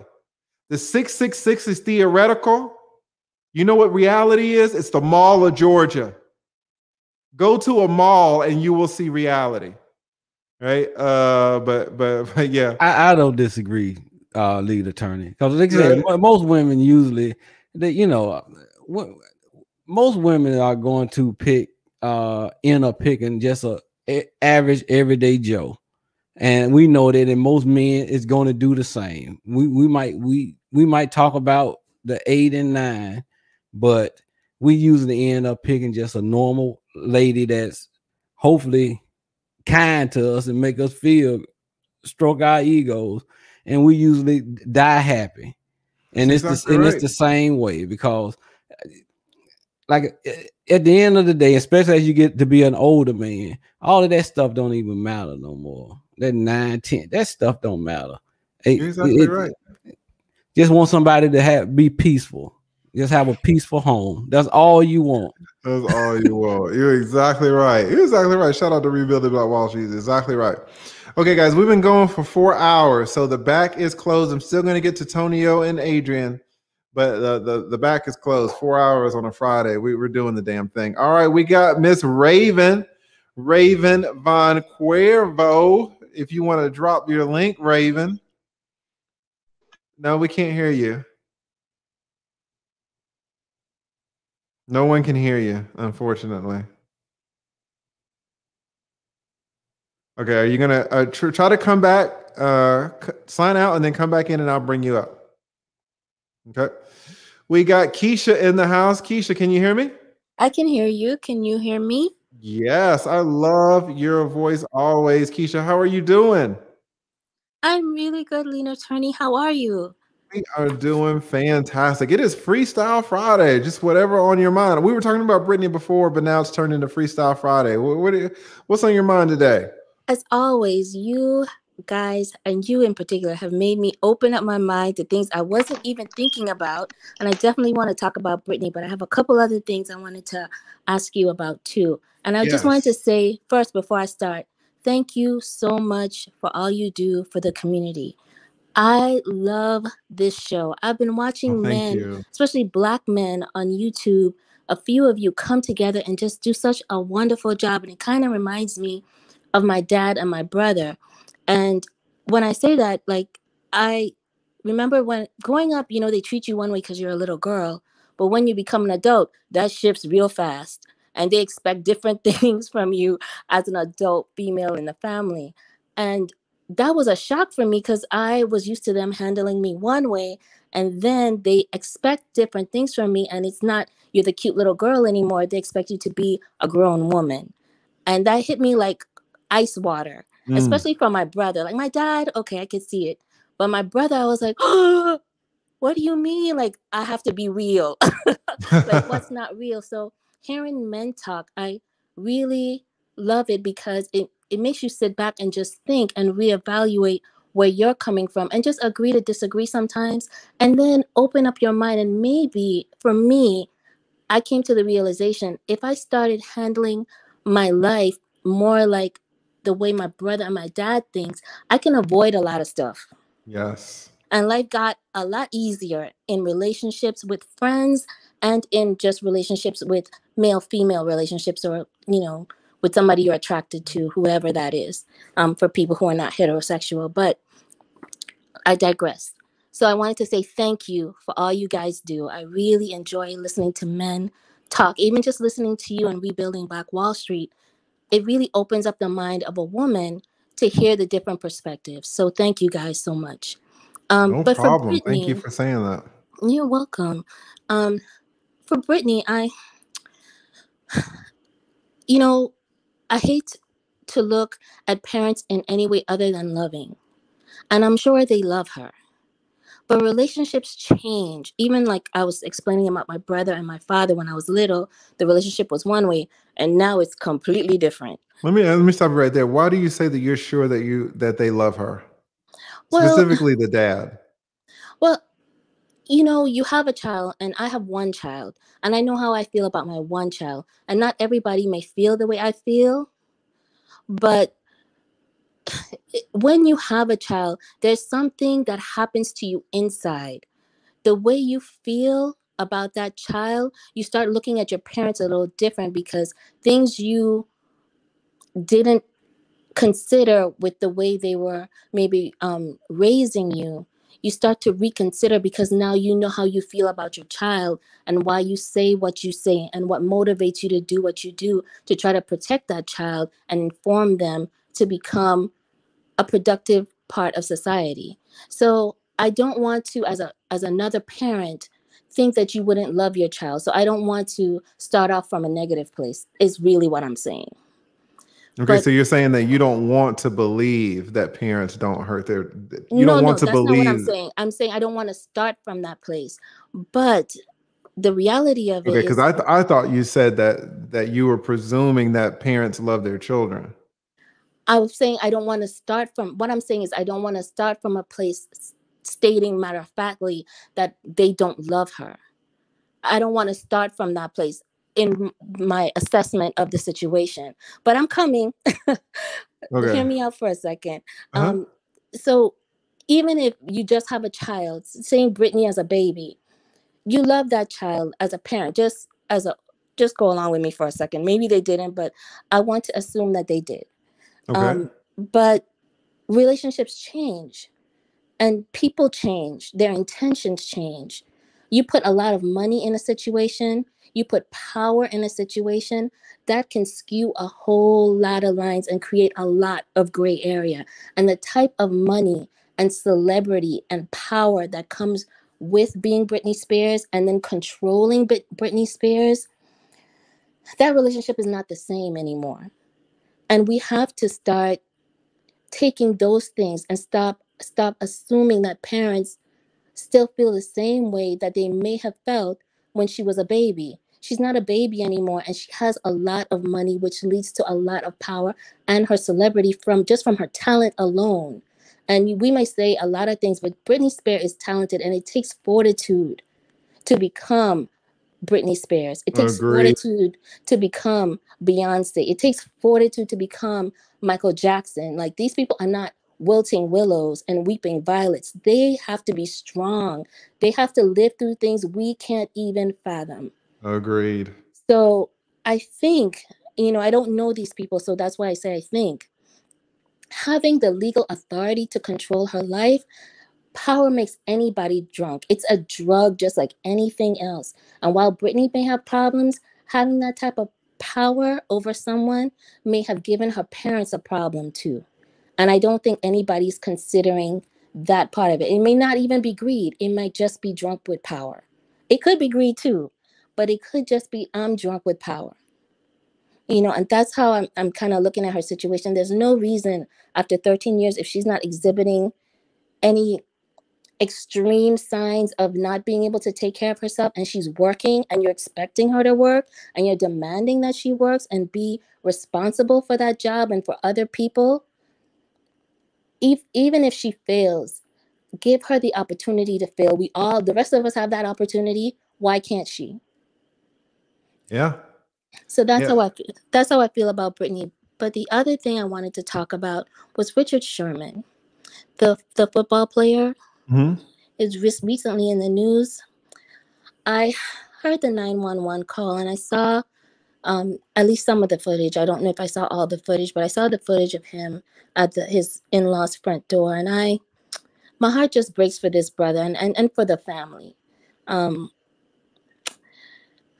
To make it, I believe he's from Compton, to make it to Stanford, to graduate with a 4.0, to make it to the NFL, to raise a family, to come out of what may have been a bad situation, and now the cops are going to take you to jail, and they're chasing you not just on foot, but with a dog, and the dog bites you and messes up your ankle, and you are in the worst moment of your life, presumably, from what it looks like and from all the reports.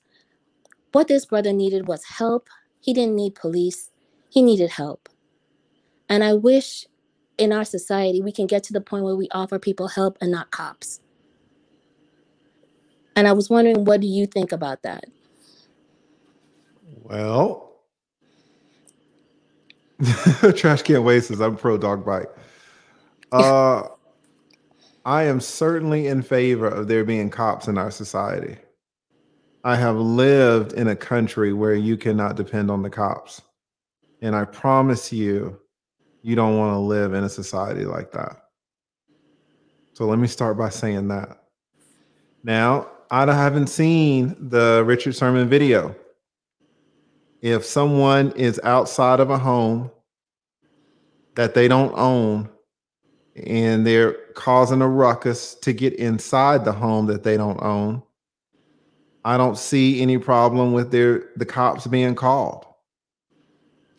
If the person outside causing a ruckus can run a 4.5 in the 40-yard dash and none of the cops can run a 4.5, then I don't even mind a dog who can run a 4.5 being called out.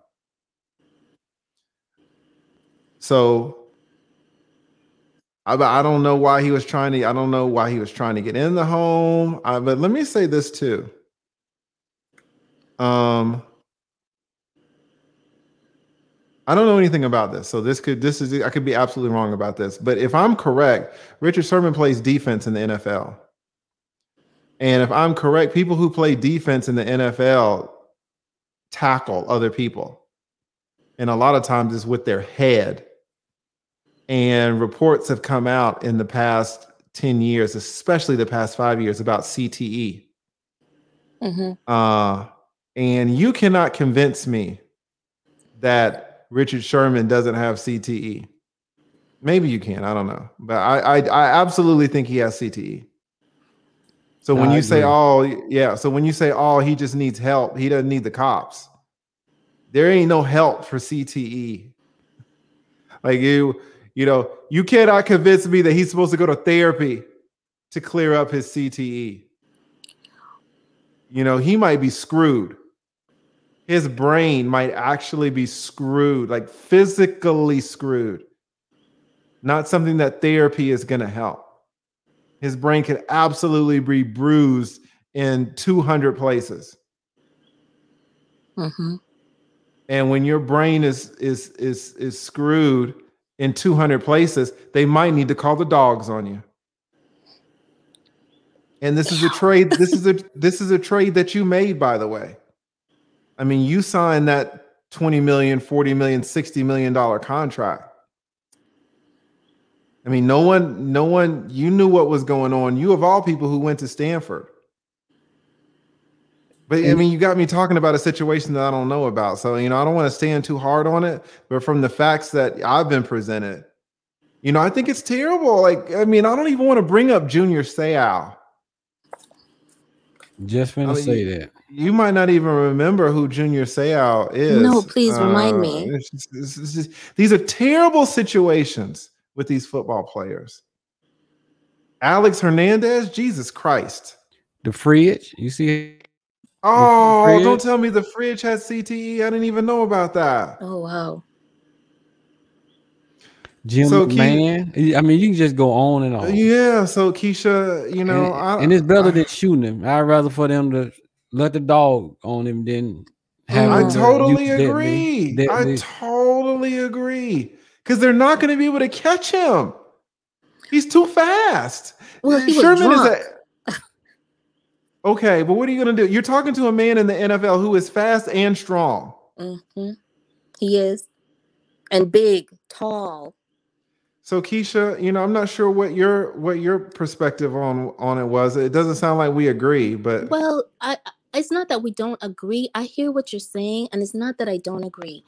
The thing that caught me in the whole situation was his wife. I believe she's his wife and not his ex-wife. She said on the phone. Give me a second. Tim Howard says Richard Sherman wasn't mentally ill. That was the media portrayal. I heard the phone call and watched the video. Okay. So listen, Tim Howard knows more about this than I do. I don't know anything about it. I just know. Okay, go ahead. Sorry. No, finish. I'm sorry. No, I was just going to say that from what the media portrayed, just like Tim Howard said, there's a black football player causing a ruckus trying to get into a home that he doesn't own, and the cops get called out. In my head, just reflexively, I automatically think CTE. That's what I think. And even if he isn't mentally ill, I still think he probably has CTE, Tim Howard 5. But Tim Howard 5 is much more knowledgeable about this situation, so I'm gonna give rank to him. I don't know what happened. He heard the phone call, he watched the video. I have done neither. So I want to be respectful to you. Of course. And if you want to talk about something, Keisha, I want to talk about it with you, but I have to admit also that I haven't seen the video or heard the audio, so I'm the wrong person to talk to about this. Okay. Well, I'll just make one more statement about this and I'll move on to my last thing. No problem. So the only thing that made me stop, because at first I was like, okay, he's trying to get into a house that's not his. Of course you have to call the police, and you're a woman inside. Of course you're going to call the police. But when she said he threatened to harm himself, he wasn't threatening to harm anyone else. He was threatening to harm himself. Now, he was arguing with them. I don't know what provoked the argument, and that's not my business. But he was threatening to do bodily harm to himself. And that's what gave me pause. And I was like, wait a minute, he needs help. And she said it more than once to the 911 operator. And she specifically told them on that call, he is not armed. She doesn't want him shot. And so that's what gave me pause in the whole thing. Once I heard the 911 call, it changed my position. But I won't ask you to talk about it anymore because I know you don't know any more about it than you stated. My last thing was early on when you first started the program, someone mentioned Kyle Massey from That's So Raven and the situation he was going through in terms of child stars and being touched and then growing up to become offenders. That story, I don't know if you're familiar with that story at all. I'm not. Do you want me to stop now? I will stop. No, if it's not a long story, we can absolutely. No, I just sure. remember Raven from on the Cosby Show. I thought she was the best child actress I've ever seen in my life.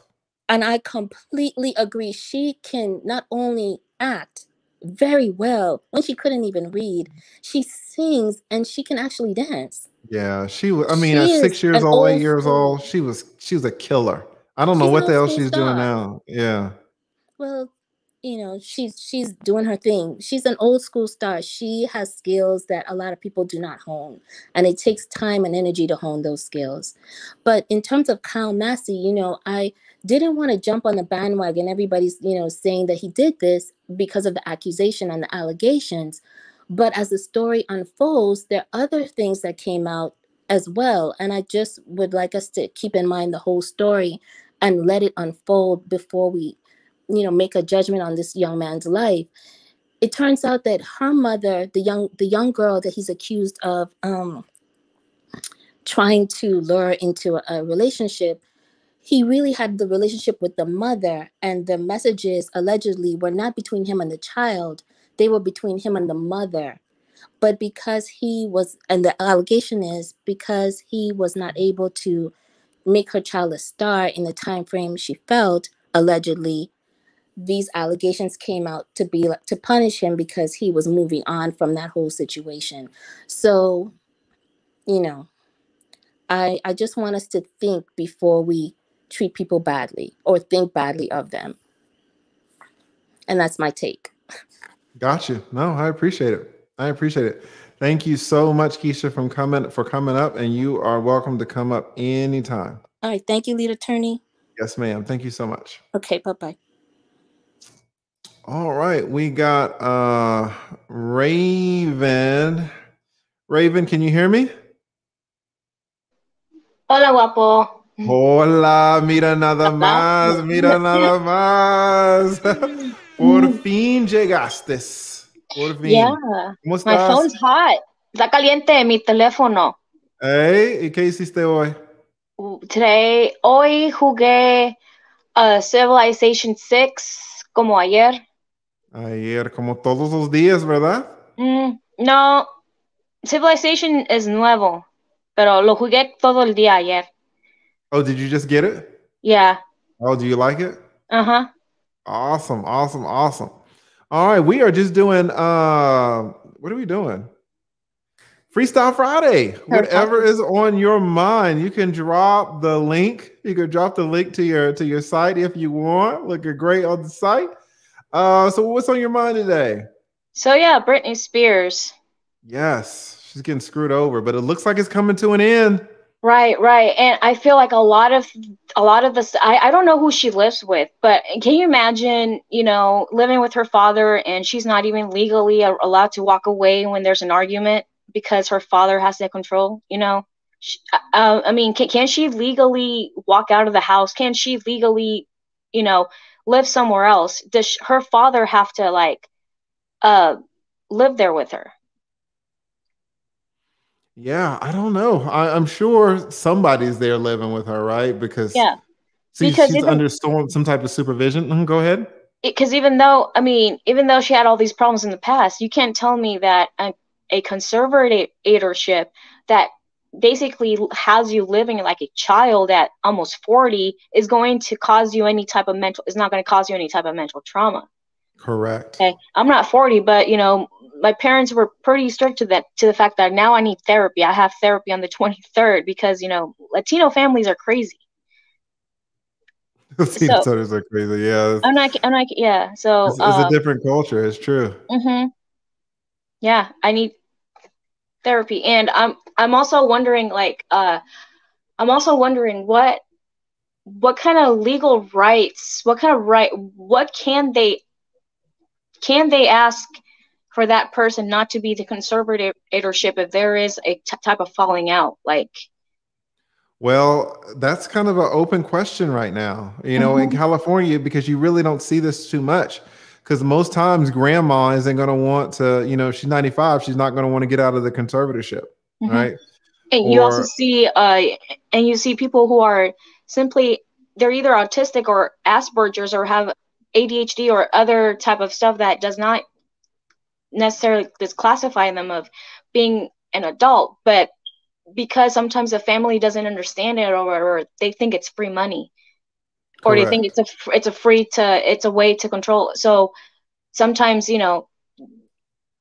the parents could cause some or when they understand it, sometimes the parents could cause some kind of mental distress and say, oh, I have a video of her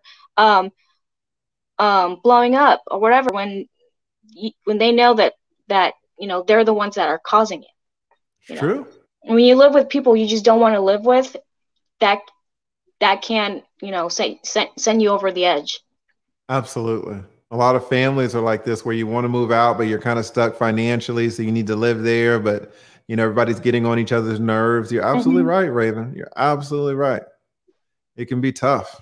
Yeah. Oh my God. I just pray for Britney. I can't imagine if she's not like a necessarily she has a boyfriend now, but if she's not necessarily active like that, sexually active like that, like she's using something that she doesn't, her birth control, she's using something that she doesn't need. What do you mean? The birth control. Like if she's not right now, she has a boyfriend, but when she's single, and if she's not necessarily sexually active like that, why would she want to keep on using something inside of her body that she's not going to need? We don't know the kind of. No, it's worse than that. It's worse than that. She actually wants to have a child. She wants to get pregnant, and they will not allow her to get pregnant. She wants to get married. They will not allow her to get married because it'll mess up the money. Her being pregnant will mess up the money, so they are not allowing her to take the IUD out of her body. That's for her. That's during the father. But the IUD, I think by law she has to have it in because she can't. She needs to prove that she's going to be a good mother or something. I don't know how that works. Or no, that she's not allowed to take it out because the father doesn't let her. It's just the father. So the father decided to put her on birth control. Yeah, the father will not let her get it out. The father will not let her have a child. The father will not let her get married. The father will not let her get a license. The father controls this lady's whole life. Is she even allowed to have her own friend, like who she gets to network with, like who she gets to talk? Anything. And the second she messes up, he puts her in that damn facility to punish her. it's like that's why I'm like I'd rather like live in the facility, but at the same time, it's her womb's holding her back because she does have children. He's probably threatening her not to see her children. Yeah. And I honestly think that a mother would go through any type of hell just to see her children. Yeah, it's messed up. It's totally messed up. So oh my God, now I just lost my train of words because it's like train of thought, because he is ruling her life to the point that she is now a 15-year-old girl in a almost 40-year-old body. She's not even a 15-year-old, because at least 15-year-olds can drive. She can't even get a license. She can't do anything. 14. She's making millions and millions of dollars for the family. Yeah. And she's stuck. And it's and it's because of her father. Her father is treating her like an absolute slave. How does she call 911? Is she allowed to call 911? Anytime she messes up, they try to stick her in that facility. So they really try to limit all of her interactions. I mean, no wonder it took 13 years, though, because it's like she probably got better, but then after that, the control was probably what sent her over the edge even more. Yeah. I totally agree, Raven.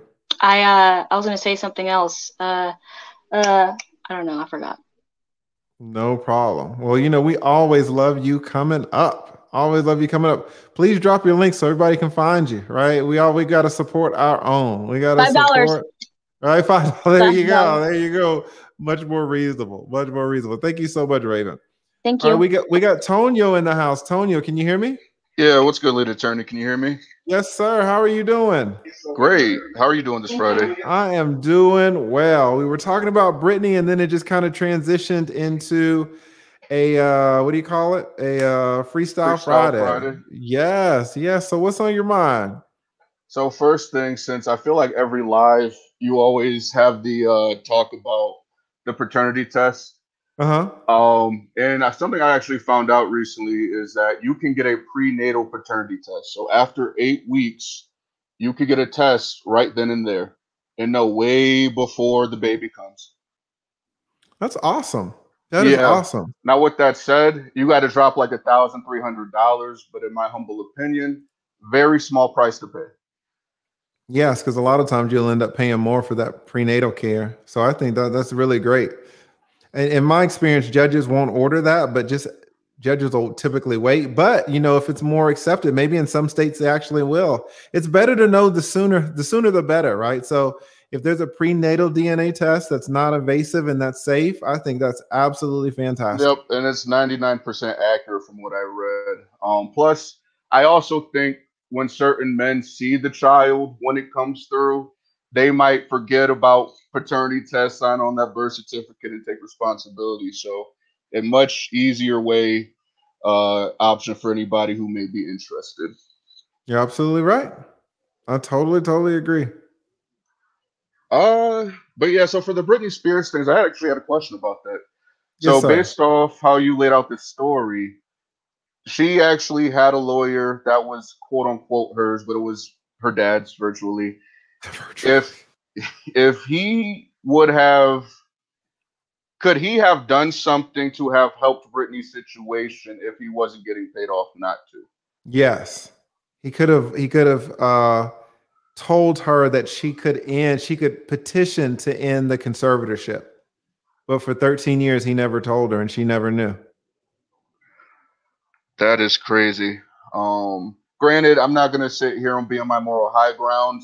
Like you said, he basically hit the lottery, $40,000 a month. For It's nothing. not small money. Yeah, for nothing. So still messed up. I hope she gets her just due. But yeah, that's insane. And then the last thing I want to talk about real quick, because this is a very popular topic on YouTube. I feel like I actually just watched a video where I think this girl was basically saying on this other guy's show where she won't date a man who makes 40,000, but with 75,000. And here's the thing about that. I think a lot of dudes listen too much to what is said on social media than actually get out and go approach women, because it's not like if you go approach a girl at a store or something, she's gonna be like, "Hey, do you make six figures?" If not, this conversation's over. Now, of course, IG models are going to be the exception to the rule. There are women who are used to dealing with ball players and things of that nature, but they know where to go to get that. I agree. Yeah, I mean, if we're just talking about everyday women, guys, you know, they can want all they want. They can want all they want to want, but they're going to take what's available. And, you know, it's hard to find a man who's 6 foot with a 6-pack who makes 6 figures. It's just hard to find. Typically because they're usually already in relationships anyway, to be honest. You know, and, you know, you might find one, but it's not like he's going to be free floating around a lot. You got to catch him in between, right? So the timing as the lineup, it's very difficult. So women are going to take what's available, just like we do. There are not a lot of 10s walking around at the mall, to be honest, right? We're going to take the 6s, the 7s, and the 8s because that's what's available. So in that sense, women are just like us. We're all just people. People take what's available. Oh yeah, I wholeheartedly agree. But that's pretty much all I had. All right. All right. Well, perfect. We got Tonio. I think Adrian already spoke, and I think the Rebuilding Black Wall Street already spoke. So we will wrap this up. We have been going for 4.5 hours. So we've been doing it, but this was super, super great, guys. Really appreciate everyone coming. And we're going to keep doing it. We're going to keep working. Dutch said it was sobering. Yes. Yes, it's absolutely, absolutely sobering. Listen, most men would really not